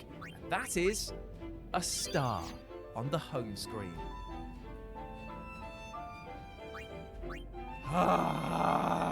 Okay, cool, why not just spit in my face next time as well? This is why nobody should trust these little bastards. Also, and consider this part of my community service right here, if you are ever going to play this game, do it on mute, because it is like sex jazz but filtered through Alvin and the Chipmunks. I hate it. Number 3, a Riddler trophy. Batman Arkham Origins. So while the concept of completing challenges and at the same time getting small snippets of lore and providing uber Bat fans with nods to the wider franchise is a brilliant one, the abundance of the Riddler trophies meant that many players were burned out on the very concept before Arkham City even thought about swooping into our hearts. So when I say that there is only one of these to be found in Arkham Origins, you might breathe a sigh of relief. But I tell you what, my friend, get that breath, suck it back in and change that sigh of relief to a sigh of frustration, because I'm about to tell you that there are 200 Enigma packs that you've got to collect in this one, and they have no connection to the lore of the wider universe. They're literally just collectathon dumps. Dumps all over your face.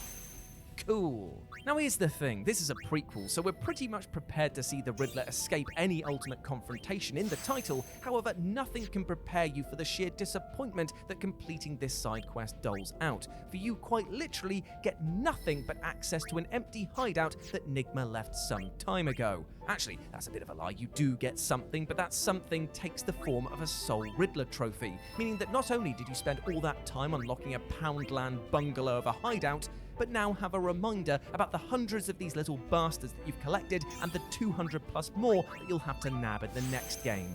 Brilliant. I tell you, watching your parents get murdered by Joe chilling in an alleyway sounds about as much fun. Number 2, play as William Borden, Urban Reign.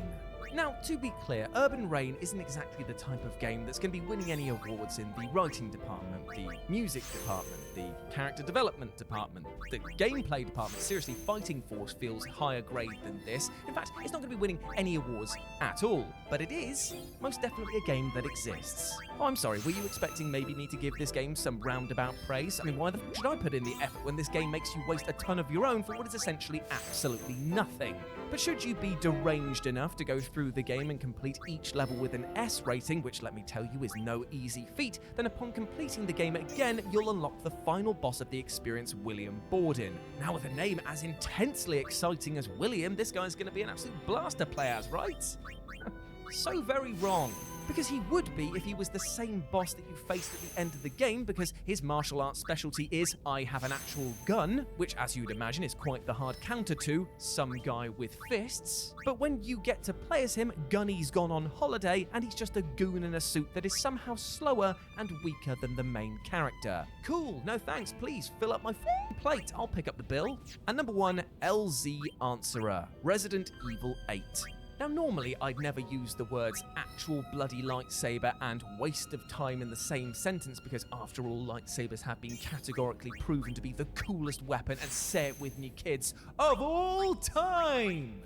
Yet here in Resident Evil 8, they bungled it. They bungled the whiz. Because yes, that's right, the LZ Answerer that players can unlock at the absolutely mad Resident Evil 8 bucks this trend, because it is about as useful in combat as trying to flick your opponent's nipples while they're decking your face in. To unlock this manky melee weapon, players must first go through the rigors of completing the admittedly fun Mercenaries mode and getting an SS ranking on every single stage. Then using the CP generated from those runs, or to farm currency from other challenges to drop a mighty 70,000 CP in the extras shop to purchase the LZ Answerer. And while there might be a true childlike joy in powering up this beast for the first time, you'll soon be made to look like an utter Burk when you attempt to dice a lichen and barely remove the peach fuzz from its testicles. Seriously, for a supposedly ultimate weapon that can cut through anything, it sure does make you Jedi inside, pun definitely intended, when you attack somebody and they just go Yeah, what's next?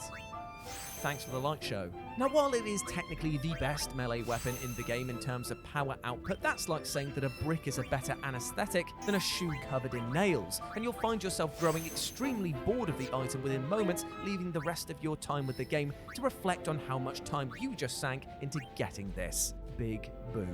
And there we go, my friends. Those were 8 video game secrets that were, let's face it, a waste of time. I hope that you enjoyed that, and please let me know what you thought about it down in the comments section below. As always, I've been Jules, and I want to give a massive shout out to Dan Durkin, who has edited this video today, because James was busy doing other stuff. So big love to everyone. Little kiss on the top of the head for both of you. Big love to all of you guys as well. If you want to chat to me further, you can do so over on Twitter at RetroJ with a 0, or you can swing by Live and Let's Dice, where I do all of my streaming and Warhammer Battle reports. You might have seen all the models on the table. That is what they are there for. But yeah, hope that you enjoyed this episode. But before I go, I just want to say one thing. I hope you're treating yourself with love and respect and kindness, my friend, and making sure that you're taking time to step away from your daily life and just go, yes, okay, I need time to relax and reflect, because trust me, that sort of perspective that you gain from doing that, it can really help you out in the long run. It can see where your energies are best spent and where you might even need to ask for help, and there is no shame in that. All I want is for you to go out there and live your best life, live a healthy and happy life, all right? So go out there and smash it. But remember, take a break every once in a while, all right? As always, I've been Jules. You have been awesome. Never forget that. I'll speak to you soon. Bye.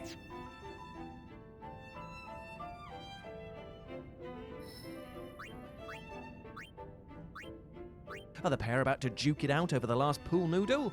Noodle?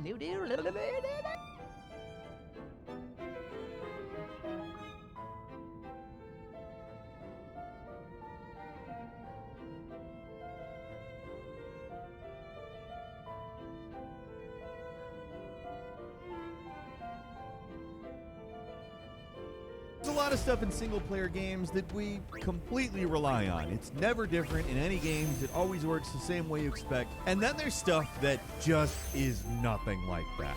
That's what I want to talk about. Hi, folks, it's Falcon, and today on Game Ranks, 10 things single-player gamers never trust. Starting off with number 10, it's autosaves.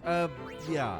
Can you really trust autosaves? I don't know about you, but it doesn't really matter how many times the little icon spins around. I do not trust it. If I think I'm gonna die or I want to quit the game, I'm gonna save it. I'm gonna go in options, I'm gonna hit manual save, and sometimes I'm gonna do it more than once. Did that first time count? I don't know. Did I actually save it or not? Only one way to be sure. Do it again. I'm exaggerating a little, but we've all been in situations where autosaves have let us down. Like sometimes you get loaded like an hour or two back and have to redo a ton of crap that you'd already finished.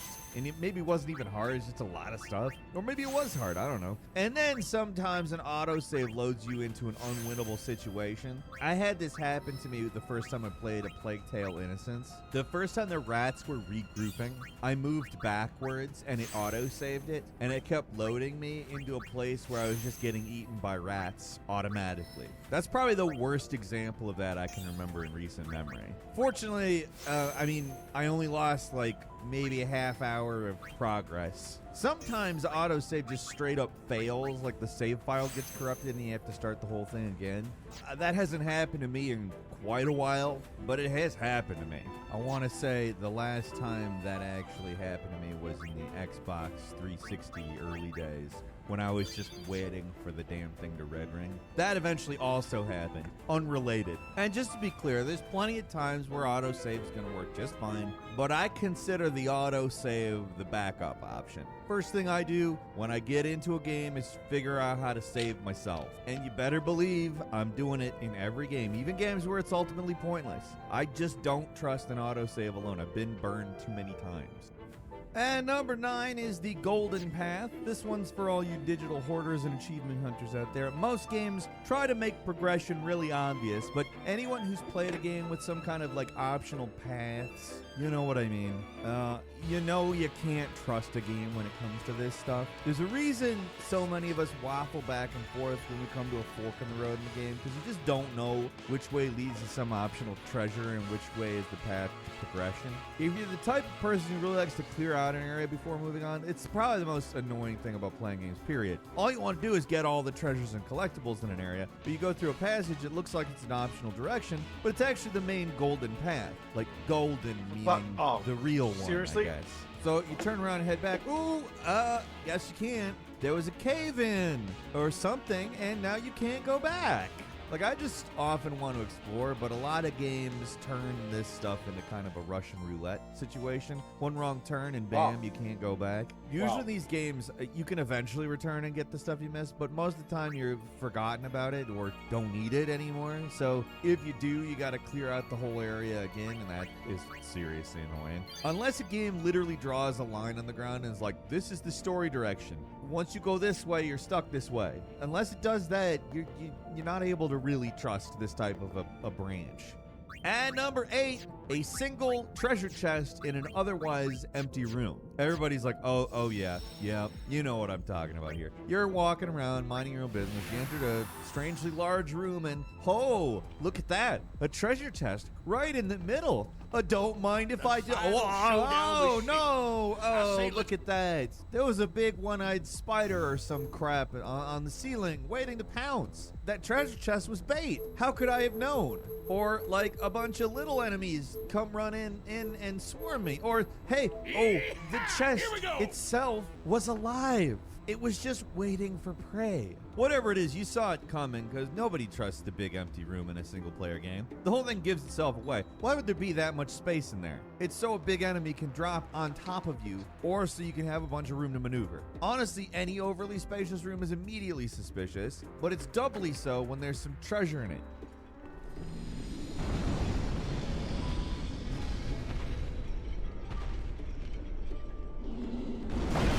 The Dark Souls games love this trick, but there's a ton of other games that pull this same thing on you. Gamers are pretty savvy to this at this point though, but even when you see it coming and you try to prepare, the game can get you pretty unaware, if only because you're not ready for the type of ambush the game is planning to throw at you. Sometimes even when you know something's coming, it can still mess with your nerves, and that anticipation can even cause you to make mistakes when it does happen. They're the worst kind of traps because you see them coming from a mile away and they still get you. Like if I were making a game, I would just start putting big rooms with treasure chests that are entirely legitimate without a trap in them, just to mess with the player. And then after like 5 or 6 of them, where it seems like the boss thing isn't gonna happen, make it happen. That'd be great. Maybe not for the player. I could probably get pretty angry at myself. I get why they do it. It sounds like it's fun, actually.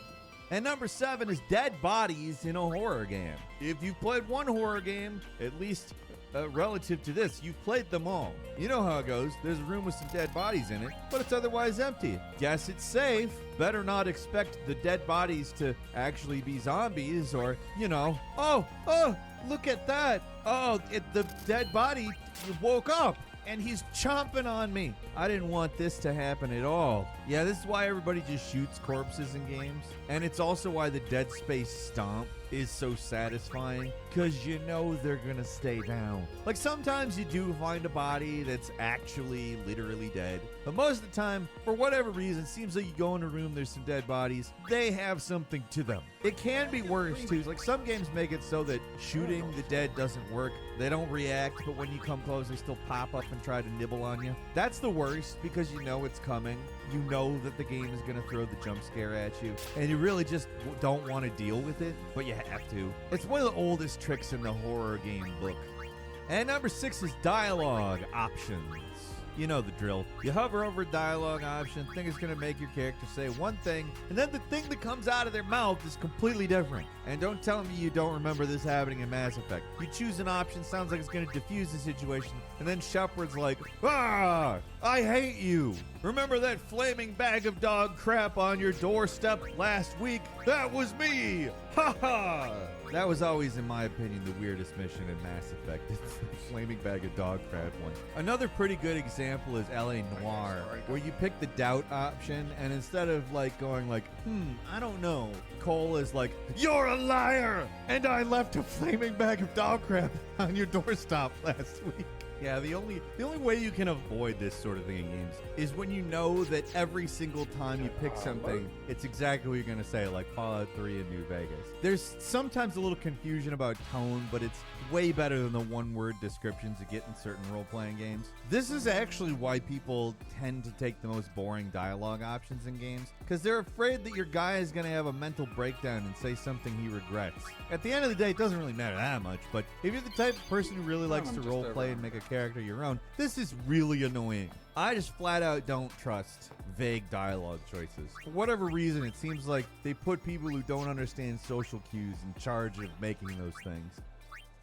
And number 5, the quote-unquote start of a level. All right, this one's a little more specific, but if you're playing a platforming game, like 9 times out of 10, you're missing a secret in a stage, specifically because it's behind the start of the level. You know the drill. Level starts, but instead of going right, you do the daring thing and go left. The screen scrolls a little bit, there's an extra life, or perhaps an energy tank, or perhaps a collectible that you couldn't have gotten anywhere else in the game, unless you had had the incredible foresight to go left. Mission starts just can't be trusted, because a lot of the time you're not at the literal beginning of the stage. It's actually more just off screen. From a logical standpoint, it makes no sense whatsoever, but as a game mechanic, sure, I guess it's fine. It kind of played out as a hiding spot, right? Once you realize that game developers love to hide stuff back there, you start to see it everywhere. It's not like a trick games will pull in every level, but you better believe that when I play a game with levels, I turn around right at the start and try to figure out if anything's there. The level start sign cannot be trusted. And number 4 is the final boss's health bar. That's it. I don't need to say anything else. I mean, I will, because it'd probably not really actually be that satisfying of a video if I just said, the final boss's health bar. That's it. Moving on. 3. Walls. You know what I mean. Moving on. No.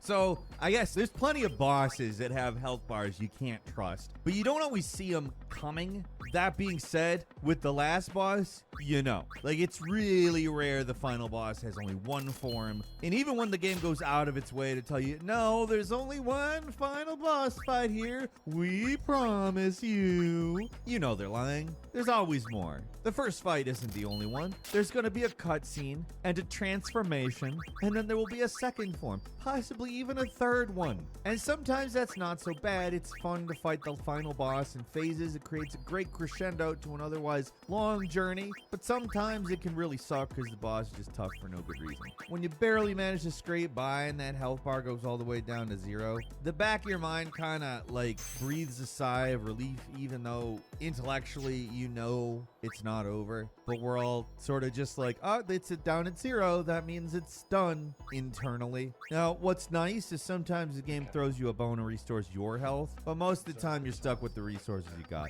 And you know, it doesn't even matter if the boss is hard or easy or completely fair. No one trusts the first health bar. There's gonna be more. It's guaranteed.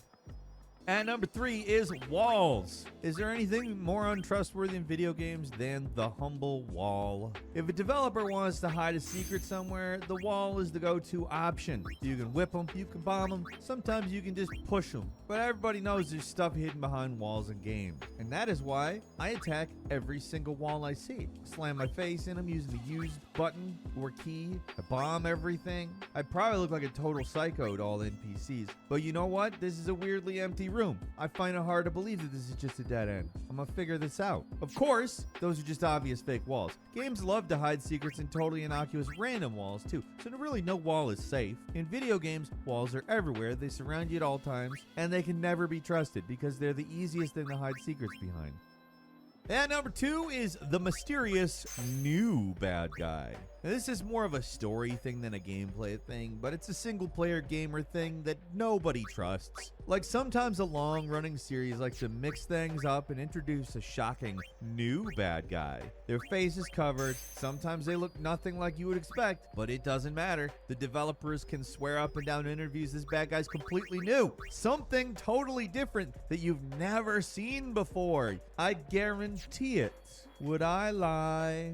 And everybody's like, yes, you would lie. You have lied. You've done it before. And like, so let's talk about some real obvious twists here, like Devil May Cry 5 or Mega Man 6. Both Capcom games, both not really particularly hidden twists. Second, that first trailer from DMC5 went up, people assumed the bad guy was actually Virgil. And it was. Mega Man 6 had the laughably obvious Mr. X as the bad guy, but Mr. X was Dr. Wily the whole time. Probably one of the most infamous examples of this was Batman Arkham Knight, where Rocksteady was like, yeah, we made a completely new character. Bask in the mystery that is the Arkham Knight. You'll never, ever, ever know who it is because every guess will be wrong because it's a new person. Don't even try it because it is not a person from before at all. And then it was Jason Todd, the Red Hood, who everybody who knows even a tiny bit about Batman assumed he would be. It was such an obvious choice. A lot of people assumed it wouldn't be because they wouldn't make a mysterious new bad guy that would be that obvious, right? Except they did. These are just some of the more obvious examples, but games do this all the time. Like, I guess certain developers just really like putting twists into their games, no matter how visible they are from a mile away. If a game developer ever gives an interview saying that the bad guy is totally new, you will never believe who it is. You've never seen anything like this before. It's 100% the truth. Don't believe them. It's pretty much fake. And number one, random number generators, or RNGs as many call them. They're how every game handles randomness. When you want to get rare loot, or you want to get a hit or a win in roulette, critical hits, etc., it's up to the RNG. So, how come I've got a 50-50 chance to hit here, but it took me 12 tries? What's the deal with that, random number generator? Anyone who's played XCOM has been in this scenario. You got a 95% chance to hit. Somehow you missed like 3 times in a row. And it's like, what? Then it tells you the enemy's got a 5% chance to hit and they hit you every time. Or like, try to go for rare loot in a game like Destiny 2 or Monster Hunter. And you know the pain of an RNG. The odds don't sound that bad, but for some reason you had to grind for hours to get something that after some small calculations, you figured it'd take like 20, maybe 40 minutes to get. That is the evil power of the random number generator. And it's not necessarily lying to you, except for, you know, when it is. Incognito like, here's mode. the fun part about it. These games don't actually have true randomness. They tie the RNG system with something else internally. Yes, That's the reason why speedrunners are able to make seemingly random things happen, because those things affect the outcome of the game's random. Yeah. How are you, sir? Yes, reasonable time, because I'm not working today. That is why. I also have cheese and crackers, which is good. I'm in full relax. I'm not in incognito mode today. I'm in relax mode because I'm not at work. So cheese and crackers.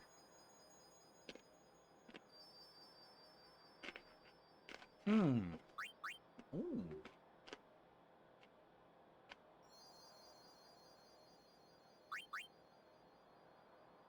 I don't know, double AB, triple AB, 1 MP cost.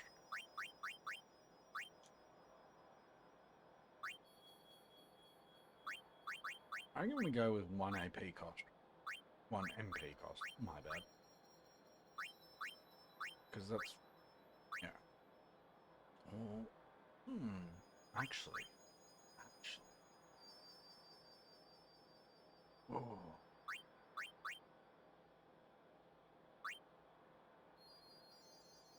Double AP be just for the character equipping it?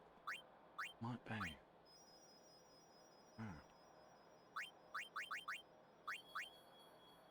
That'd probably be even better.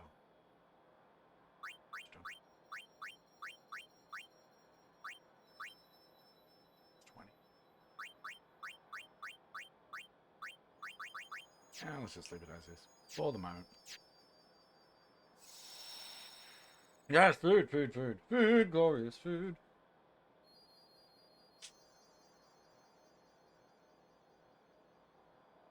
Yeah. What are you up to today, sir? Up to much? Or just chilling like I am?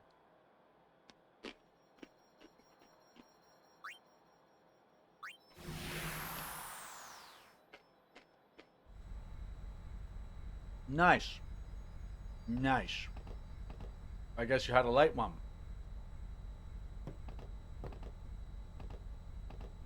The final showdown with Sheen. I don't have a Say bad let's get sleep this schedule. show on the I just road. don't have a schedule.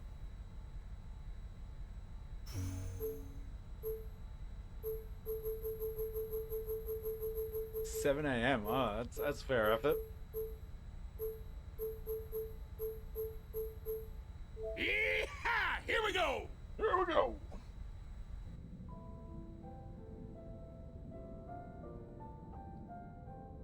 I need more chutney.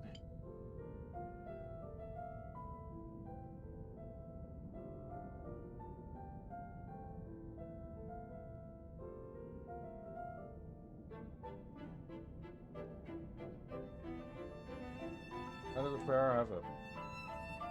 So, any plans for the day? I'm guessing if you did have plans for the day, you probably would already be doing them.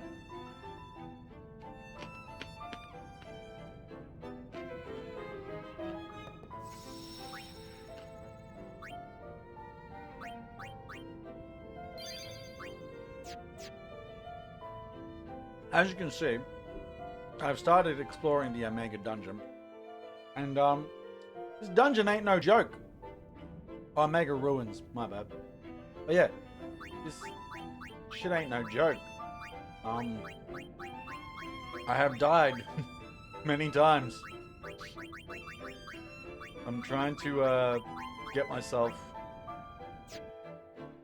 Oh, it's just, especially the status elements, they can just mess you up. Like suddenly, all your characters are berserked and confused, or that kind of thing, and then you just all of a sudden you're dead because you have lost control of all of your characters. Mostly that.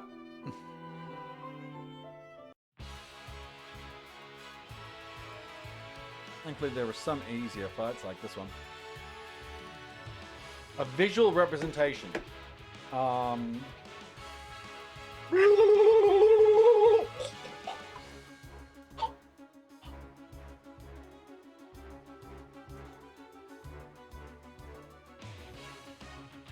I'll wait for you.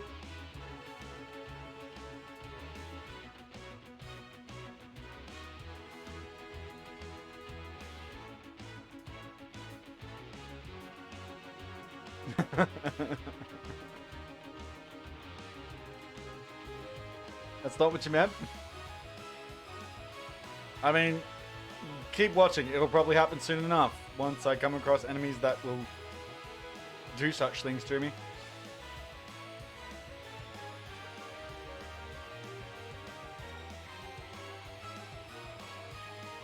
Alright, what's this one? I think this one is the one that's... I don't know. High defense, but not impossible defense. Among Us, eh? It's a good game. I enjoy a bit of Among Us.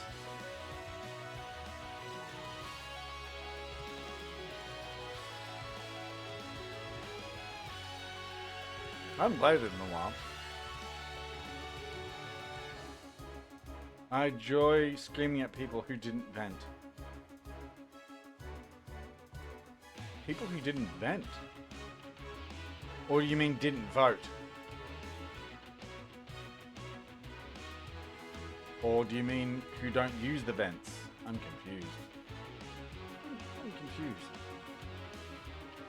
Oh, as in that's one of the tasks, I guess. By recollection.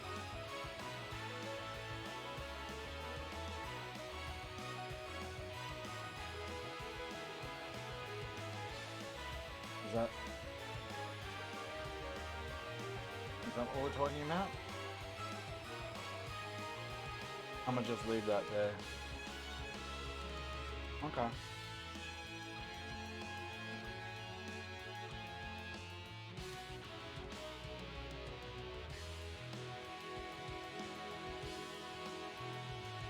Was renting one of the tasks? Like I said, it's been a while. Got a new map on. Everyone seems to always just play on the first map though, from what I seemingly come across.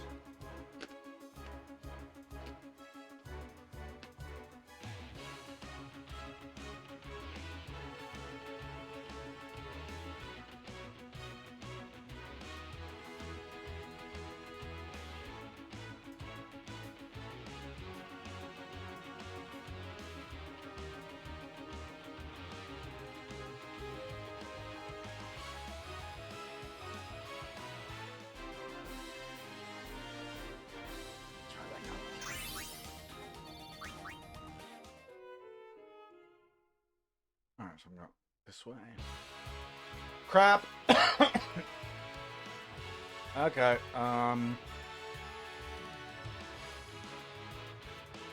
this could go...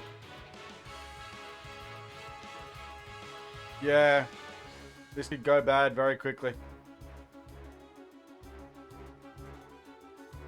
You may get your, example.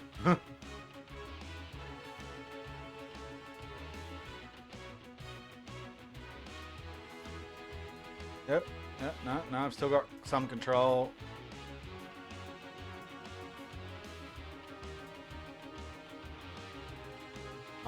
Yeah, Multiverses seems to be... I don't know, it's just... I think it's just, you know... Games as a live service is...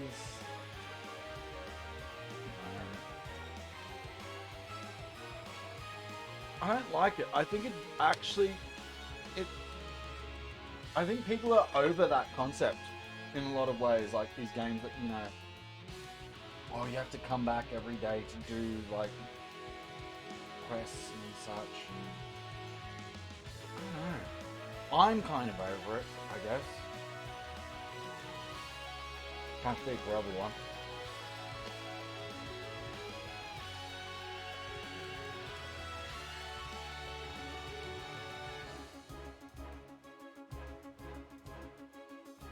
Like, it's still a good game. But I haven't played it in ages. Because that's the other thing, like, about those games where, like, you know, you have this encouragement. Yeah, this is the thing to sort of, like, encourage you, like, log in every day, etc. You miss a few days and you're just like, oh, well, you know, I've fallen out of the loop, so what's the point? Is it really even worth it?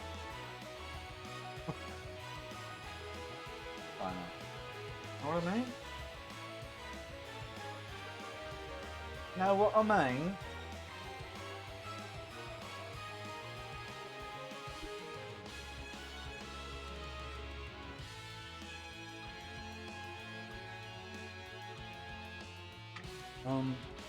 I don't think this is going to be a full visual representation. Yeah, no, it's me, love.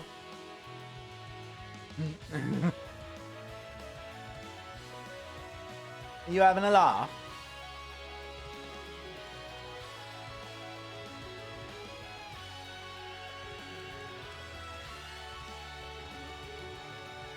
In it, yeah. Yeah, in it.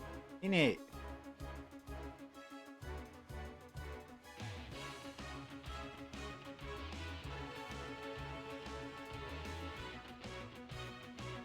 It's alright, isn't it?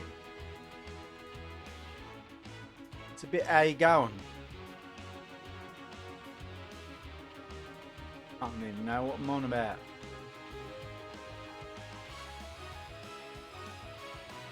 That's definitely a bit how you going.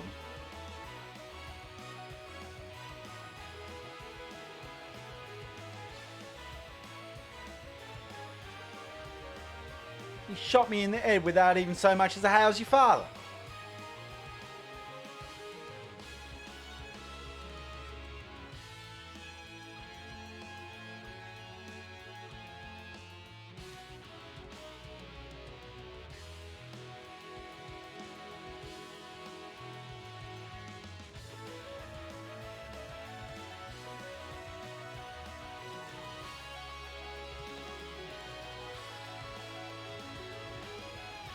I added the Man in Black variant to Black Adam. Do you know who the Man in Black is? No, I don't. I don't know who the Man in Black is. Can't say I'm familiar with that one.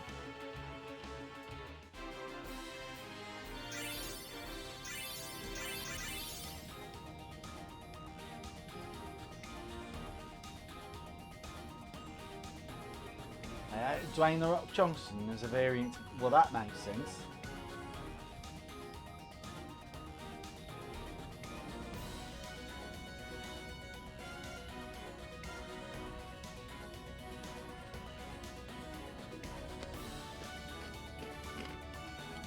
Looks ugly as shit. Oh, finish it.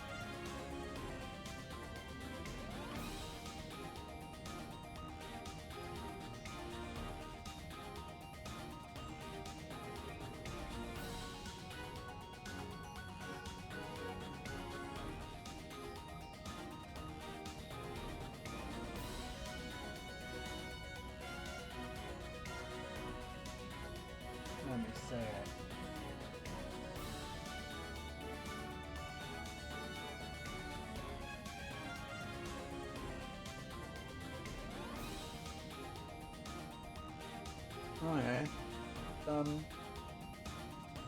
It's interesting.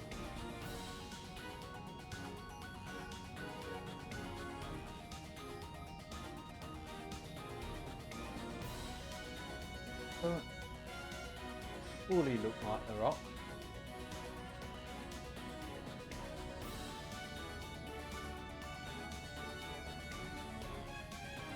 Oh yeah, well, that's a lot of fucking patch notes. Hold on. Fucking heaps of patch notes. Festiverse. Oh my god. They're actually playing on the term Festivus. I like it. I like it. Oh, there's a new map. Got a Black Adam map. Oh no, Game of Thrones throne room. Oh yeah, because the throne. Yeah, right. I see it. Yeah, I didn't notice the throne. Oh, the Man in Black, as in the Man in Black is Dwayne The Rock Johnson. Okay, gotcha.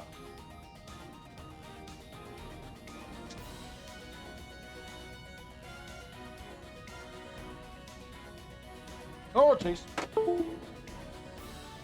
Drop the fucking controller.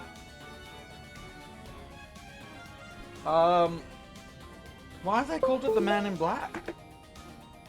I guess it's a reference to the movie, which I haven't seen yet.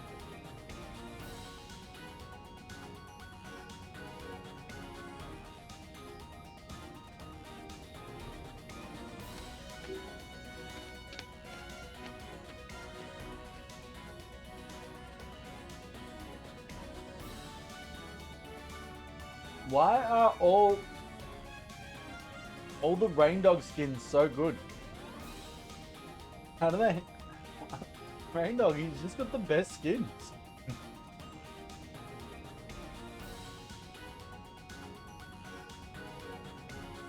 That Arya skin is what? That what? And that Batman skin is what?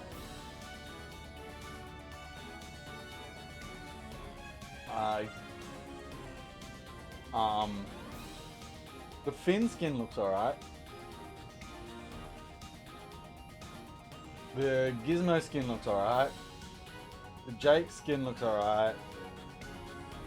The Superman skin is interesting. Velma skin's alright.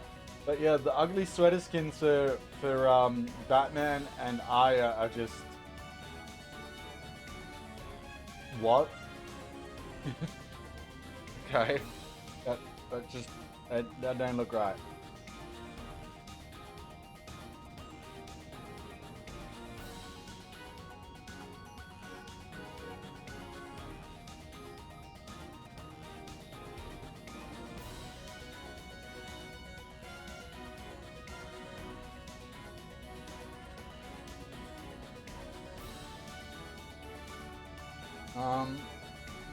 Yeah, okay.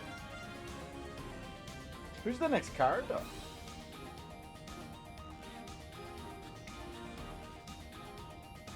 Why are you asking me that?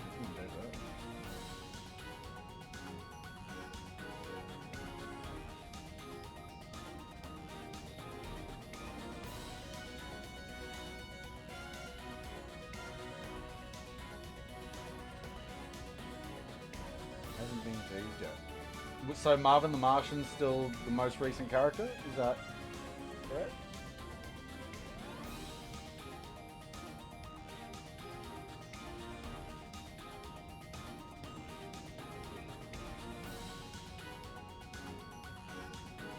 I believe there's also a new game mode, like Snowball Fight, however that works.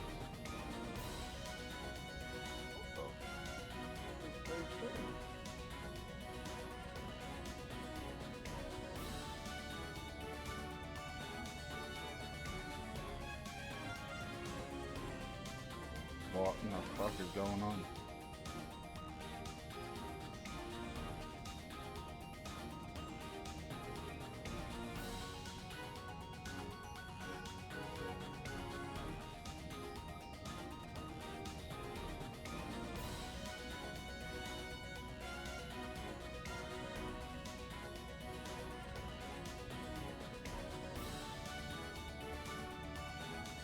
fucking silly Cuba.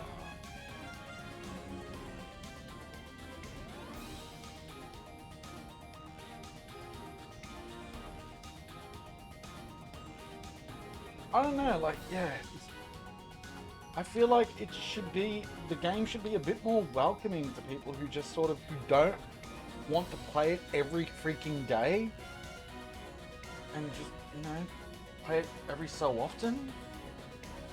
Because it's a tough game to want to play every day. You know what I mean?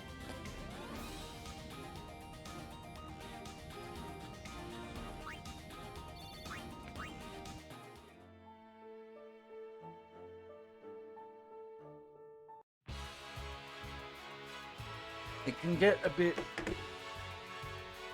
the word I'm looking for? It's a bit grindy, and it's just a bit like... You get a bit fatigued. Yeah, you get a bit fatigued, and it's a bit tedious, and you get it fatigued from feeling like you need to play it every day, and that you need to play it for like at least an hour or two every day to get like the daily rewards and shit.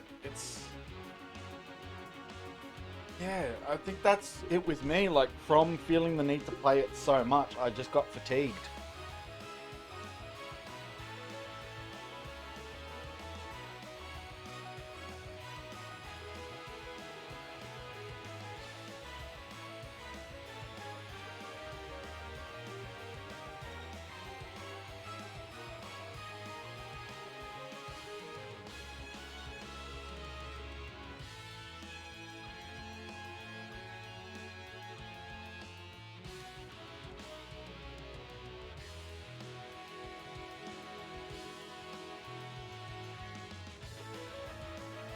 Yeah, I think I really feel like they need to adjust that model of the way progression works in that game.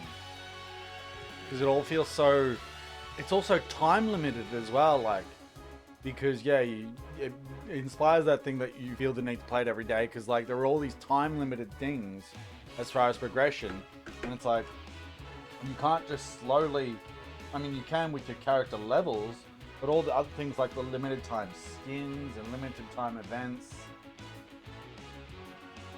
it's a game model that I think a lot of people are a bit over, because it's been done to death. And a lot of gamers have been through that already with a number of games. I know I have, and it's just, I just can't do it anymore. Just,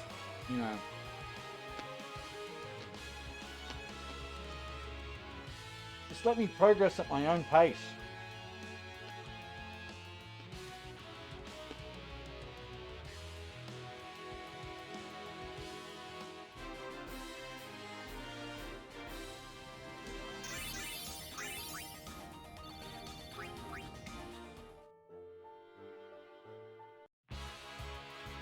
I'm just back.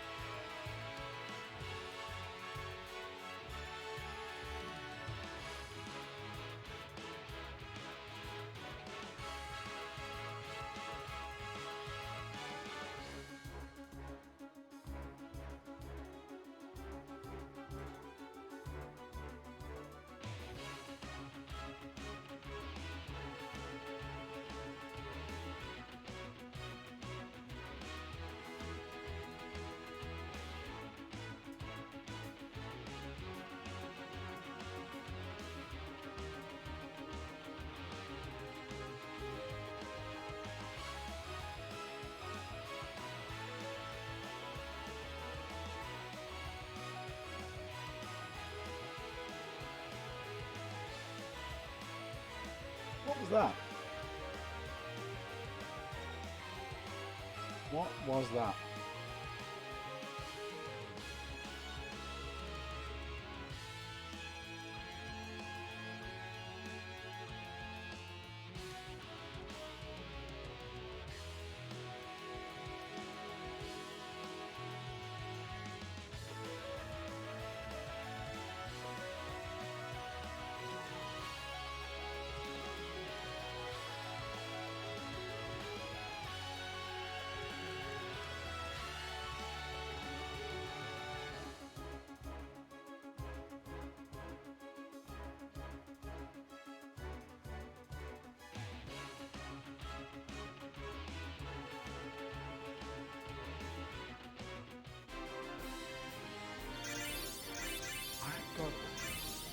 Bear with me. I'll be right back.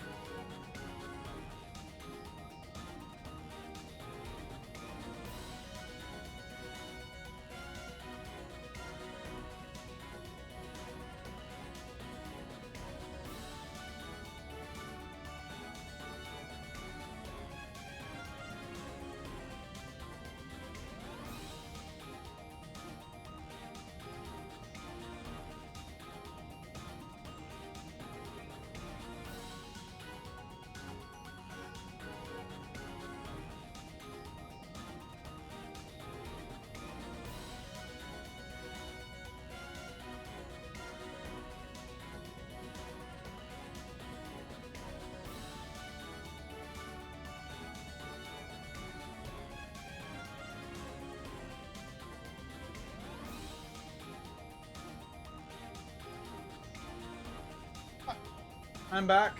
I had an issue to sort out because cats. Because cats.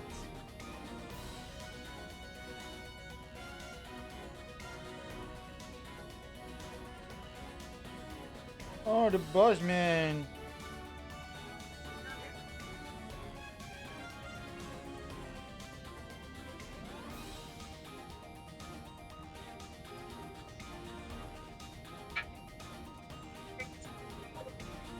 Oh, Buzzman. You go.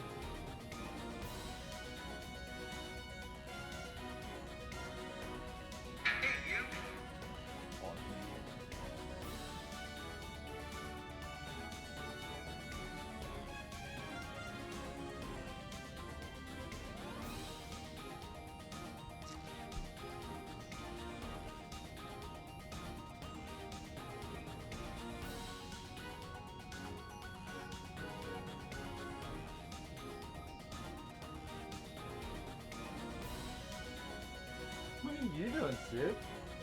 You being roly-poly.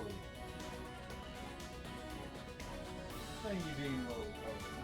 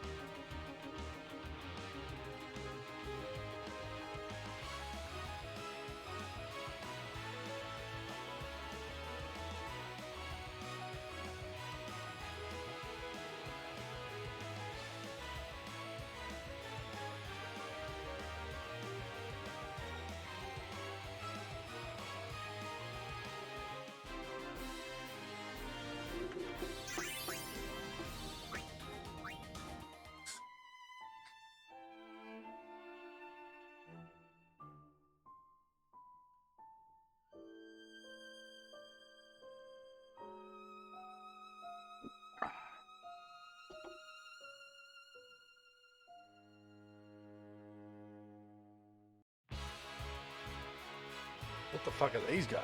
Okay. These guys are new.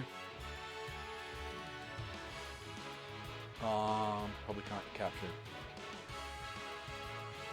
Mental break. That's wrong. We'll find out.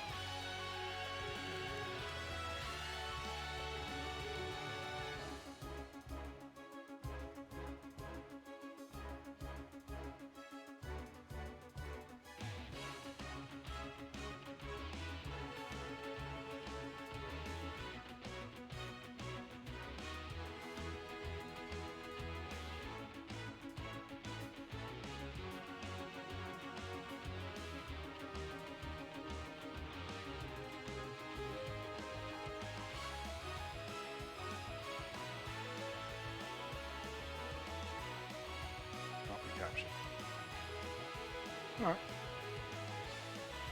Good to know. Like,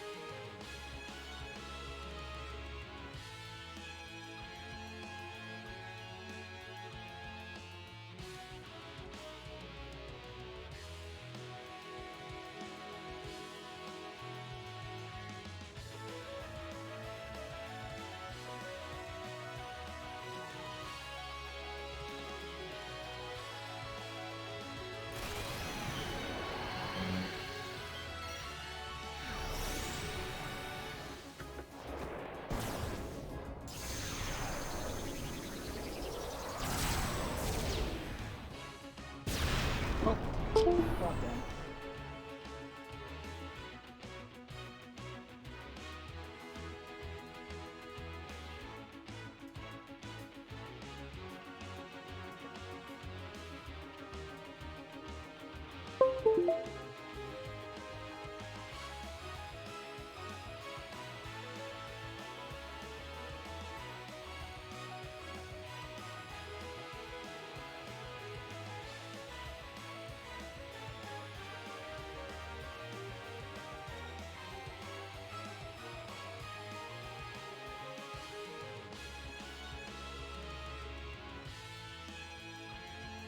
That's it.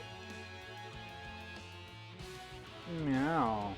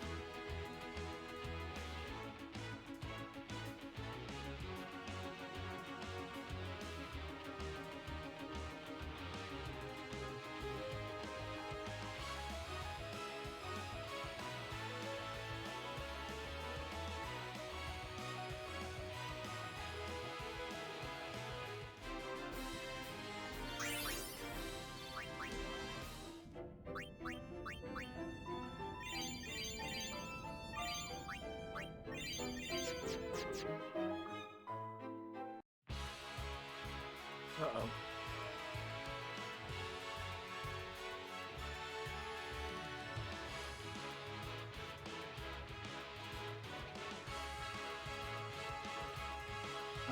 And I'm screwed.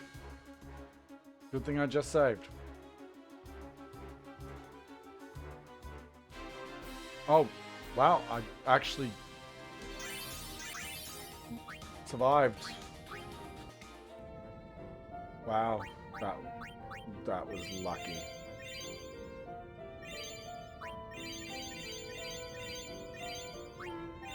I don't know if you saw that, buddy, but that was very lucky that I survived that one.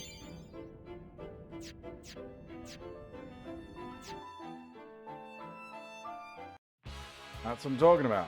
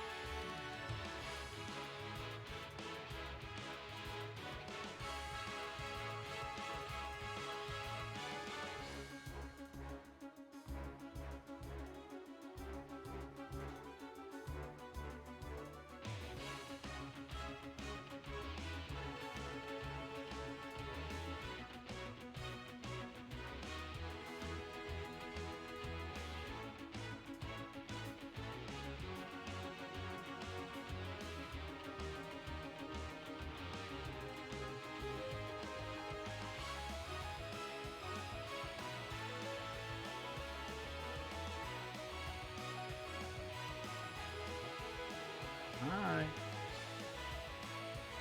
Wait, what's she doing?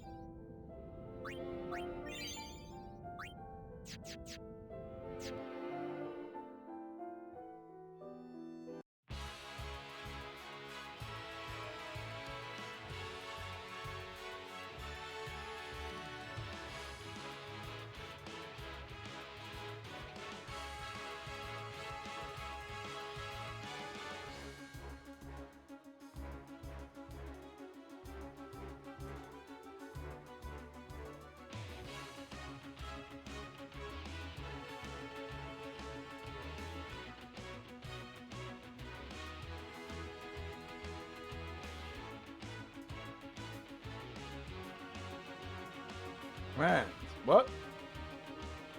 Oh, yeah. I haven't been looking at. Didn't realize you were there. Been looking at games that look interesting, such as. How I need to set up some commands. Like really, I really do.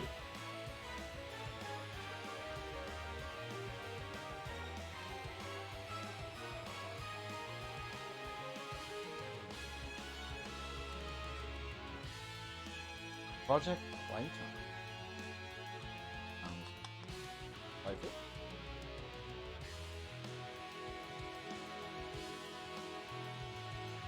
It's a Poppy Playtime ripoff. What is Poppy Playtime?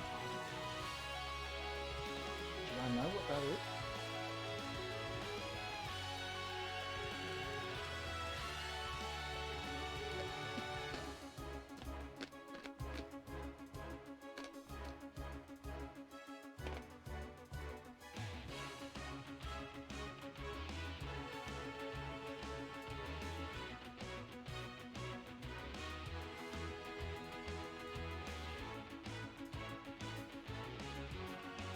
How do I add commands? There's like a way. I just don't know how.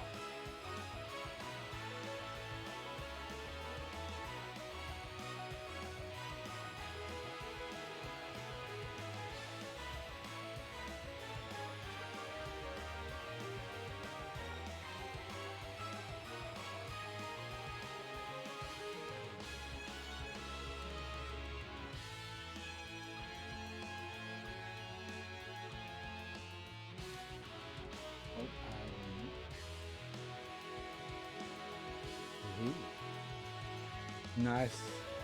Let me see if this works.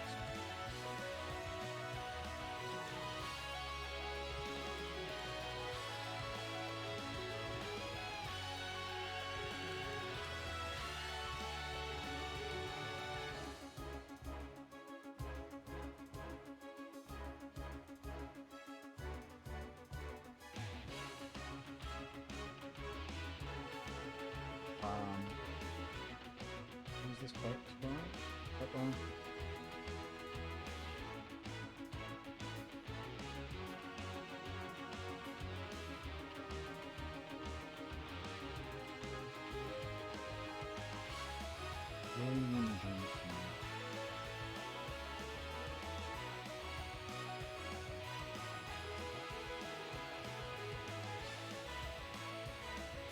Ah!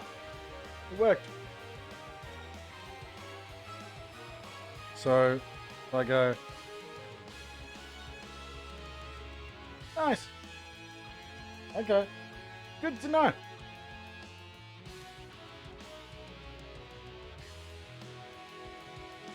Points. How do you get points?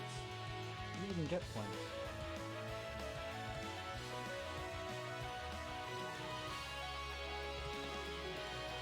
Yeah, Johnson. That's how it's spelled.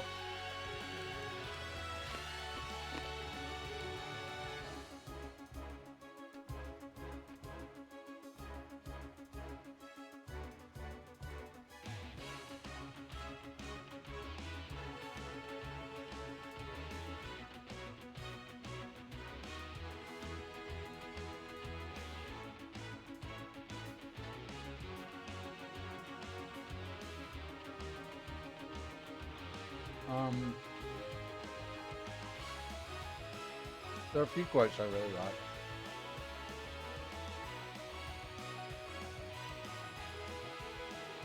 Let me just...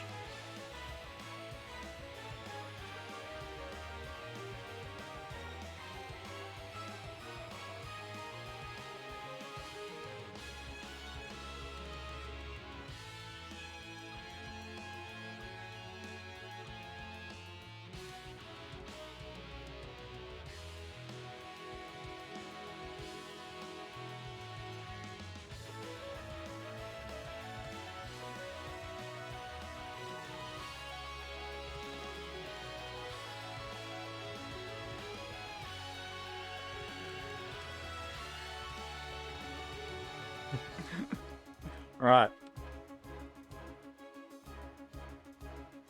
I'm gonna add a few quotes.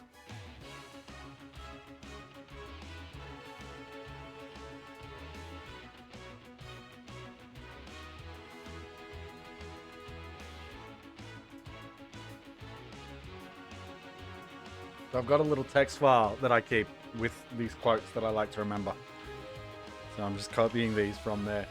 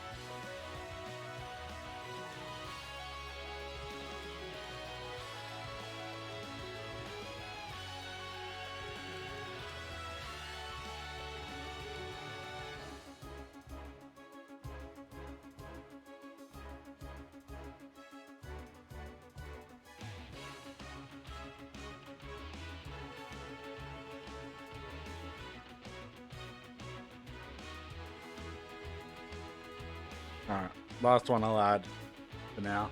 Well, this is the only ones I've got in the text file. There are more quotes I like, but these are the only ones that I've kept in a particular file.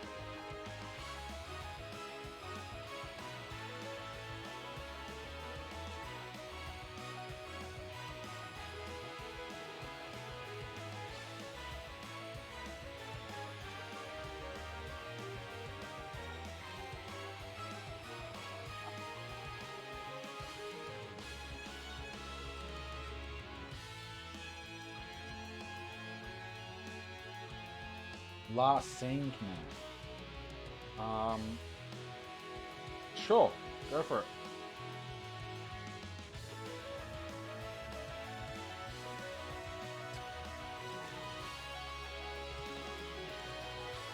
So how do I add that?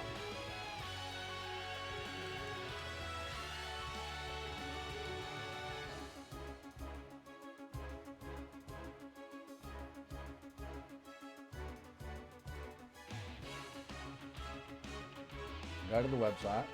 Yeah, I'm there.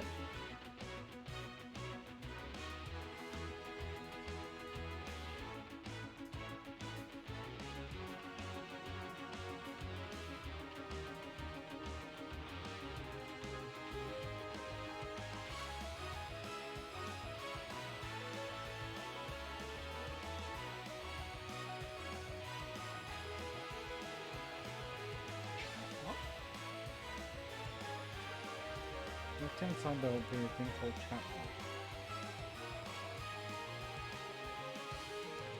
Oh wait, hold on. Command? Maybe?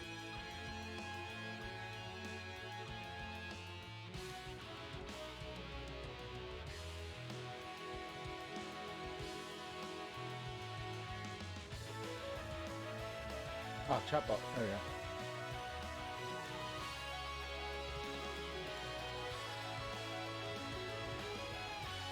Press chat command.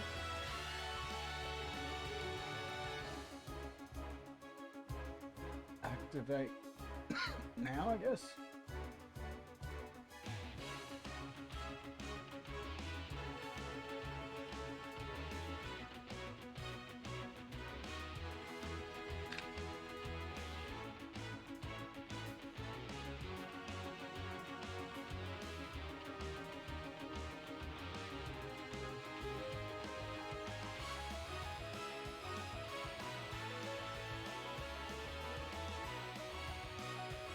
That call. Filters off. Tap up. Chat command.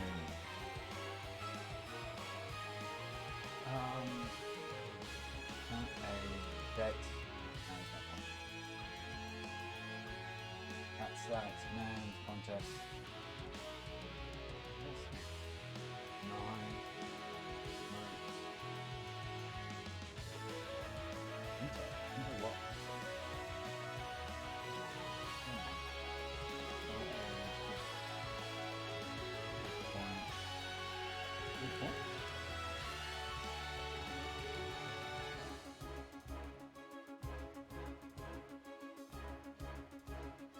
board. Next.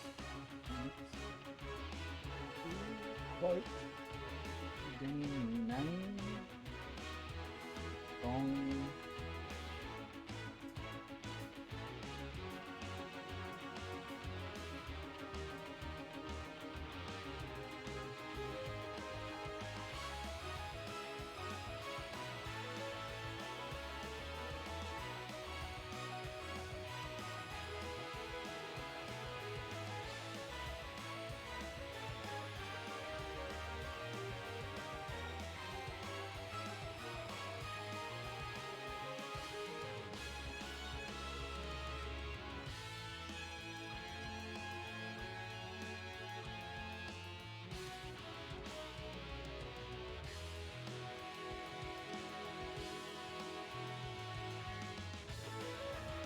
Okay, so make command. Okay, add new command. Custom command. Add new command.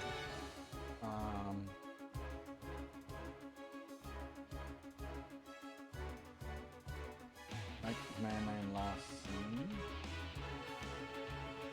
Oh, last scene. It's already in there.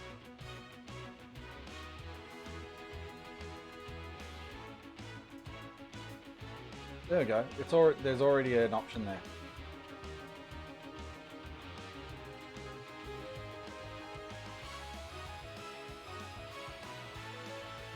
Activate.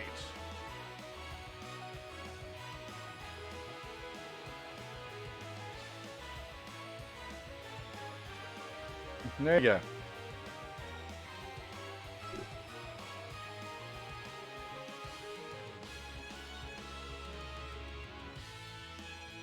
Ah.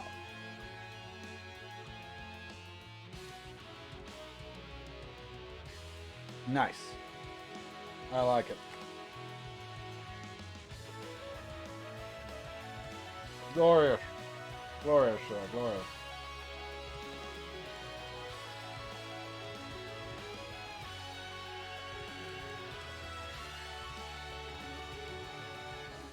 I need like a socials command thing.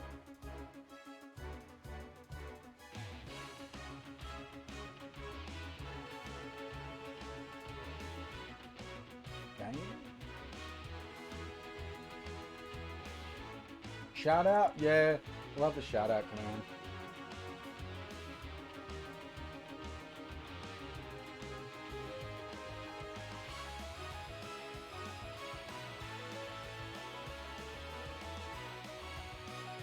Nightbot.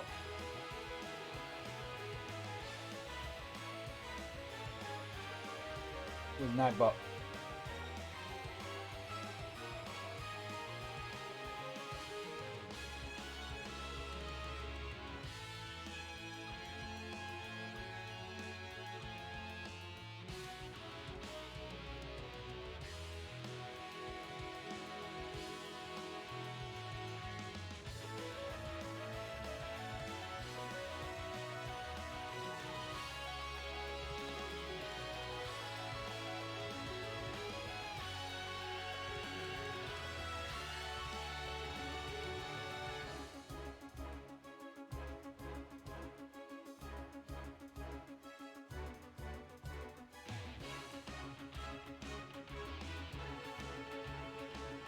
Okay, no, I don't have a lurk command, and that's not in the template, so okay. New command. Command name lurk. You level everyone, and what should that do?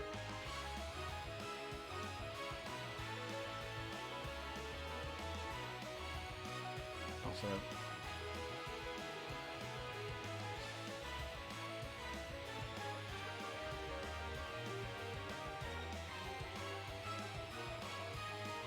took a while to do that. Oh no, no, yep, this could be the end of me. There you go. Happened.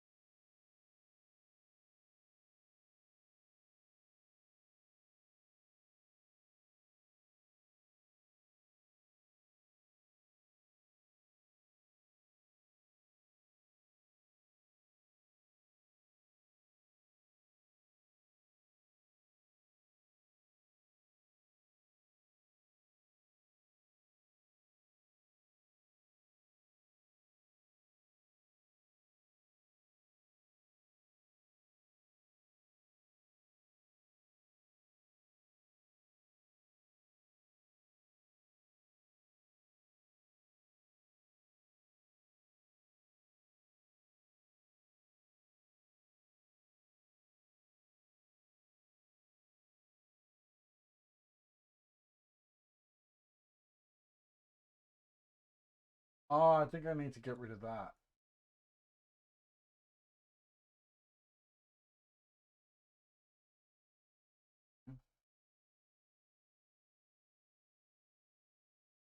Try that. Try now. Or I can try now, even.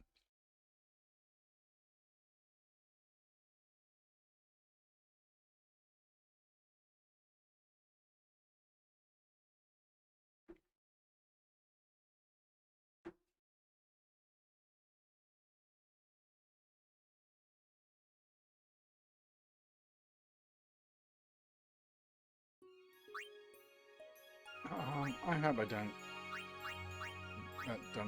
How far back does that? Oh, that puts me back 25 minutes. Mind you, a lot of that 25 minutes I was fucking around. So that's not so bad.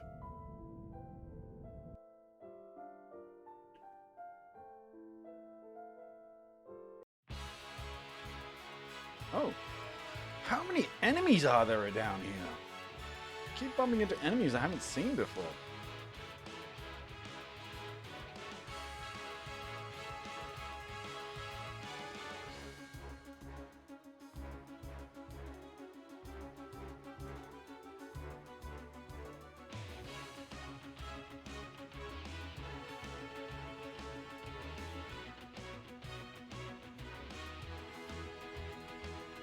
Turns.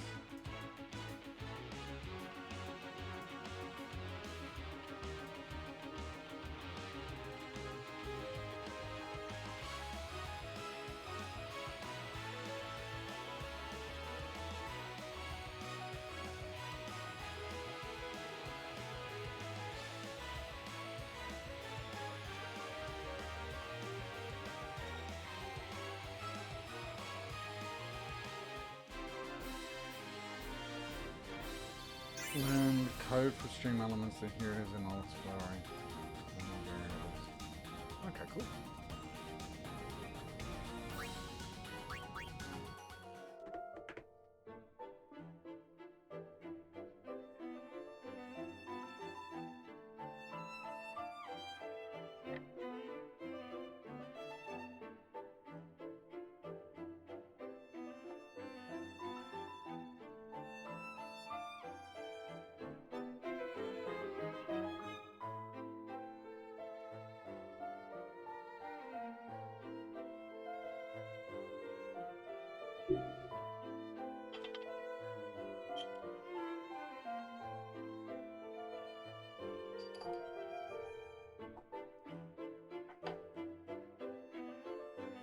You can have a command for time. Okay. I'll do that. Time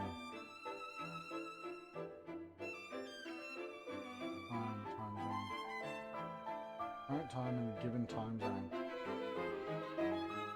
CET. What? What's CET?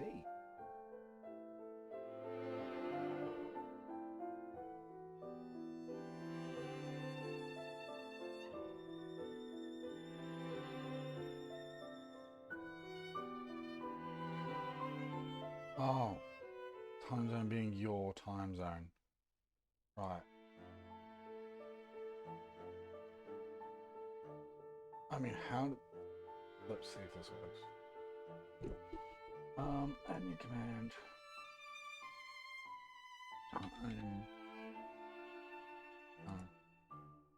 Time. What the shit just happened?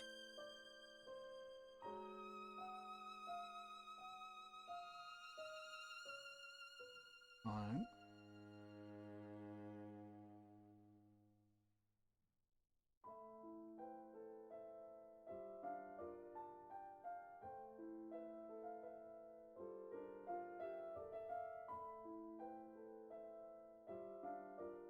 Let's see if this works.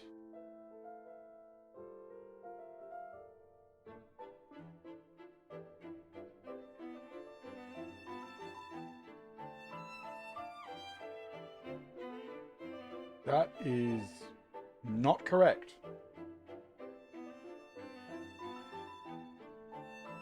That is incorrect.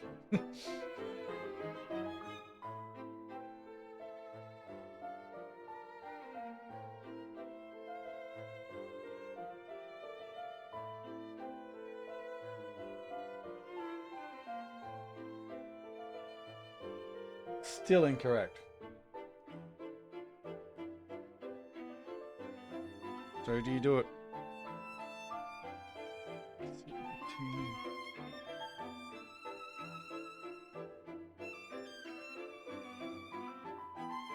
That work.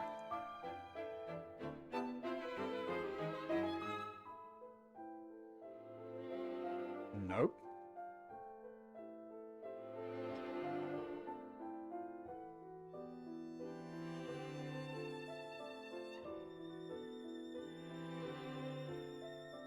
No!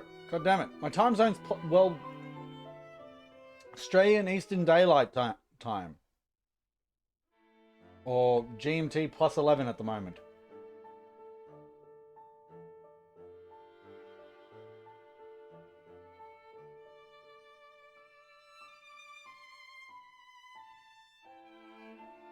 No! What's the code for coding that you need to use?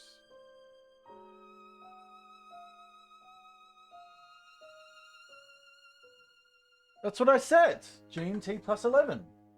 Or I tried also UTC plus 11. Neither worked.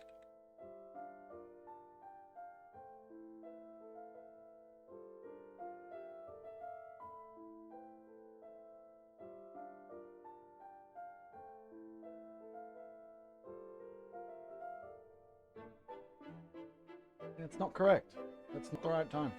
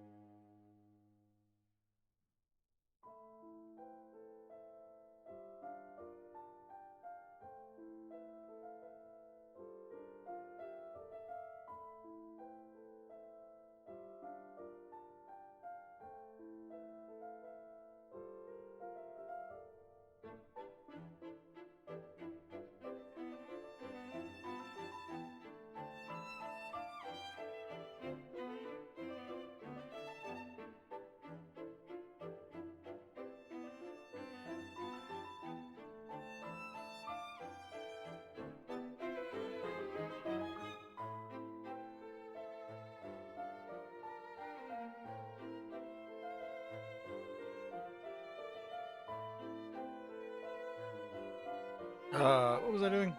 I'm playing game. Yes. Go for it.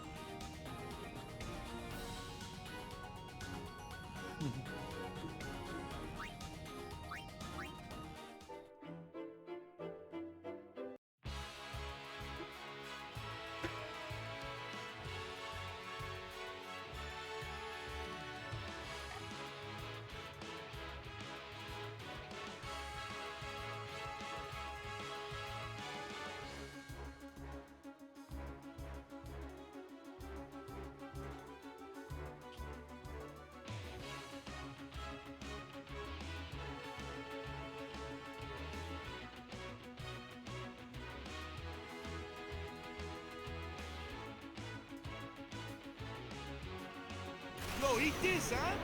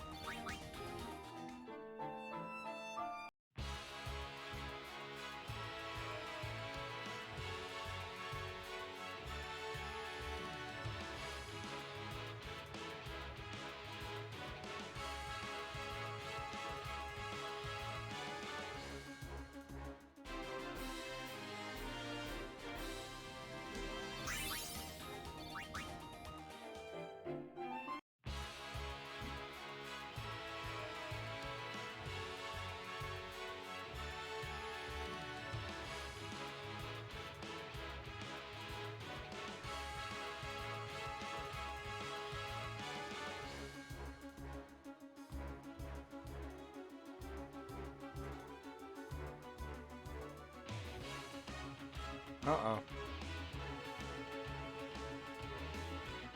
Oh, fuck.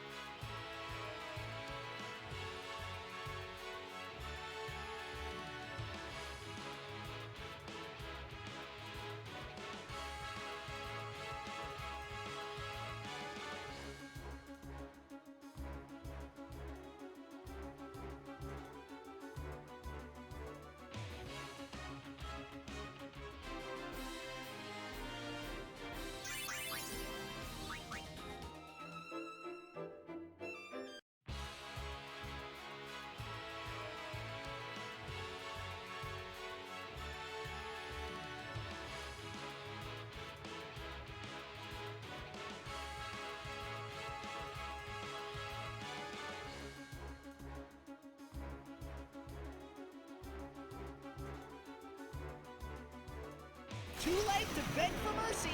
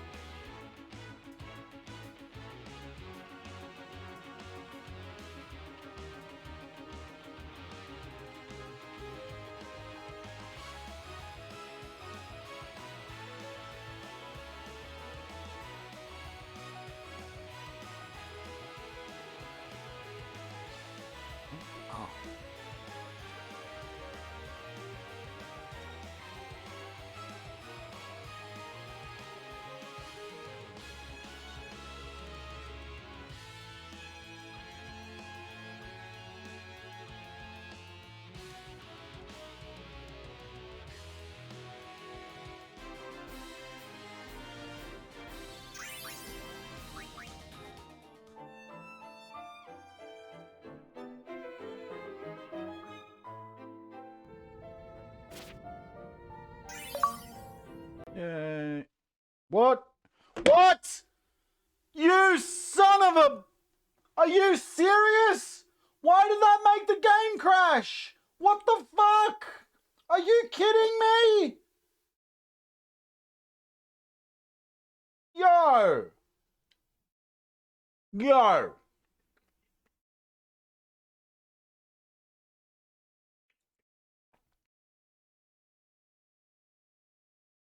Why did that make the game crash? Are you fucking serious?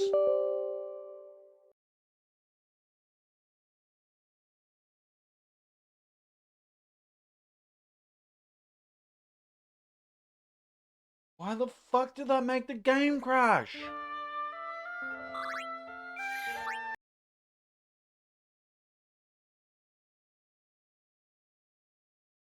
Fucking what? I don't believe this shit. Unfucking believable.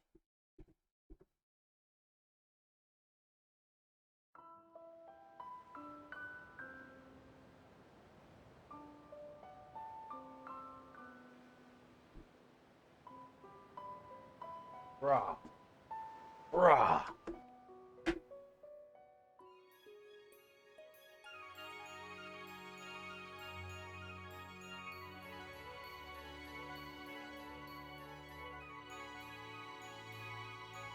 I can't fucking believe that shit.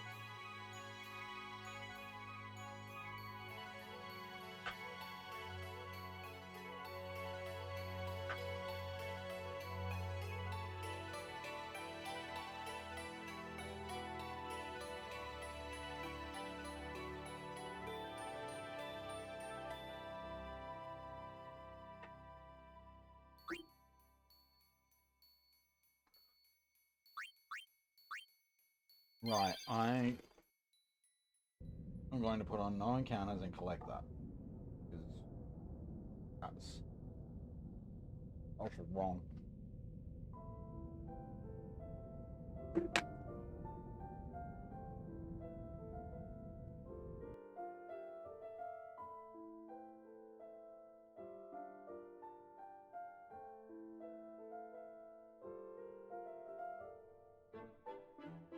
I believe that just happened.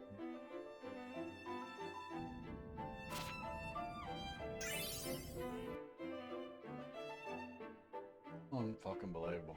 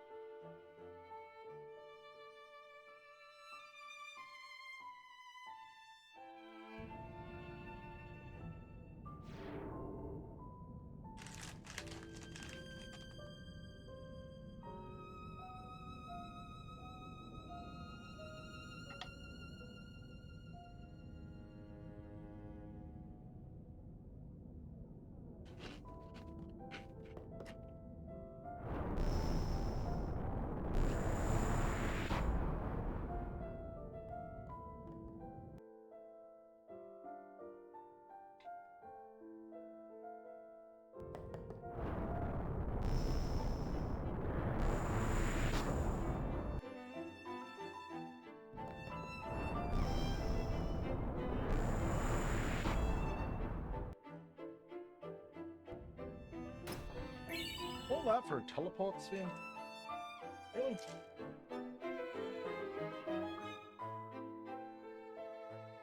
Teleport spheres are useful, but they're not that.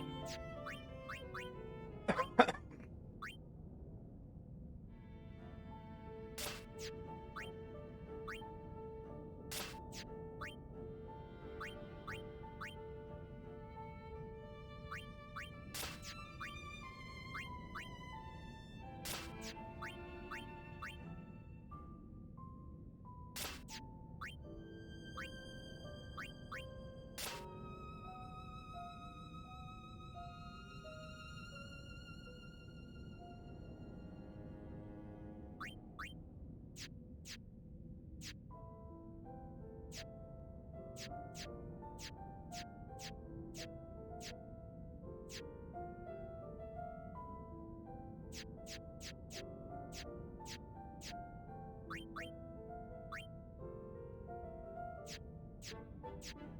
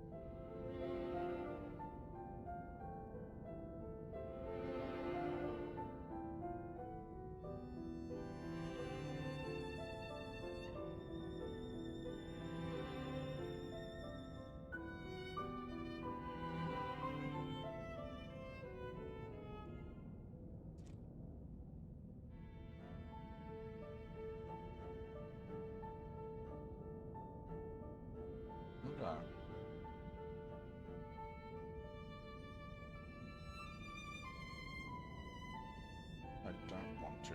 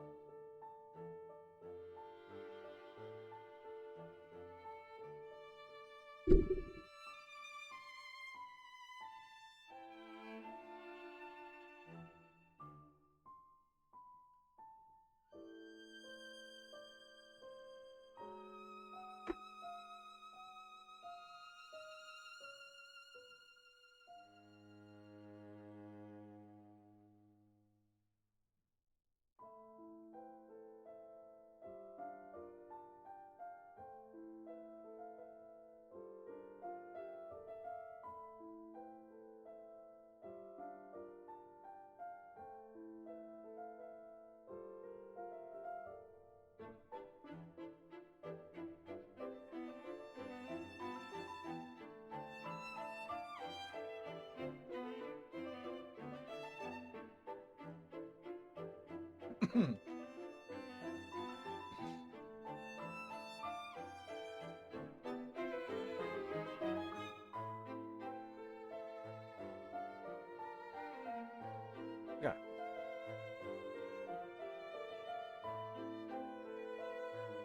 I'm just gonna do a bit of defeating of enemies because enemies here are pretty beastly.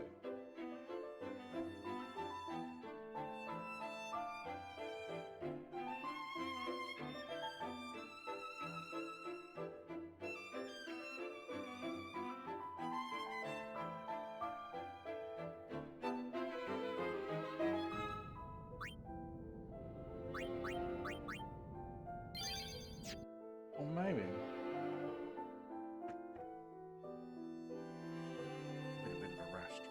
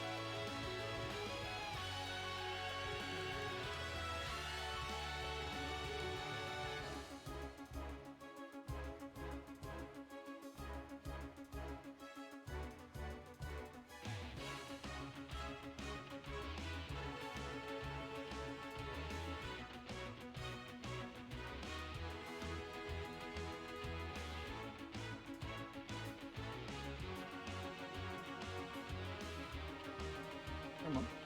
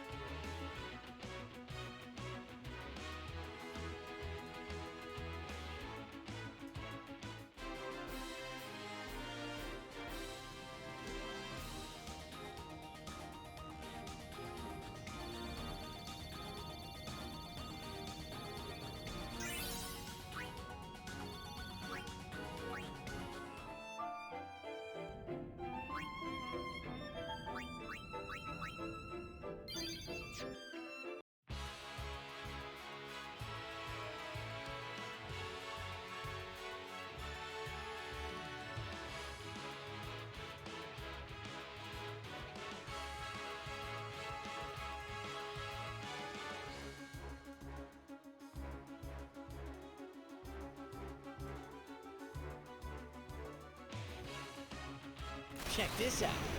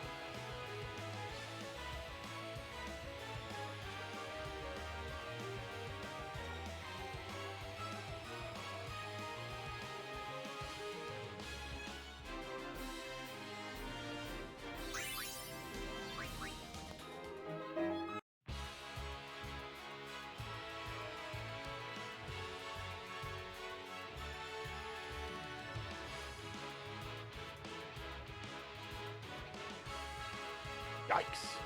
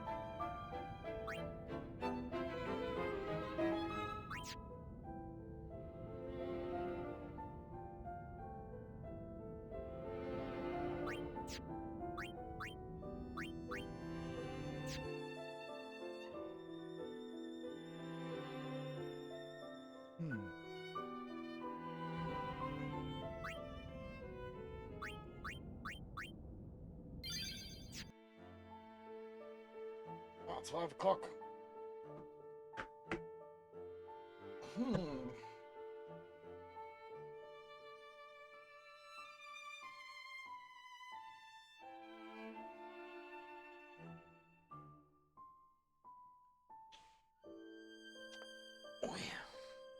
legs.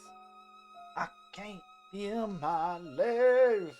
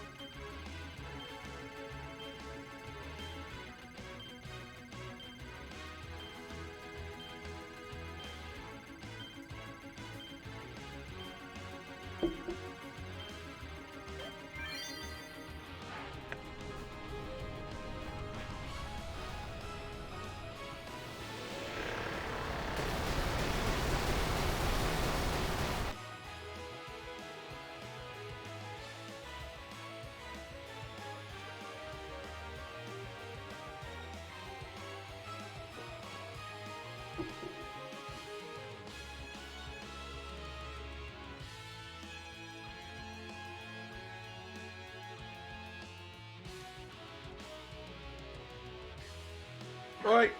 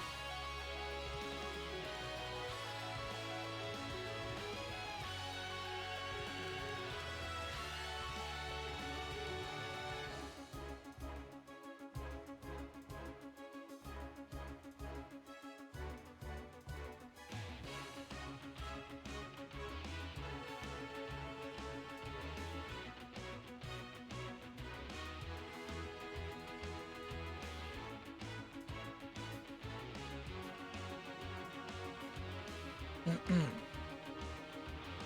it?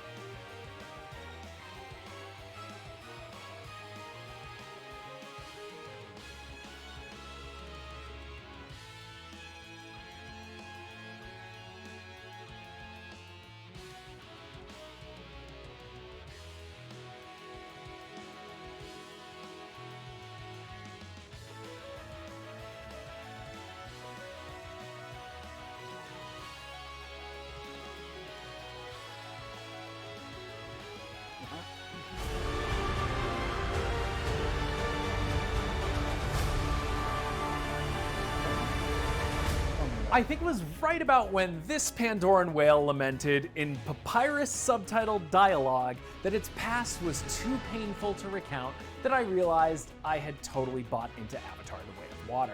The success of 2009's Avatar heavily influenced the direction of digital filmmaking and distribution, and though the world has changed a lot in the 13 years leading up to this sequel, some things never do.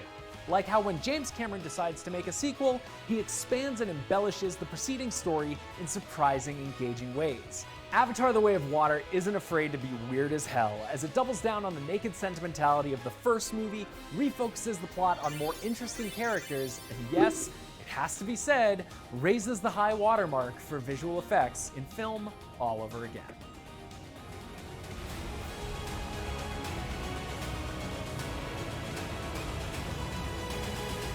The Way of Water bridges the long gap between movies with a dense prologue that explains what happened after the resource-hungry humans of the RDA retreated from Pandora at the end of the first film after getting their butts kicked by those big blue kitty cats. Defecting Avatar pilot and now full-time blue kitty cat Jake Sully and Neytiri start a family as the new leaders of the Omaticaya tribe. That family grows to include 3 biological and 2 adopted children, and it's the driving force behind Jake and Neytiri's decision to exile themselves after the RDA return to resume their plundering, led by the practically non-existent General Ardmore. She's in like 2 scenes, and there's another villain. The movie spends more of its time on that one. We'll get to him. These early scenes deliver a lot of exposition, like a lot of it, and breeze over important details about the status quo and the nature of certain relationships important to the movie. At a bladder-busting 190 minutes, whew, The Way of Water almost always finds time to circle back to reinforce the most crucial plot elements, but it does mean there will be times where you'll be searching for a character's name or their place in the social hierarchy. James Cameron's betting that you'll be too bowled over by what a decade of technological advancement has done for realizing Pandora on screen, and the results speak for themselves. Though we spend some brief time in the forests of the first film, the vast majority of The Way of Water takes place in the territory of the seafaring Metcaina tribe, and the vibrant underwater ecosystem is an even more dreamlike palette for Cameron to work with. Bioluminescent rainbows from the flora in the depths refract through the moving surfaces like the aurora. Sunsets on the wide horizon bounce off the waves and cast the shores in a purple hue. The thoughtfully designed marine life all reinforce the sense that Pandora is a living, breathing world even more effectively than Avatar did. But when the time comes to blow up all that tranquility in favor of blockbuster action, it should come as little surprise that Cameron delivers the goods. Even the most chaotic action sequences are readable, thrillingly paced, and above all, impossible to take your eye off of.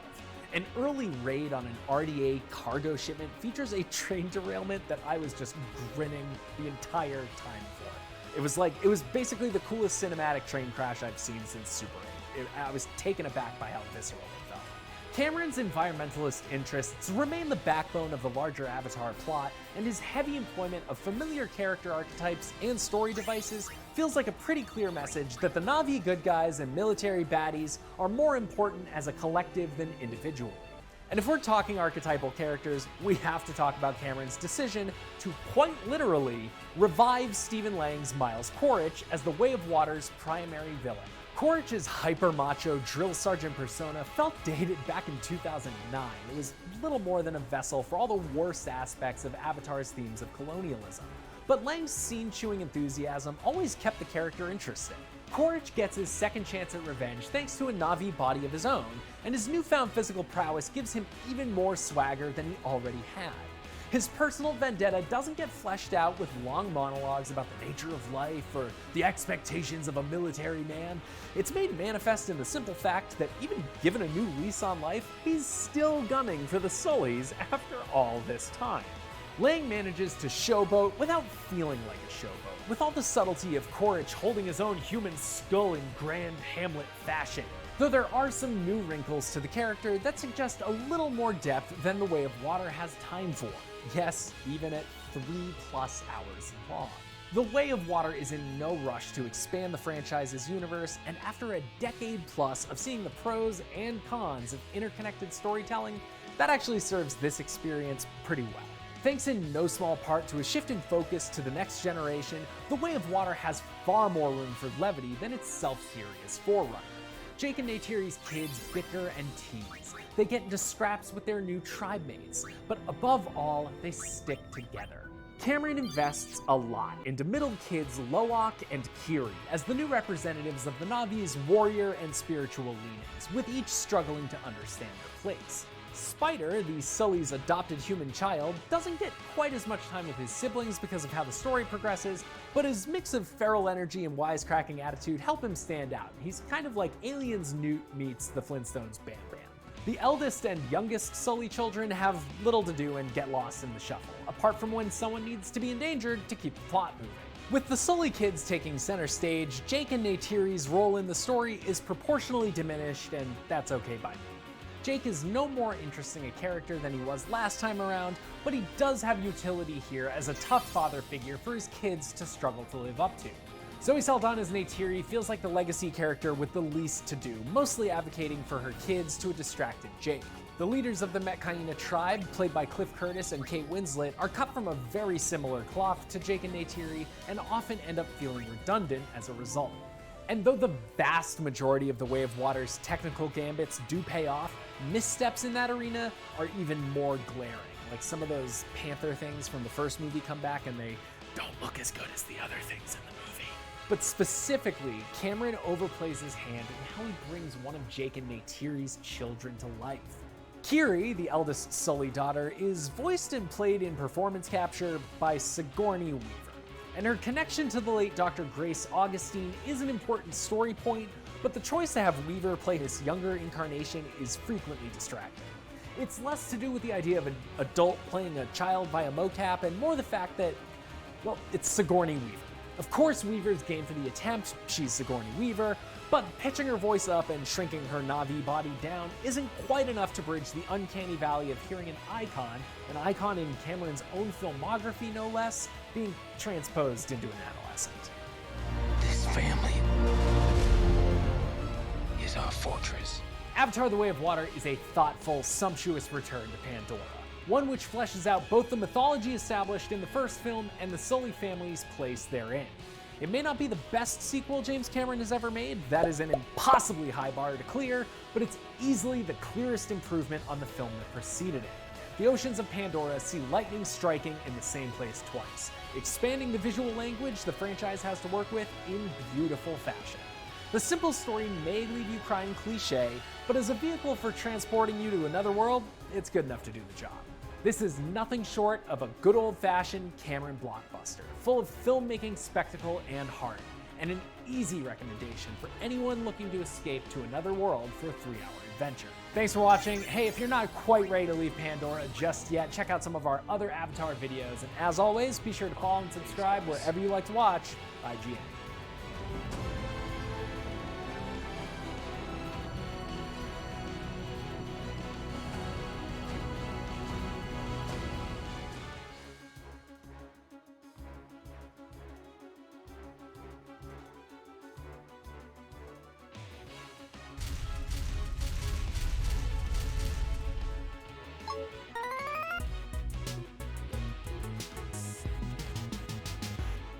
From the developer who brought you the non-stop action of God of War 1, 2, 3, and Neopets: The Darkest Fairy, comes Sony Santa Monica's follow-up to 2018's slow, thoughtful meditation on fatherhood.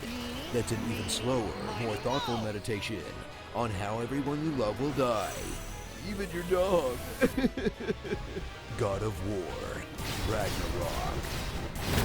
Kratos and co. are back in a brand new adventure, which is really just more of the old adventure. Not that you know, based on our favorite dad god, skill tree and armor. What happened to all the armor we made you already? I used it. Well, maybe try to make this one last longer. I will not. Which have been completely erased at the worst time ever, because everyone's still trying to kill him. That is, if parenting his garbage son doesn't kill him first.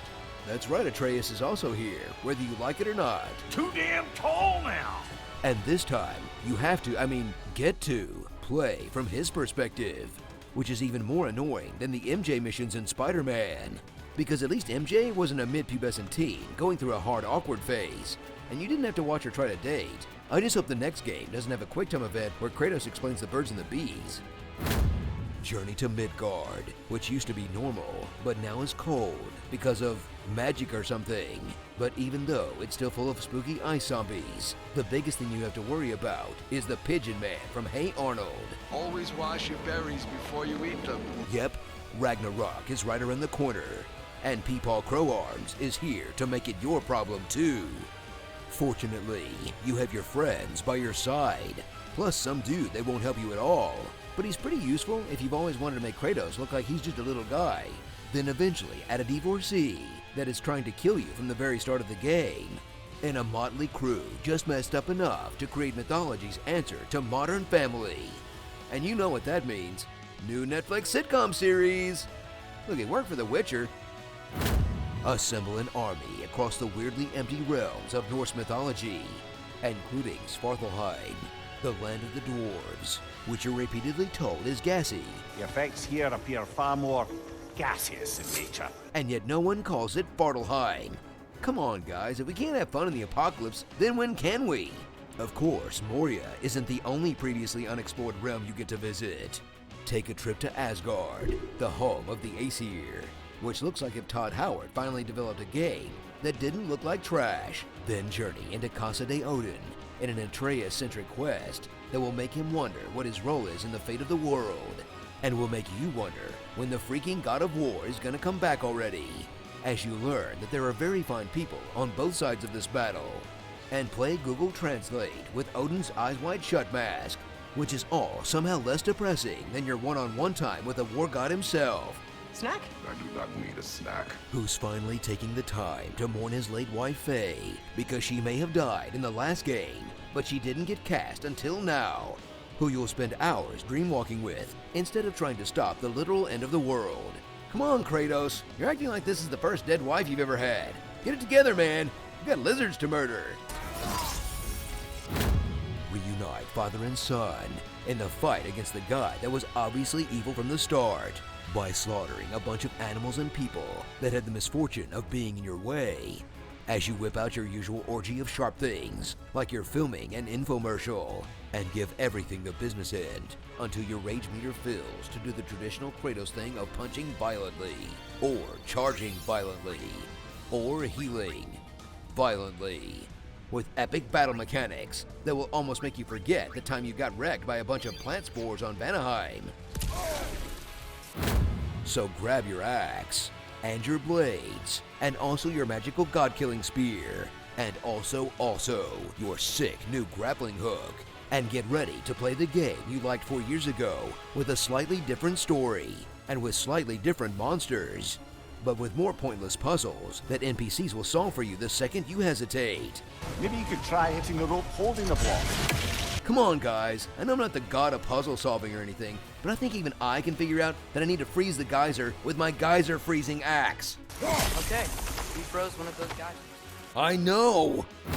Starring Never Skip Chess Day, Teen Wolf, Jackass Presents Bad Grandpa, Thor from Endgame, Blues Brother, Cinderella, Mamma Mia, Here We Go Again, The Headless Norseman, The Big Friendly Giant, The Little Friendly Giant, Air Fryer, talk about an Asgard, Ratatouille, and so many, and so Asgard, Giant, The Little Friendly Giant, Air Fryer, talk about an Asgard, Ratatouille, and so many dogs.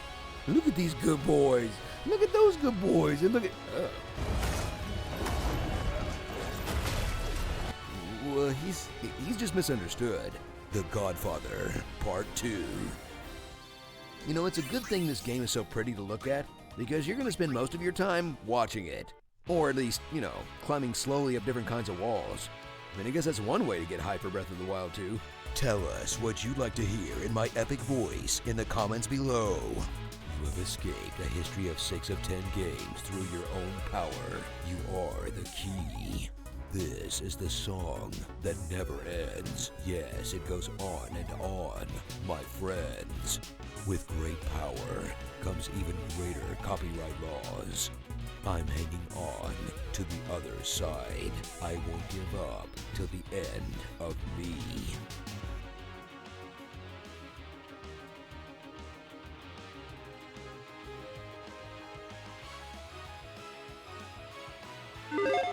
Sometimes you get a great game, comes out, everybody wants more comes, and oof, it's no good. Hi folks, it's Falcon, and today on Game Ranks, 10 more game sequels that sucked. This is our second list on this. If you're interested, the first one we did had the following games on it: Force Unleashed 2, Driver 3, Medal of Honor Warfighter, Need for Speed Payback, Postal 3, Bomberman Act 0, GoldenEye Rogue Agent, Banjo-Kazooie Nuts and Bolts, Dynasty Warriors 9, oof, and an even bigger oof, Tony Hawk 5. Number 1 and number 2 really take the cake on that list. But 10's just not enough. There's so many sequels like this. So let's get rolling with this one. Starting off at number 10, Sacred 3. Released back in 2014, Sacred 3 was a game that took basically everything good from the previous Sacred games. RPG elements, loot, customization, an interesting world to explore, and cut all of it. All that's left is some multiplayer options and, wow, some really just lame jokes. Sister Telari, oldest of the Seraphim, but don't tell her I said that. To say this game has almost nothing to do with the Sacred franchise, I mean, that's an understatement. Aside from a few passing references and at least one familiar class from the previous game, pretty much nothing else going on is like the previous game at all, even a little. It's really confusing, but the reason's actually pretty simple. The original creators of the Sacred series, Ascaron, they had nothing to do with the game. Instead of being an epic open-world action RPG that in many ways was very ahead of its time, like Sacred 2, Sacred 3 is just a bland beat-em-up that can barely even get that right. Arguably, it doesn't. In comparison to pretty much everything else on this list, this one's a little obscure, but if you're a fan of the first two Sacred games, you know exactly what I'm talking about here. The third game, it just doesn't retain anything from the first two games that made them good, and if you didn't know that different people made it, you would be bewildered by it. And number 9 is Command & Conquer 4, Tiberian Twilight. Man, this one still stings, guys. Like, Command & Conquer, those are right up some of the best PC games of their era. They were fast, they're fun, their soundtracks were incredible. Red Alert was my jam, so you got all the Tim Curry silliness, too. Oh, that's gonna send me down a rabbit hole when I'm done doing this. Unfortunately, as the years went by, the popularity of the RTS started to wane a bit, and it was basically just like StarCraft that was left standing. And in a desperate move to keep the series relevant, EA decided to radically rework the CNC formula, and this Frankenstein's monster of a game was born. It's a mess. Pure and simple. That's what it is. It's like almost any semblance of strategy and tactics are out the window. They replaced all that stuff with these really confusing progression systems, really weird single-player content, and a just terrible conclusion to the Command & Conquer story. I actually went back and played this one a few years back and assumed that, oh, this can't be as bad as I remember it, or as people say. It just seems like it had to be exaggerated, right? It's actually worse. It's worse than I remembered it. The DRM, the terrible multiplayer systems, they suck, but the worst thing is just how frustrating and unfun the single-player content is. There's like all these missions that feel like multiplayer skirmishes that you just have to play through to grind up progression to unlock new units, and it's just at a certain point, unless you've either grinded a lot or just played the campaign with someone else, it just becomes completely impossible to progress. It's just terrible. Like, it's hard, but it's also difficult to want to describe it as hard because they've clearly just made it into this awful grind. But, you know, few people actually even played it. I think its reputation preceded it when it happened, and thankfully it was avoided by many. And number 8 is Harry Potter and the Goblet of Fire. If you were a kid growing up with Harry Potter, you probably remember how surprisingly good those first couple of Harry Potter games were. You know, there's people that have a much more specific attachment to Harry Potter than I, but I did think that these games were a lot of fun to play. They had a lot of interesting places to explore, usually an excellent soundtrack to go along with the adventure too. Goblet of Fire, not so much. Even though it got decent reviews, it was a huge drop in quality compared to the previous entries of the franchise. Instead of being an action platformer like the previous games, Goblet of Fire was just a pared-down action game. There's no levels to explore, just corridors, arenas, and they're packed with the most annoying enemies you can imagine. There's NPC companions that might as well be useless. Combat's dull as dishwater. I mean, it's so much worse than the previous games, it's not even funny. And on top of that, the PC version is especially bad. It has keyboard-only controls. You don't even use the mouse. There's no options for changing the settings. It's just that. Here you go. Like, the first few Harry Potter games really seem like labors of love, but the fourth entry is, hey, EA came here and made some shovelware for you. Enjoy it. Oh, I can't enjoy it, but you did make it. That's true. We can't cast at him! Stay low! Pompey, retract them! That's great! And number 7 is Crackdown 2. Remember Crackdown 1? It was so much fun to play. You ran around the city, collected orbs, caused chaos. No, there wasn't a ton of depth. But hey, you know what a sequel could have given it? Depth. Yeah, that's not what Crackdown 2 did. I guess the best way to put it is Crackdown took out all the fun parts of the previous game. That's it. Like, it didn't replace them, unless you consider, like, swapping in nothing a replacement. I just want to call it a removal. Like, it's hard to imagine, really, what they could have been thinking when they were making this game. Instead of fighting 3 unique games who all have their own fun strongholds and bases to clear out, things that are, you know, unique and fun and feel like reasons to keep going. Nah, you're fighting zombies. You know, zombies. You know, I said it'd be nice if there were more depth, like, not just to the gameplay, but narratively speaking, to where, like, your enemies might have more detailed motives and histories and... no, zombies. It's zombies. Lots of zombies. One of the strengths of the original game was how much variety there was in enemy bases. That gave the city so much character. And now, zombie holes. An entire game, seriously, of going around and closing up zombie holes. Everything is worse in this game. Crackdown 2 is terrible. The gameplay loop is so boring. The graphics are garbage. The whole thing is terrible. Say what you want about Crackdown 3, but at least you're not spending half the game defending a circle. And number 6 is Mass Effect Andromeda. A lot has been said about this game, and almost all of it is valid. It got a critical beating at its release for, you know, bugs and just the faces. Do you remember the faces? I had bland open world gameplay, not so great mission design. They fixed the faces a little bit, but pretty much everything else, still all true about it, even the bugs. They fixed the faces before the bugs. They didn't really fix the faces. I mean, look at that. Anyway, it was supposed to be an exciting new direction for the Mass Effect series. You're a new character in a new galaxy, bravely going forth and finding a way for the humans to live in case everything goes bad. Out back in the old Mass Effect trilogy, there's new aliens, there's new conflicts to get involved with. The sky's the limit, but for a lot of reasons, it just doesn't work. Most of the story feels like a less interesting remix of the original games, like all the same kinds of conflicts, but less good. The companions also, all very dull. Gameplay loop of exploring planets and setting up colonies. It should have been interesting, but no. 90% of the quests are boring filler. When the story actually does kick in, it's forgettable. Who cares? For a game about the survival of humanity, it's surprisingly low stakes. I mean, the gameplay is in some ways actually an improvement over the original Mass Effect trilogy, but not in every way. Some of the overly complicated menus get in the way most of the time, and that sucks because there's some gameplay concepts that actually would have been great. But whenever I turn on the game to reevaluate, I end up just wanting to take a nap. And number 5 is Devil May Cry 2, and yeah, it sucks to say. When you're talking about video games, 2 types of sequels, ones that try to do the same but better, and the ones that try to innovate and be completely different. Sometimes it changes work, which, like Super Mario Bros. 2, which wasn't, I mean, completely a sequel.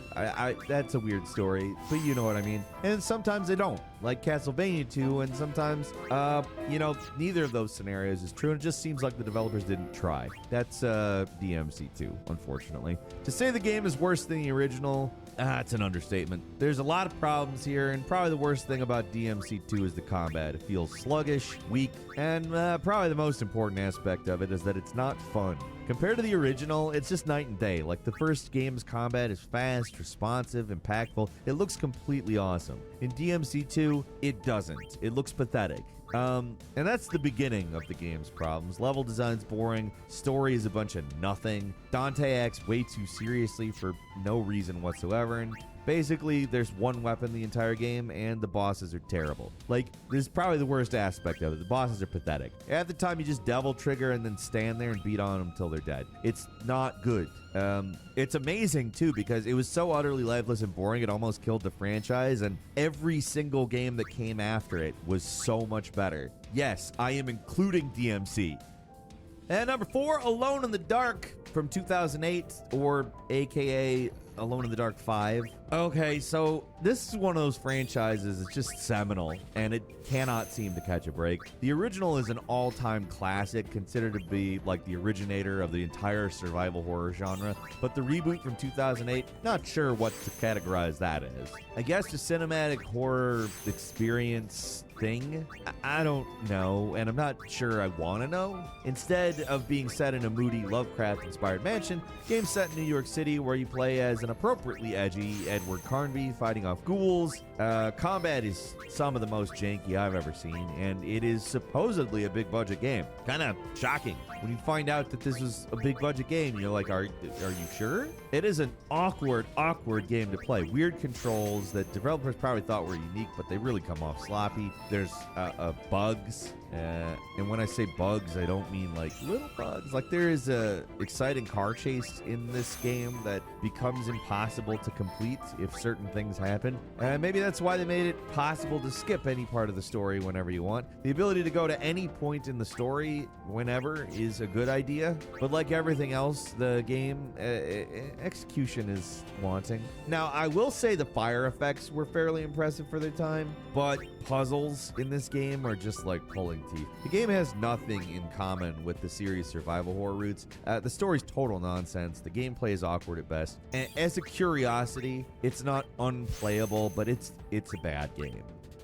And number 3 is Dead Space 3. Now, Dead Space 3. First Dead Space was great. Depending on your taste, the second was arguably better. And then the third game is yikes, yikes, yikes. It's basically ruined because EA wanted the series to be more profitable, so in an attempt to bring in a wider audience, they killed the series for nearly a decade. Like, so many of the decisions are baffling. The custom weapon system, in theory, a fun idea, right? But in a survival horror game, didn't make a lot of sense. Ammo is now universal, so there's never a point where you're short on ammo, making ammo not a source of horror in any way, shape, or form. And since ammo is universal, why not build a gun that does everything you want it to do and then never have to use any other weapon? Also, the whole weapon customization system felt like a way to sneak in microtransactions. Because even though they serve basically no purpose at all, you want to drop a few bucks on a resource pack? I mean, you can. You're already swimming in supplies, but you can. All right. So the custom guns basically make enemy encounters a breeze. That whole concept suffers. The limb cutting mechanics completely neutered, and all you're doing is fighting boring swarms of forgettable foes. The co-op stuff is where the game works the best, but hey, that's just out of place feeling. It's another example of a series totally ruined by corporate greed, and it's one of the most disappointing sequels of all time. And number 2 is Battlefield 2042. EA dominating this list, huh? I don't want to call them a winner, but I guess in terms of this, they are that. Anyway, the Battlefield series seemed like it was on the upswing with the popular Battlefield 1, but that was followed up with the much less well-received Battlefield 5. With the next game, it made sense to take things in a new, exciting direction and get some eyes back on the franchise, so 2042? Ooh, no, that was the wrong move. It's different, yeah, to say the least. Now featuring gigantic maps with 128 simultaneous players, a new specialist system that completely replaces the class system, and oh yeah, a whole hell of a lot of bugs. The game was a mess at launch, and it's not a lot better now. Complaints about the game are pretty wide and pretty varied. People don't like the new specialist system. They were angry about the missing features from previous games. Most found the maps too big and annoying to get around in, and the player count was so big that many players felt they had no real meaningful impact on how a match went. Biggest issue with the game, however, outside all the bugs, and yeah, there were a lot of bugs, but the game wasn't that much fun. The whole portal system had some potential, but lack of interest killed that mode right from the start. Battlefield has had a lot of ups and downs over the years, but 2042 is rock bottom. And finally at number 1, and it's at number 1 for a reason, Duke Nukem Forever. So Duke Nukem 3D is one of the seminal FPS games right out there with Doom and Wolfenstein. It's probably one of the more iconic games of the 1990s. Hard to imagine now, but back when this game was first released, there was a lot of hype behind it. As the years that went by, the hype slowly became derision and then finally indifference. By the time Gearbox finally bought the rights and put the game out back in 2011, a lot of people couldn't even believe it was there. However, unfortunately, it was real. It wasn't fake. It wasn't imaginary. But yeah, imagine the most boring mid-2000s era shooter you can, and that was an era of the boring shooter. That's what Duke Nukem Forever is. It's a collection of game design elements that felt old-fashioned at release, and all the annoying parts of FPS games from that time were there. The weapon limits, the regenerating health, lots of empty hallways to mask loading screens, and brown. We could say an ugly brown filter over everything, but I don't even know if it's a filter. Is everything just brown? Did they take a virtual crayon and just make everything brown? Why is it so brown? Why is everything from that era so brown? I mean, it was to hide the fact that they couldn't do a lot of detail. And I guess sometimes it worked, but it didn't work in Duke Nukem Forever. Shooting never feels good. The game constantly stops everything to force you to do a terrible puzzle or minigame. And these levels are so linear, it's a big actual problem. Everything about the game feels just desperate. The one-liners are weak. The raunchy content is beyond pathetic. Like, I'm not against raunchy content, but desperate? It's desperate. Like, that's what it is. Also, there's a bunch of level gimmicks, and they're not good. They just make things feel more boring. Like, for a game as famously bad as Duke Nukem Forever, you'd think there'd be stuff to laugh at, but that's not really the case. It's just boring and bad. And that's all. I think we've put you through enough at this point, so leave us a comment, let us know what you think. If you like this video, click like. If you're not subscribed, now's a great time to do so. We upload brand new videos every day of the week. Best way to see them first is, of course, a subscription, so click subscribe. Don't forget to enable notifications, and as always, we thank you very much for watching this video. I'm Falcon. You can follow me on Twitter at Falcon the Hero. We'll see you next time, right here on Game Ranks.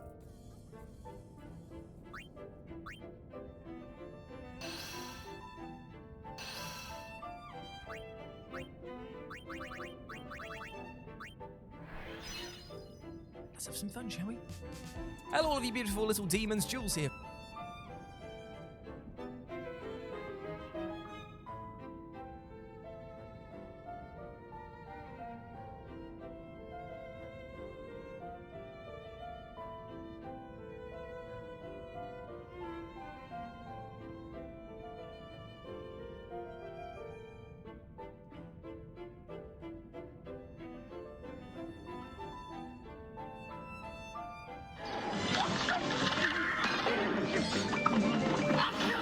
Welcome to Watch Mojo, and today we're counting down our picks for the top 20 ridiculous video game boss battles. There is no way! I'm not your dad. Definitely not your dad. For this list, we're looking at the most absurd boss fights we've ever encountered in video games. Which of these was the most ridiculous to you? Was there one you felt should have been on here? Let us know down in the comments. Number 20, The Slot Machine, Star Fox.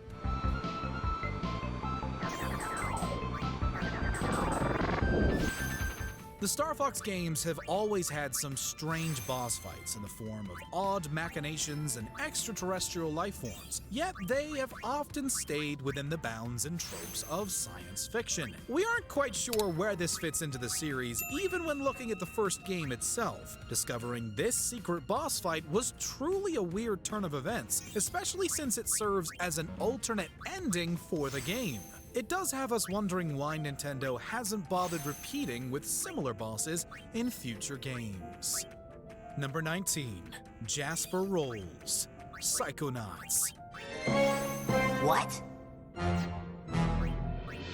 We We could easily chalk up this boss fight to Psychonauts' visual style, but the fight against Jasper Rolls is ridiculous in narrative and spectacle. Here, you have a pretentious critic who is so spiteful towards actress Bonita Soleil that he adopted an entire persona and plotted to off her as he gained more fame. As for the fight itself, well, how many other fights see the boss pilot a mechanized theater seat while they throw absurd insults at the player? Everyone's a critic until they can't defend their criticisms with wit and gusto. And so ends the tyranny of Jasper Rolls. Number 18, Mysterio, Spider-Man 2. He's landing any moment, and I need a photo. Now get over there like your job depended on it. Spider-Man 2 was such a fantastic game in an era where licensed games were expectedly awful. However, the one blemish on this game was the Mysterio levels. Good lord, these missions became more and more infuriating as you progressed. So imagine our dread when we saw Mysterio's health bar go up 3 times. Thankfully, there was no fight to begin with. A single punch depletes all of his health and brings a swift end to his delusional criminal career. Honestly, we were expecting more arson and even some kind of magic involved, but this'll do. Number 17, King Boo, Luigi's Mansion.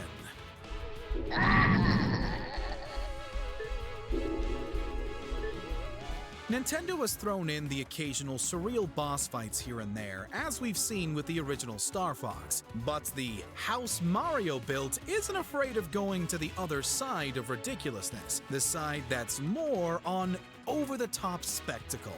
Luigi's Mansion is on that end, as the final fight against King Boo is far more outlandish than we anticipated. As the rooftops and mansion are set aflame, the ghostly tyrant hides inside a giant Bowser, and the only way to get him out is by blowing Bowser's head off. What's weirder is how Bowser's head will follow you and blast ice balls at you as you try to wrangle in the king. It simply feels like one haunting fever dream. Number 16, General Corrosive, Metal Arms, Glitch in the System.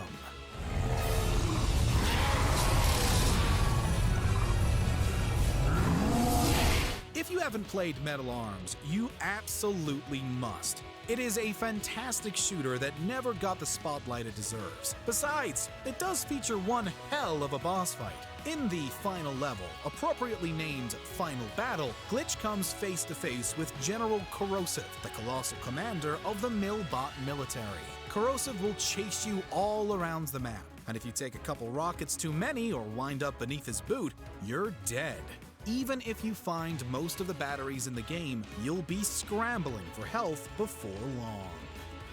Number 15, Dennis, the SpongeBob SquarePants movie game.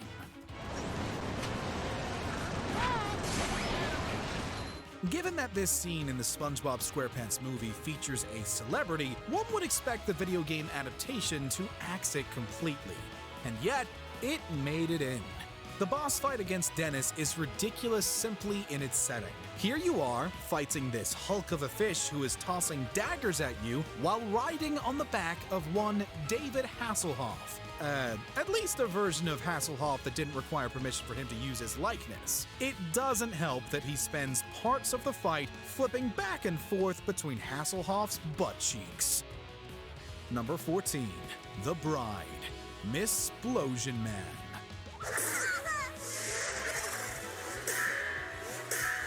This gem from Twisted Pixel houses a plethora of nods to classic arcade and NES games. This one was admittedly one of our favorites. The final boss in Miss Splosion Man sees the titular protagonist go toe-to-toe with a dopey-looking bride in a battle reminiscent of the Punch-Out games. And there is a lot of mammery nonsense happening here between the bride's anatomy and how she telegraphs her attacks. Mietenstein was a fantastic boss for Splosion Man. Sure, but honestly, the bride takes the cake. Number 13, Iron Maiden, Twisted Metal. Good luck, Mr. Grimm. Good luck. Twisted Metal really went all out in its level design and making the story mode feel like a thrill ride. Case in point, this fight against Dollface in her Iron Maiden mecha.